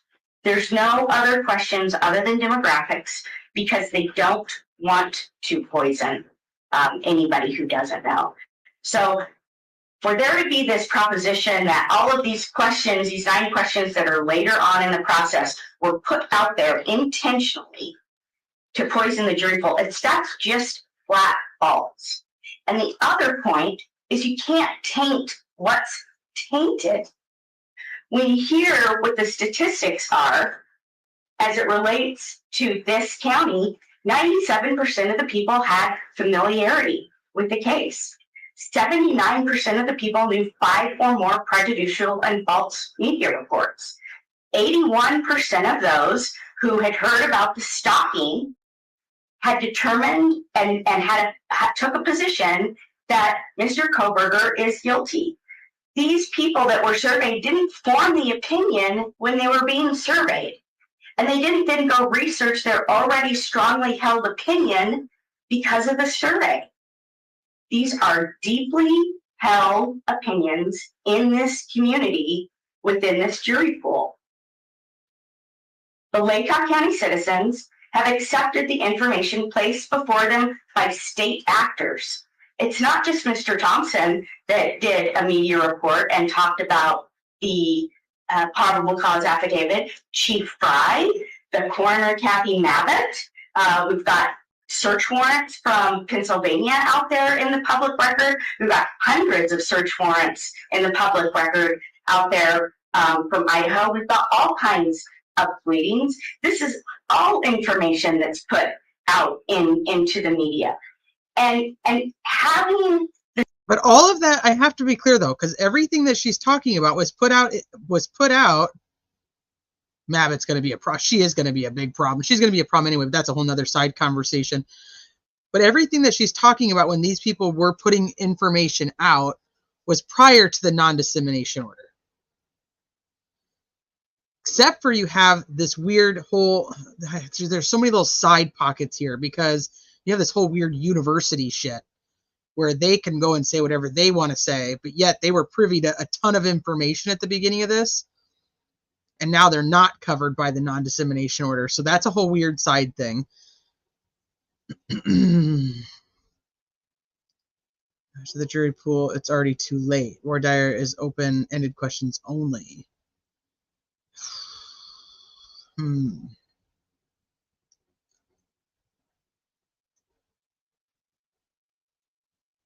Yeah, if you're only reaching 400 people, if your sample pool is 400 and you reach less, because I still don't really have a clarification on that. I think I don't know for sure though, but I'm thinking that they talked to 400 people and this is how they gathered their data.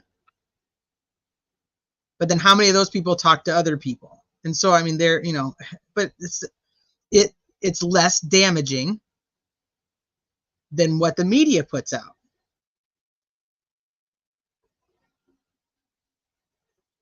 Okay, CO Mama, that's a great point too. Okay, so with a sample size of 400, they only need 197 responses to hit the 95% confidence level.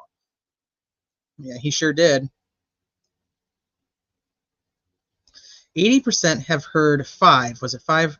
Wrong information. So for change of venue, you have to look at what beliefs potential pool has now.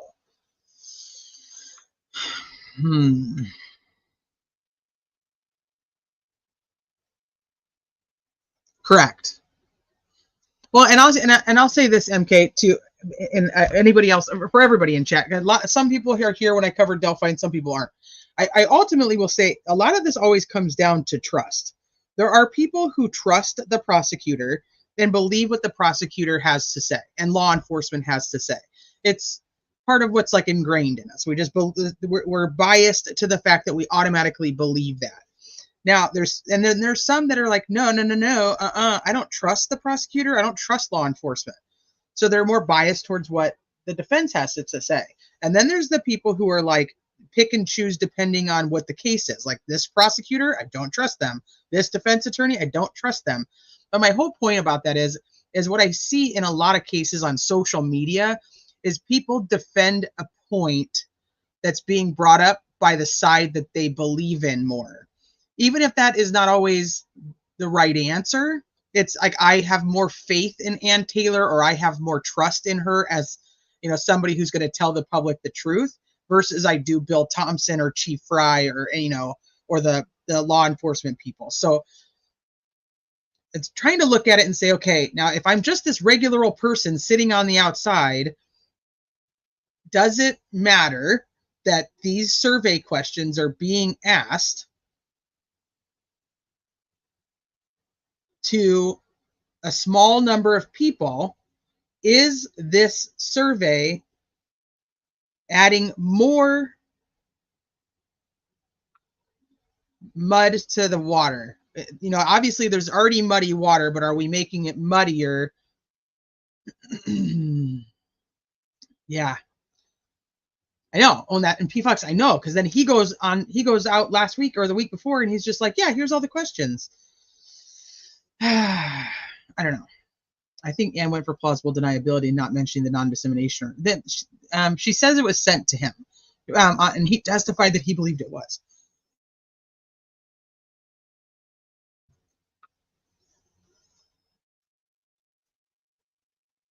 Yeah, I think Kathy, the coroner, is she's a fucking nightmare all on herself.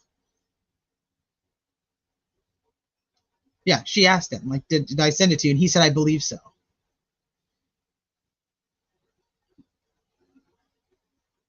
Scott Green wrote in his book that the parents and students are living in until the defendant was apprehended, insinuating they got the guy. Well, so in fairness, if you remember, they refused to hold the memorial services for Kaylee and Maddie at the very beginning because the families were concerned that the bad guy could show up.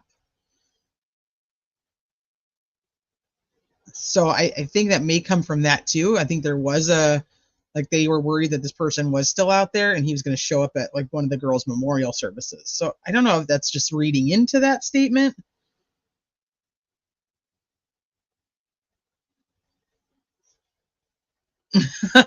Travis, you're funny. She didn't give him any information though. Correct. But it's still my whole thing comes to once you ask the question, but I mean, that's one person. And I mean, the answer would be like, those people don't serve on the jury then. So it's like, yes, I've heard of the case. Yes, I knew they arrested this guy. They get to these next questions. Like, did you know that had you read, seen, or heard that his DNA was found in the house? And it's like, no, I hadn't heard that. Well, now they have. But that's a one person versus the fact that information has been widely disseminated throughout the media. Right. No, she didn't violate anything. I don't even think that's a question. It's not a question in my mind. I don't think she violated anything. There's nothing in here that is top secret. Yeah. I don't think there's anything in here that's top secret. I think that there's stuff in here that's, it is very media oriented because it's, yeah, I know that's what he's saying. I don't agree with him. He also got mad that they were changing slides really quickly. So the president of the university said, until they got the guy, we got him so we can go back to normal life. Well, they needed a guy. They needed a guy because that was going to destroy that university.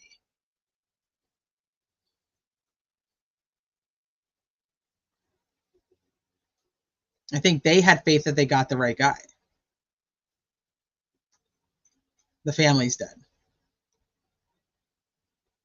Okay, let's keep going. The state now claim this moral high ground is an oxymoron.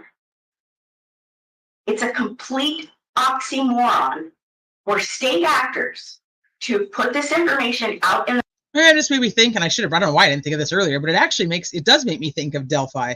Makes me think of how they put the probable cause affidavit out, and that was the prosecutor's version of what happened, and then they go ahead and they do all these other things getting closer to trial, and the defense starts putting out information, and the prosecutor thinks that they're violating the non-dissemination order because they're putting these things in filings.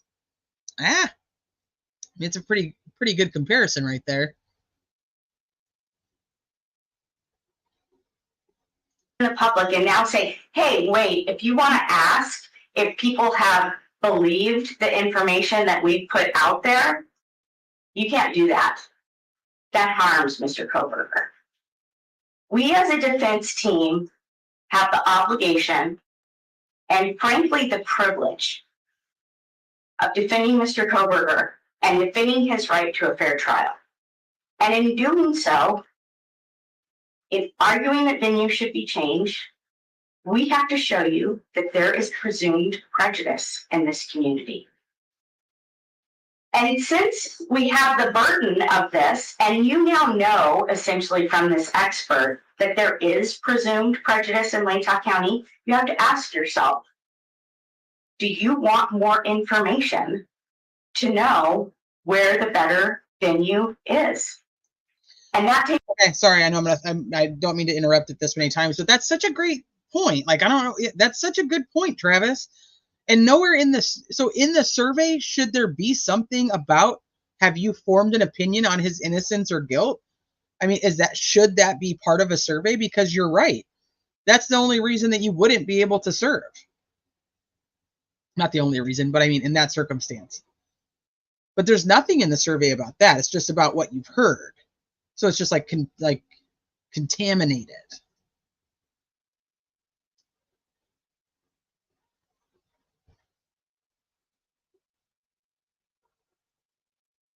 She's playing to the media here, to why it's proper. So she is now there. Okay.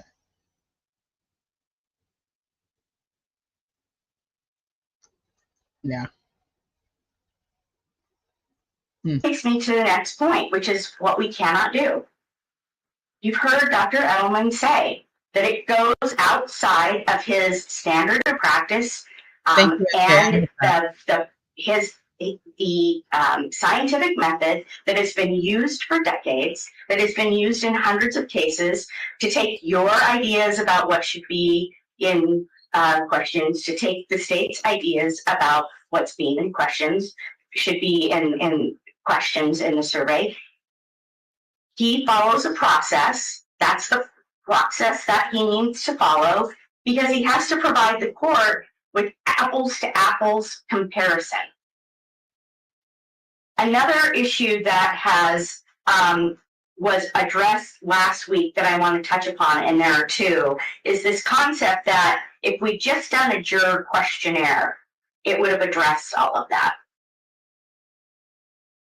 At the stage that we're at now, which is setting ourselves up for and preparing for a venue hearing, we have to justify a venue change. The standard that you're going to be looking at, according to the Supreme Court, is whether or not a presumption exists where the record demonstrates that the community is saturated with prejudicial, false, and inflammatory media publicity about the crime. The case law mentions false media publicity about the crime. That's what the survey assesses now. Another way to determine actual prejudice is a questionnaire, and that is done prior to selecting the jury. And at that time, we are looking for actual individual bias of the prospective juror. There are different methods used at different stages of the case. And right now, the proper method is a survey. Another solution that you mentioned last Thursday was simply to strike 400 people surveyed from the veneer. And I want to talk about that. First of all, that doesn't address the problem that's very clear that we have in Latah County. And so if you extrapolate the percentage of people that have drawn a conclusion about Mr. Koberger's guilt, if you extrapolate that to the county with numbers like 81% have concluded if they are familiar with the media information about stalking, there's no prospective jurors in this county. You mentioned, this is 1%, but there's much more analysis to what the prospective jury pool is here. First of all, the jury commissioner, I think you talked about her when we were talking about whether or not jury trial was going to be, speedy trial was going to be waived. You said, I think it had expanded the pool to 1,000. Am I right about that number? I can't remember. It was maybe more. Okay. So if you extrapolate the numbers that we know of prejudice exists, I mean, that leaves us with a very small jury pool for trying to do voir dire in a death penalty case. But if you look at the population as a whole, what the U.S. Census says about Latah County is that almost 18% of the population here is under the age of 18. Almost 18% of the population here is over the age of 65. That eliminates, close to 35% of the population that's even eligible to be in your jury pool. Second, and more importantly, I can't find statutory and legal authority for you to strike 400 people out of the veneer up front. I found the opposite. As you know, the clerk or the jury commissioner pulls from the jury pool that's approved by Idaho Code.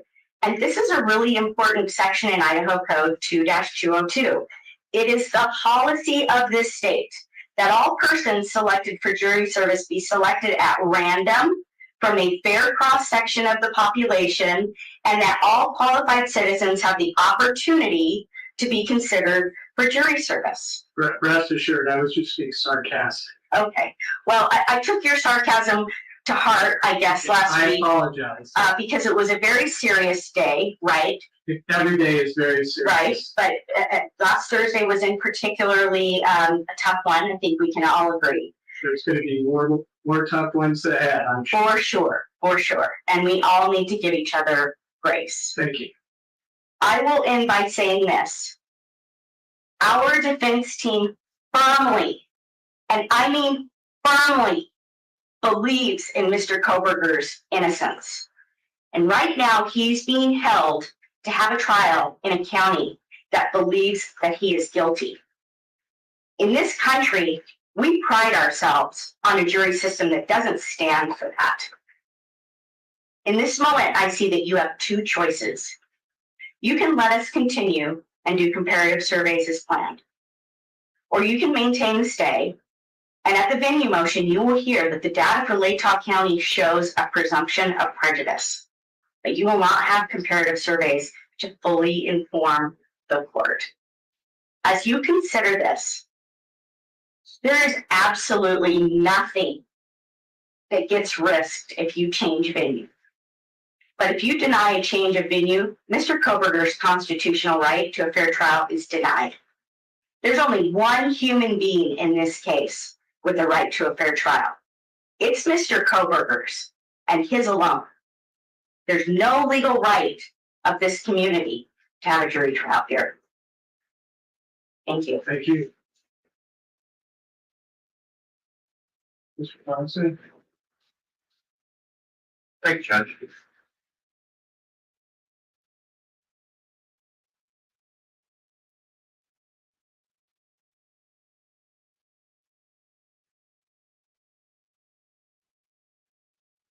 Let me bring this back into perspective. Our motion deals with the court's non-dissemination order. It was agreed to by the defense. In fact, the idea of the non-dissemination order was initiated by the defense with their February 30th, 2022 motion for a non-dissemination order to prevent extrajudicial statements. That would be statements outside of the public record, which is the court record, that have a substantial likelihood of heightening public condemnation of the accused. And the state's position is that the fact-specific questions, and I understand from Dr. Edelman why the questions were asked. I understand his explanation. It doesn't change the fact that we have a non-dissemination order that specifically prohibits that kind of dissemination of facts, specific facts about this case. Facts that include those that are not true, acknowledged from the stand they are not true. Which, interestingly enough, I look at the PowerPoint and slide 15, which talks about the American Society of Trial Consultants Professional Code on Venue Survey, says false facts should generally not be used to test accuracy of other responses in venue surveys. So if false facts are used, they must be clearly false. There's no possibility for respondents who know about the case use false facts, true facts that have been publicized. We have an inconsistency there, which frankly is logical. It makes sense. And the state is coming from a position of being practical and trying to use common sense here. As I listen to what we have heard today, and in part from last week, it seems that the position of the defense is it is okay to risk tainting additional jurors in order to ascertain bias of other potential jurors. And I'm not sure that's the way this court should do business. If we accept what the defense is suggesting at this point, and again, we are not arguing venue today, and so I'm not going to try to get into all these numbers and all those sorts of things. We'll save those for another day. But if we were to accept that we have perhaps on one issue 20% of the jury pool statistically available, well, that's more than enough people to select a jury from. So it's not nearly as overwhelmingly compelling as I think is being suggested here. I want to be clear again. Ms. Massoff used the word nefarious several times. suggesting the defense was, or that the state was accusing the defense of being nefarious. And sure not, Your Honor. I am not suggesting that there was any ill will or motive by anybody over here. What we are suggesting and what we believe that the record shows is that this court issued a specific order prohibiting the dissemination of specific types of information, including the identity or nature of evidence expected to be presented, including the performance results of the examination or test. There's no question that those 9 questions included violations of the court's no contact order. That's what we're here about. And apparently there was some miscommunication or misunderstanding about the integrity or the importance of the non-dissemination order. It sounds like today that maybe because these types of surveys are common nationwide, then the non-dissemination order really doesn't matter, which is a little disconcerting, but I don't care about what happens anywhere else. All I care about is what happens in Lake County, in this court. It's far above my pay grade to go and analyze what happens in a big city or some other part of the country. I know Lake County. That's where my interests are. That's where our interests are here.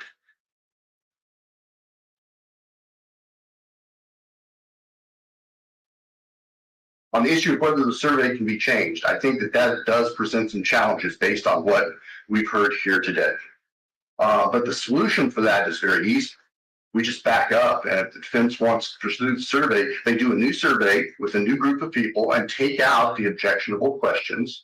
And then once they've done that, they proceed to do that identical survey in other veneers around the state, whichever ones they want to select. And that would be the proper way to do this. Now, we may hear, oh my goodness, that's going to consume time, or that's going to consume a lot of money. Well, I'll tell you right now, I don't care. If it can't be done right, or if that's what it takes to do it right, then we need to do it. This is a big case. And the finger for this cannot be pointed at anybody but the defense. Oh, wait, did he not start this out by saying he's not saying the defense did anything wrong?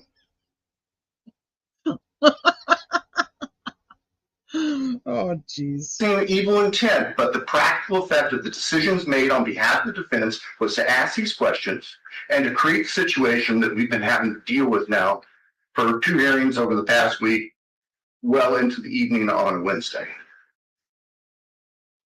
That's the way forward, Judge.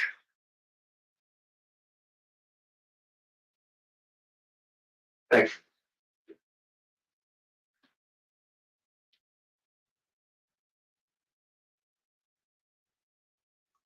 I feel like I just went in like a circle. Go ahead. Judge, I'm just going to end really quickly with this. We didn't violate the non-dissemination order. You know, the information that now he's calling facts, you know, he's flip-flopping between whether or not it's a false fact or a fact that's in the survey. The information that was put in the survey is based on the public record and information, the way that the state and state actors put information into the public record that has now been disseminated. And we have not violated that order. And I do resent being accused of that. I appreciate that. I mean, those 2 questions were not in the public record. Okay. They are. I mean, they came out, but that was not the court. I mean, where it came from. It just came out of the media or somewhere. Who knows where it came from? But I don't think there's anything, not that I'm aware of, in the public record that said anything about that, about your client. So, I mean, here we are. I mean, that happened. It's kind of unfortunate. I totally understand the reason to have false information out there. But, I mean, I have to just want to clear that up. The other questions, that's all from the public record. I have a question. But anybody tell, if you can find somewhere in the public record that those claims were made, I'd like to see it. But I think both sides are looking at a different definition of what public record is.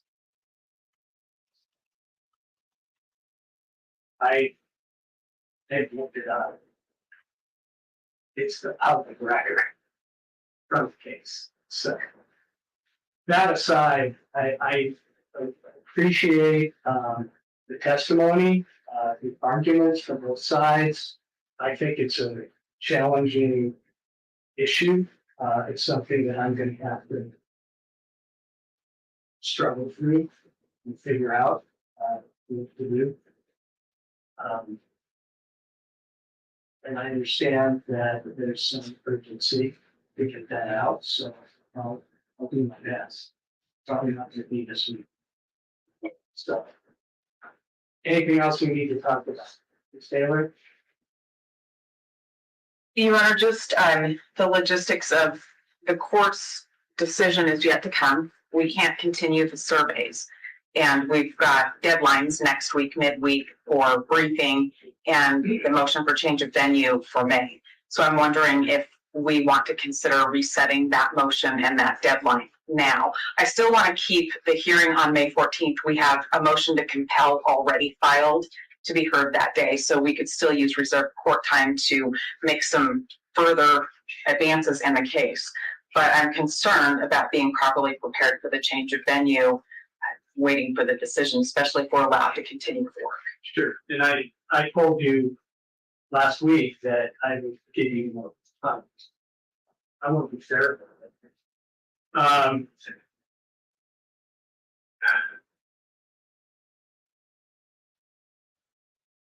So you want to change that hearing? You want to leave the May?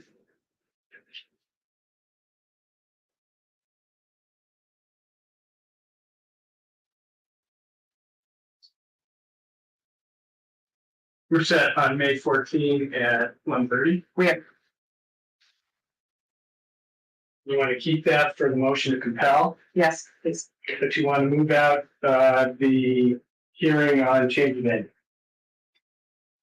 I believe that's the only prudent thing to do at this time.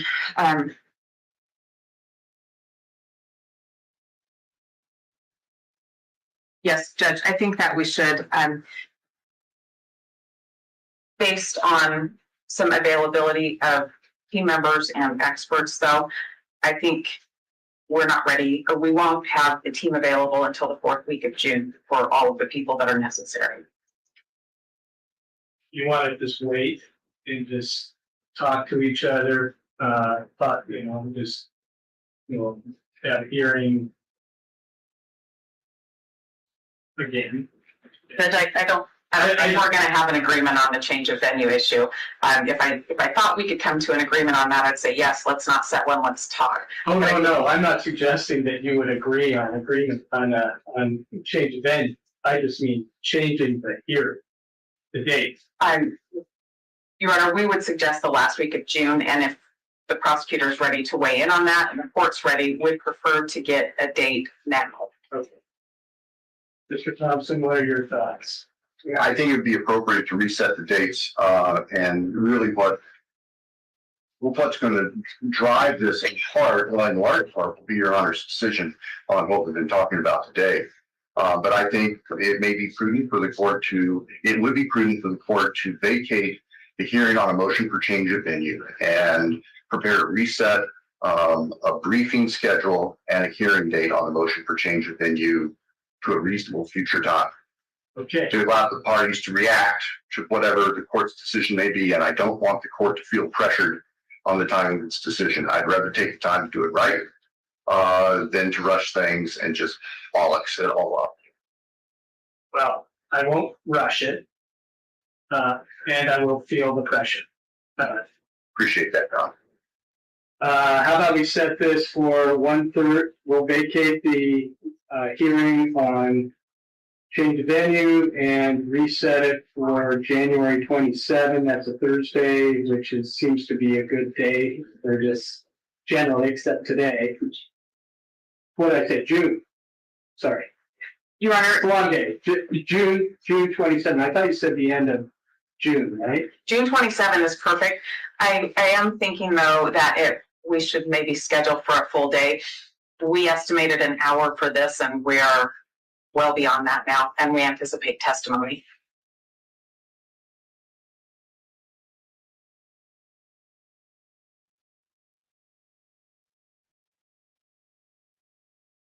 Is 10 o'clock. Does that work? It will, thank you.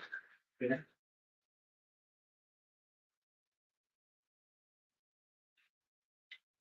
And work for you, Mr. Thompson? Yes, sir, we are available that day. At least those of we who were right here. Okay. Oh, and that includes Ms. Jennings?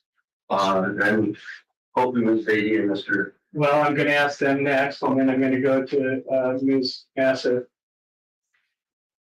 I'm good. Okay, great. Okay. Mr. Nye and Ms. Beatty? Yes, Your Honor, that date and time works for us as well. Okay, perfect. Okay, 10 o'clock, June 27.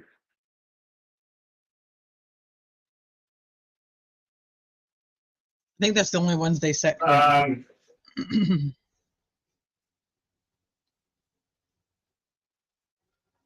Okay, is there anything? Oh, yeah, briefs.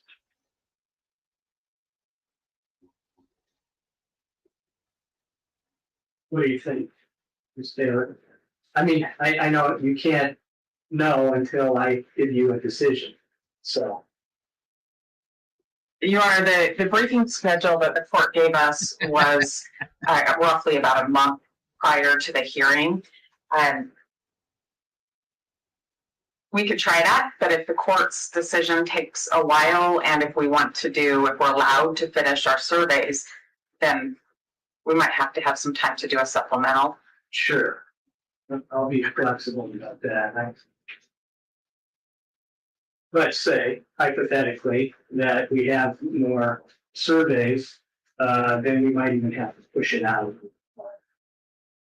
That's possible. Yeah. Especially, no. Yeah. Mr. Edelman, Dr. Edelman told me that, you don't necessarily, if you go to a larger population, that you have to have a percentage of it. It's just, and with, I think, the magic of statistics.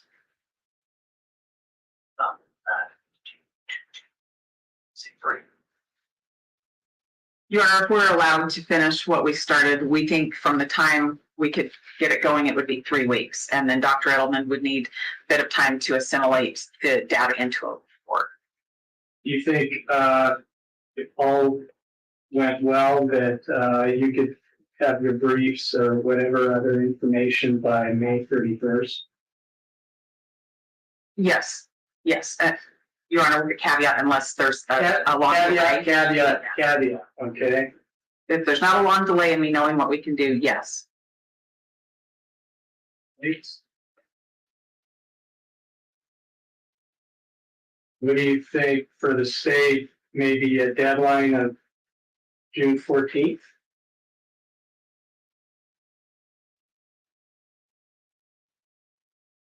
Actually, I think that Ms. Beatty is going to be handling the venue issues. So how about we ask her? Okay, Ms. Beatty? And Your Honor, Mr. Nye and I will both be handling that, but that works for us. Okay, fantastic. Okay. And then maybe a reply by June 20th? You think? We can do that. Okay. No matter what he's. That'll give you time to look at all that before the. So for me, I like Judge John Judge. I think that I think his biggest issue is he does like to make people happy. He's like a people pleaser. So I think that like he's the person, like if he has 3 kids, like all 3 kids have to have the exact same thing. Like you can't buy something for one kid and not for the other 2. Like he's extremely fair, almost too liberally, instead of just saying like, put your foot down and this is what needs to be done. I have seen him get to that point where he's just like, okay, enough, like stop and like let me just hold on a second. But I think he wants everybody to like get along. I said this at the beginning of the hearing too. He just wants everybody to like, you guys want to work it out? Like he's like the epitome of Bob from Defense Diaries Family Hugs. Like that's what I think of John Judge Drudge. Like Judge. But I do think he's intelligent. He knows what he's looking for. He doesn't push the attorneys to give him what he's looking for. He's just going to go get it himself. And if he doesn't have it at the ready, I feel like that's why he doesn't make any rash decisions, which as annoying as that can be sometimes, because when you're like, we already know the answer, like just say it. He's overly thorough. He wants to like pay attention. His name is John Judge. John Judge. So people call him like the Triple J or JJJ, or just JJ for John Judge or Judge. His last name is actually Judge. Like, but I think I do. I've listened to him like when they were doing like the whole IGG stuff. He's listening for certain things, and I think it's different for us because we're listening for like meat and potatoes, and he's listening for like the legal part of it, like what can he use out of those questions and answers to formulate an opinion. I don't think that he's, I don't know. I think he's intelligent. I think he's probably just he's a very nice guy. And I think that could be a detriment to him in a case like this when you've got, like I'm telling you, Aunt Taylor's a bulldog. She's like, I don't got time for this, Judge. She's like, we allotted, like even at the end, she's like, we allotted an hour for this, and now look at where we are. Didn't know stalked is in the PCA. Well, it's not in the PCA. Stalked isn't in the PCA. They don't use that terminology. So, I mean, could you infer that? Yeah, but do they use the word stalked? Not that I remember. I just remember, well, maybe, see, this is the whole thing we were talking about memory, because I remember them talking about that he had been there. Oh, let me pull it up. Okay, well, I trust you guys. I just remember them saying like he had driven by multiple times in the months prior, but I will grab it really quick.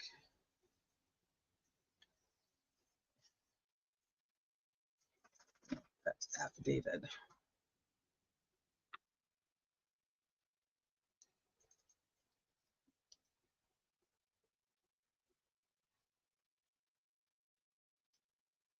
Hold on, I got to get my Idaho 4 folder to load. I remember it being in with the 12 pings, but I don't remember them actually using the word stalked. So that might just be my memory, which is fine. Sometimes it's faulty.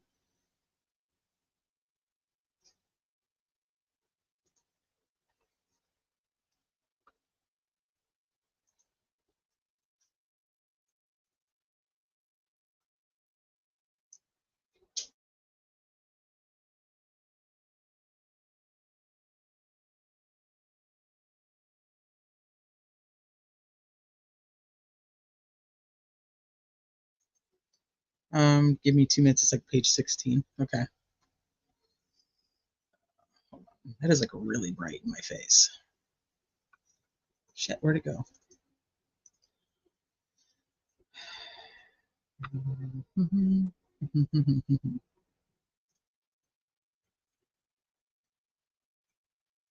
Is this a search warrant affidavit? Am I in the wrong one? No, I'm not. Okay.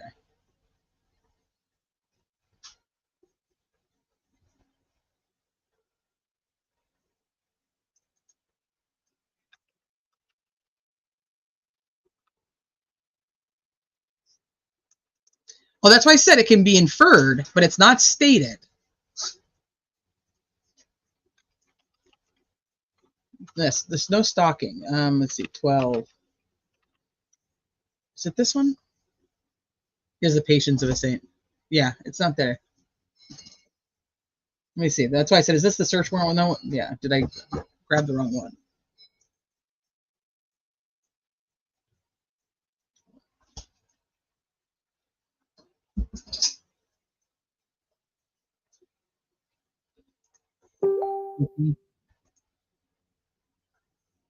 That's the right one.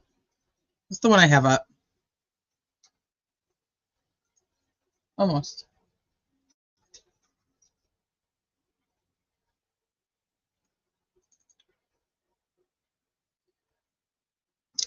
Let me go over here. Hold on.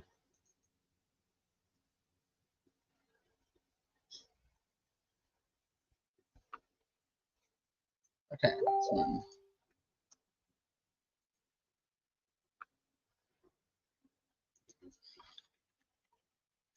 There we go. Okay, so it's this one. I had both of those up. Okay, here, first paragraph, page 16.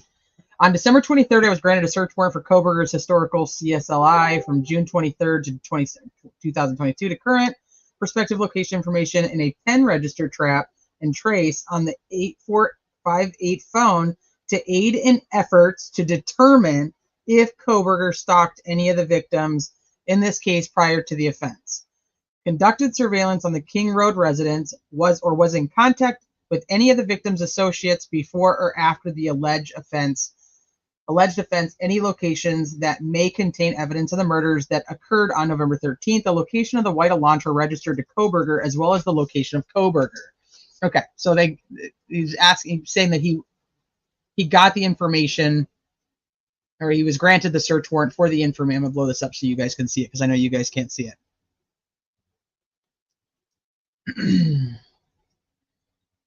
So he was granted a search warrant to see if any of that was there. So pursuant to that search warrant, I received historical records for the 8458 phone from AT&T from the time the account was opened in June 2022. After consulting with CAST, I was able to determine estimated locations for the 8458 phone from June to present. The time period authorized by the court, the records for the 8458 phone show the 8458 phone utilizing cellular resources that provide coverage to the area of 11-2022 King Road. Did I say that twice? At least 12 occasions prior to November 13th, 2022. All of these occasions, except for one, occurred in the late evening and early morning hours of their respective days. Once again, like I said, they used the term that he got the records to determine if Koberger had stalked any of the victims. And then he proceeds to say, I mean, it's definitely inferred. I'm not disagreeing with that, but he doesn't say, yes, after getting the search warrant, it was determined that Koberger stalked the victims.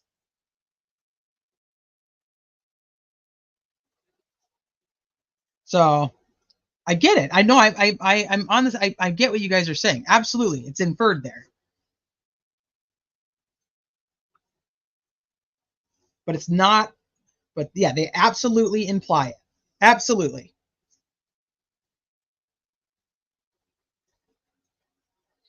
But oh man, you know what?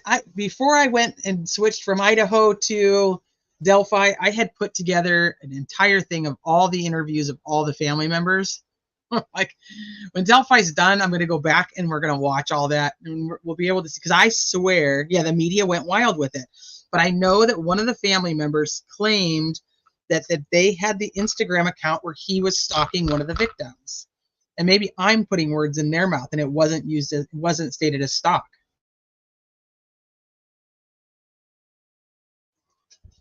Right, we investigated him for stalking, basically. And this warrant is not signed by Judge, though. This none of those warrants back then were. That Judge wasn't the judge then. So I mean, I can see that he doesn't have a great memory of exactly what's said in each of these. Wasn't this the female judge? Now I can't even remember her name. That signed all the warrants. What was her name? he was painted as an incel stalker. Absolutely. Absolutely.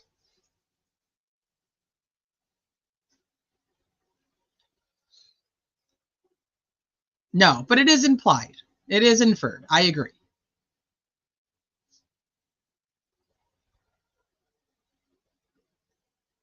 Yeah, but I can only go with my own self on this, and I'm telling you, I was live on Instagram, and we were physically watching the fake accounts popping up as it was happening. And the original accounts that I had looked at right before that live, he was not following anybody. But I mean, maybe there was another account. I don't know. So I've always just kind of been like, okay, I'm going to wait till trial on that, because I just never really fallen into he was like following the girls on social media. He got the search warrant to see if he was stalking them. And then he proceeds in the next paragraph to say that he pinged on the phone, or his phone pinged 12 times in that area, late night, early mornings. I agree with you. You don't have to convince me. I get it.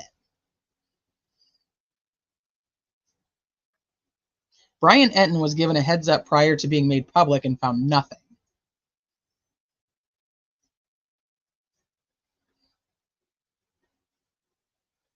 Yep.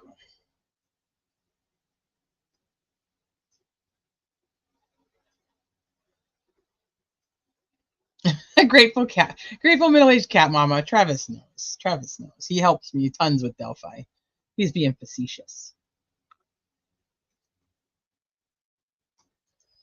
Okay. And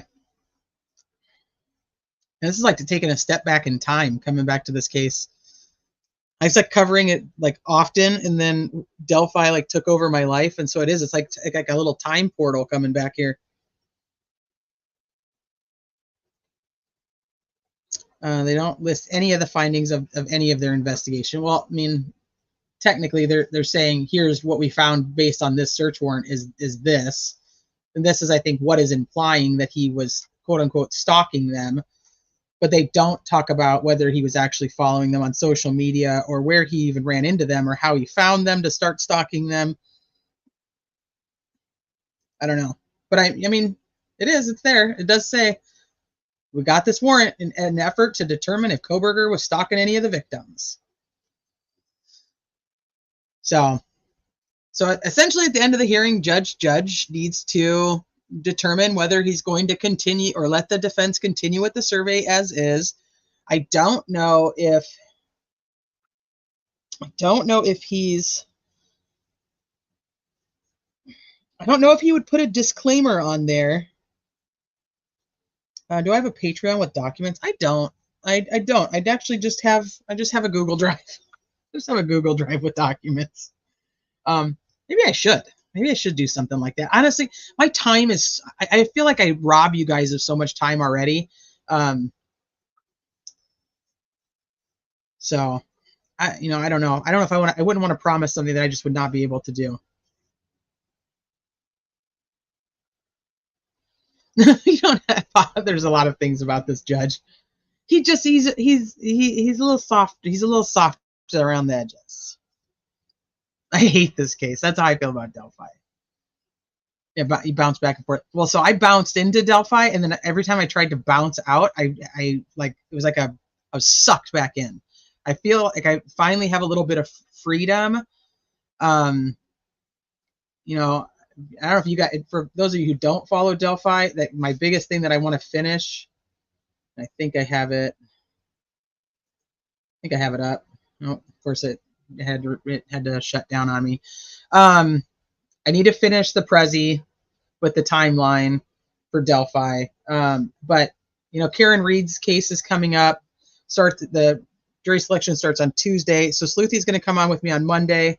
We're going to go through, like I said, the timeline on anything Karen Reed, just so that we're completely up to par, because that's another case like I followed and I try to keep up on. I followed it, try to keep up on it.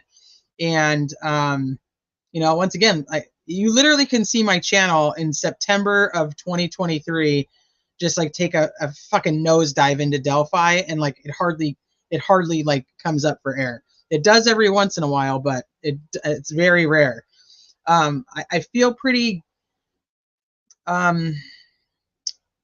secure, I would say. I have two very strong working theories for Delphi that I feel pretty confident that one of them is right.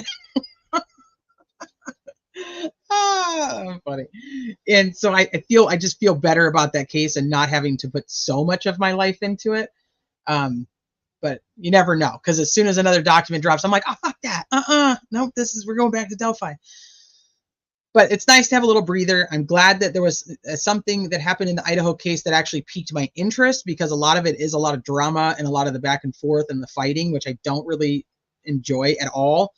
But I thought that hearing was important no matter what case you cover, because it's something that is important in the trial system, which is what I enjoy, is watching, like listening to trials, learning about, trials and so on and so forth. So we have, like I said, we have Karen Reed that's coming up.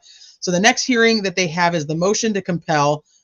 Ann Taylor is just on Bill Thompson, like, come on, give me all the things. And he's just like, I don't have this and I don't have that.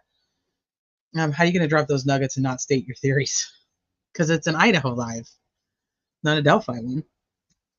But so May 13th May 14th. May 13th is jury selection for Delphi. May 14th is the motion to compel from the defense. And then June 27th is the motion for change of venue. And they're talking trial date right now in 2025. So it is what it is. I think Idaho was half a dozen death penalty cases in the last decade, maybe last 2 decades. Don't think they're going to be many prosecutors, defense lawyers, or judges who have had a real life. Yeah, it's true. Oh, thank you, Scott. I love my Delphi lives. I think this PCA was written specifically to sway the narrative. I will say most PCAs are written to sway the narrative because they need a judge to sign them. Now, you have to. The only thing is the information factual? Because if the information's factual, it doesn't matter if it's written to sway the narrative, if that makes sense. I don't mean all the little caveat words. I mean the actual solid information, the solid evidence that's put into there. If that's factual, the little nuances aren't as necessary. Now, if you start coming up with the fact that they're not factual, like the attorney at the end was implying, and she was like, there's like, what did she call it? She called them untruths, or was that what? I think that's what she called them. Untruths and non-facts.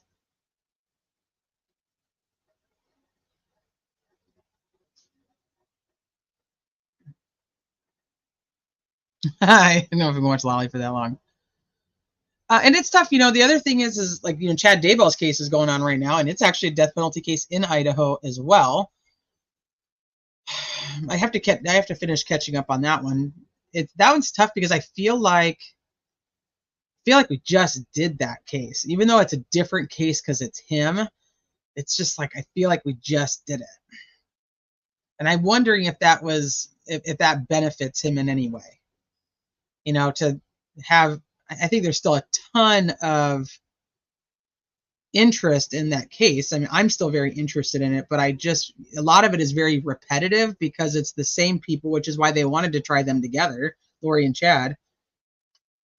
Dips toe in water to test temp in here. It's pretty chill. It's pretty chill in here. I love that the hearing highlighted the implicit bias that all cases have, where one side has their version in the public for years before trial. Exactly. I absolutely agree. So I'm like, it's just good to see how it is in other places, because otherwise I think that we get like tunnel vision on our own case that we're sucked into, and we're like, nah. It's also interesting because a lot of people believe that Richard Allen in Delphi is absolutely innocent because his attorneys are so fiercely defensive of his innocence. And then here we have Brian Koberger's defense attorneys. And if anybody doesn't know, I am more on the side where I think they have the right guy. I'm absolutely respectful of anybody's opinion, whether you think that, whether you don't. I don't care. You're welcome here. I do not believe in pushing my thoughts upon other people. But I think it's interesting to now see somebody that I do think they have the right person, and the attorneys are saying the same type of thing. You know what I mean? Like, they're like, no, like, we firmly believe in his innocence. We firmly believe in it.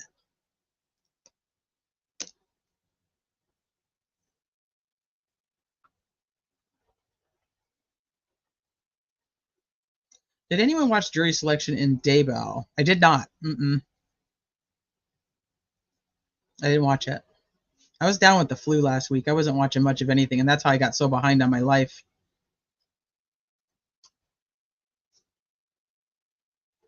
I'm following Chad, but I can't stand his attorney Pryor. Listen, thanks for taking the time to go over it. I wouldn't have watched it otherwise. Well, thanks. I think it's just good to, it's just good info, even if you're Idaho or if you follow another case. I hope they have the right guy, because if not, he makes the 5th victim in this. Yeah, you're right. It's interesting. You're on the fence on both cases. I am more on the fence in Delphi, but than I am on this one. I don't know why. It's just I don't know. It fits for me. Like, and that's what the whole bottom line comes to. Like I can only tell you how my physical, like my being, my reaction, my mental, thought process on cases are for me to kind of have that feeling. And that's why I respect other people's, because it's like whatever's getting you there is getting you to that opinion for whatever reasons you have, So I'm not going to tell you you're wrong when we don't know. And I will always adamantly fight for the fact that both men are actually innocent currently until they're found guilty. And the only time I really argue that whole, until the jury finds you guilty is the Casey Anthony case. Because Casey Anthony's guilty, I don't give a shit what the jury said.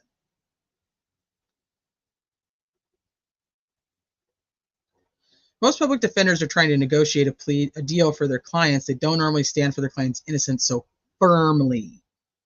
Right, Mags. And then I'll tell you what the counter side of that comes when you have the argument of, well, it's a high profile case and the attorneys are going to get famous and they're going to have book deals and they're going to have interviews and they're going to get paid. That's what I hear constantly on the Delphi case. That the only reason they say he's innocent is because that's what they're going to go. That's what they're going to say. That's what I get all the time. I don't really mean that. She could absolutely believe he's innocent, and obviously she knows more than I do.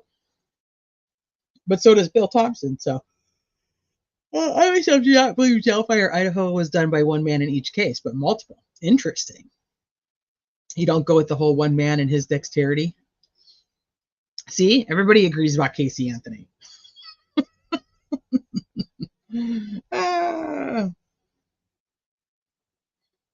All right, you guys. They whittled it down to 50, then delved in a Daybell jury. Most public defender. No, I was right that one. All right, I'm gonna wrap it up. I'm gonna get rid of this. Let's take this down. Thank you guys. 5 hours on a Saturday night for a almost 3-hour hearing. It means we definitely had some commentary.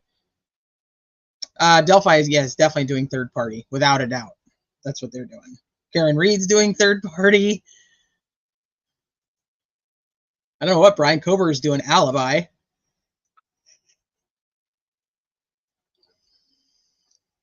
So, but I appreciate you guys hanging out with me on a Saturday night. Like I said, I know that you guys have thousands of other places you could be, and yet you guys choose to spend your time here with me. I can't even express to you how much I appreciate that. Otherwise, I'd just be here talking to myself and Travis. That's probably about it. That's all there is. But so Monday, if you guys, alibis next week. Did they say that? They didn't actually say that, did they, CH, when he has to have that? Is it next week? I don't think they talked about it. But Monday, we're going to go over all things Karen Reed. So hopefully we see you guys then. If you don't know anything about Karen Reed's case, come in, because we're going to go from start to finish and get you ready for trial on Tuesday. So, but I appreciate you guys being here. Go enjoy the rest of your Saturday / now Sunday. depending on where you are. Enjoy your weekend, and we will see you Monday. Bye. Do you dare to follow me down? Head into the unknown.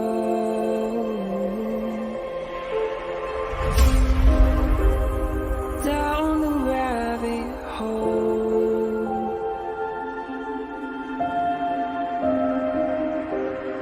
Where it stops, no one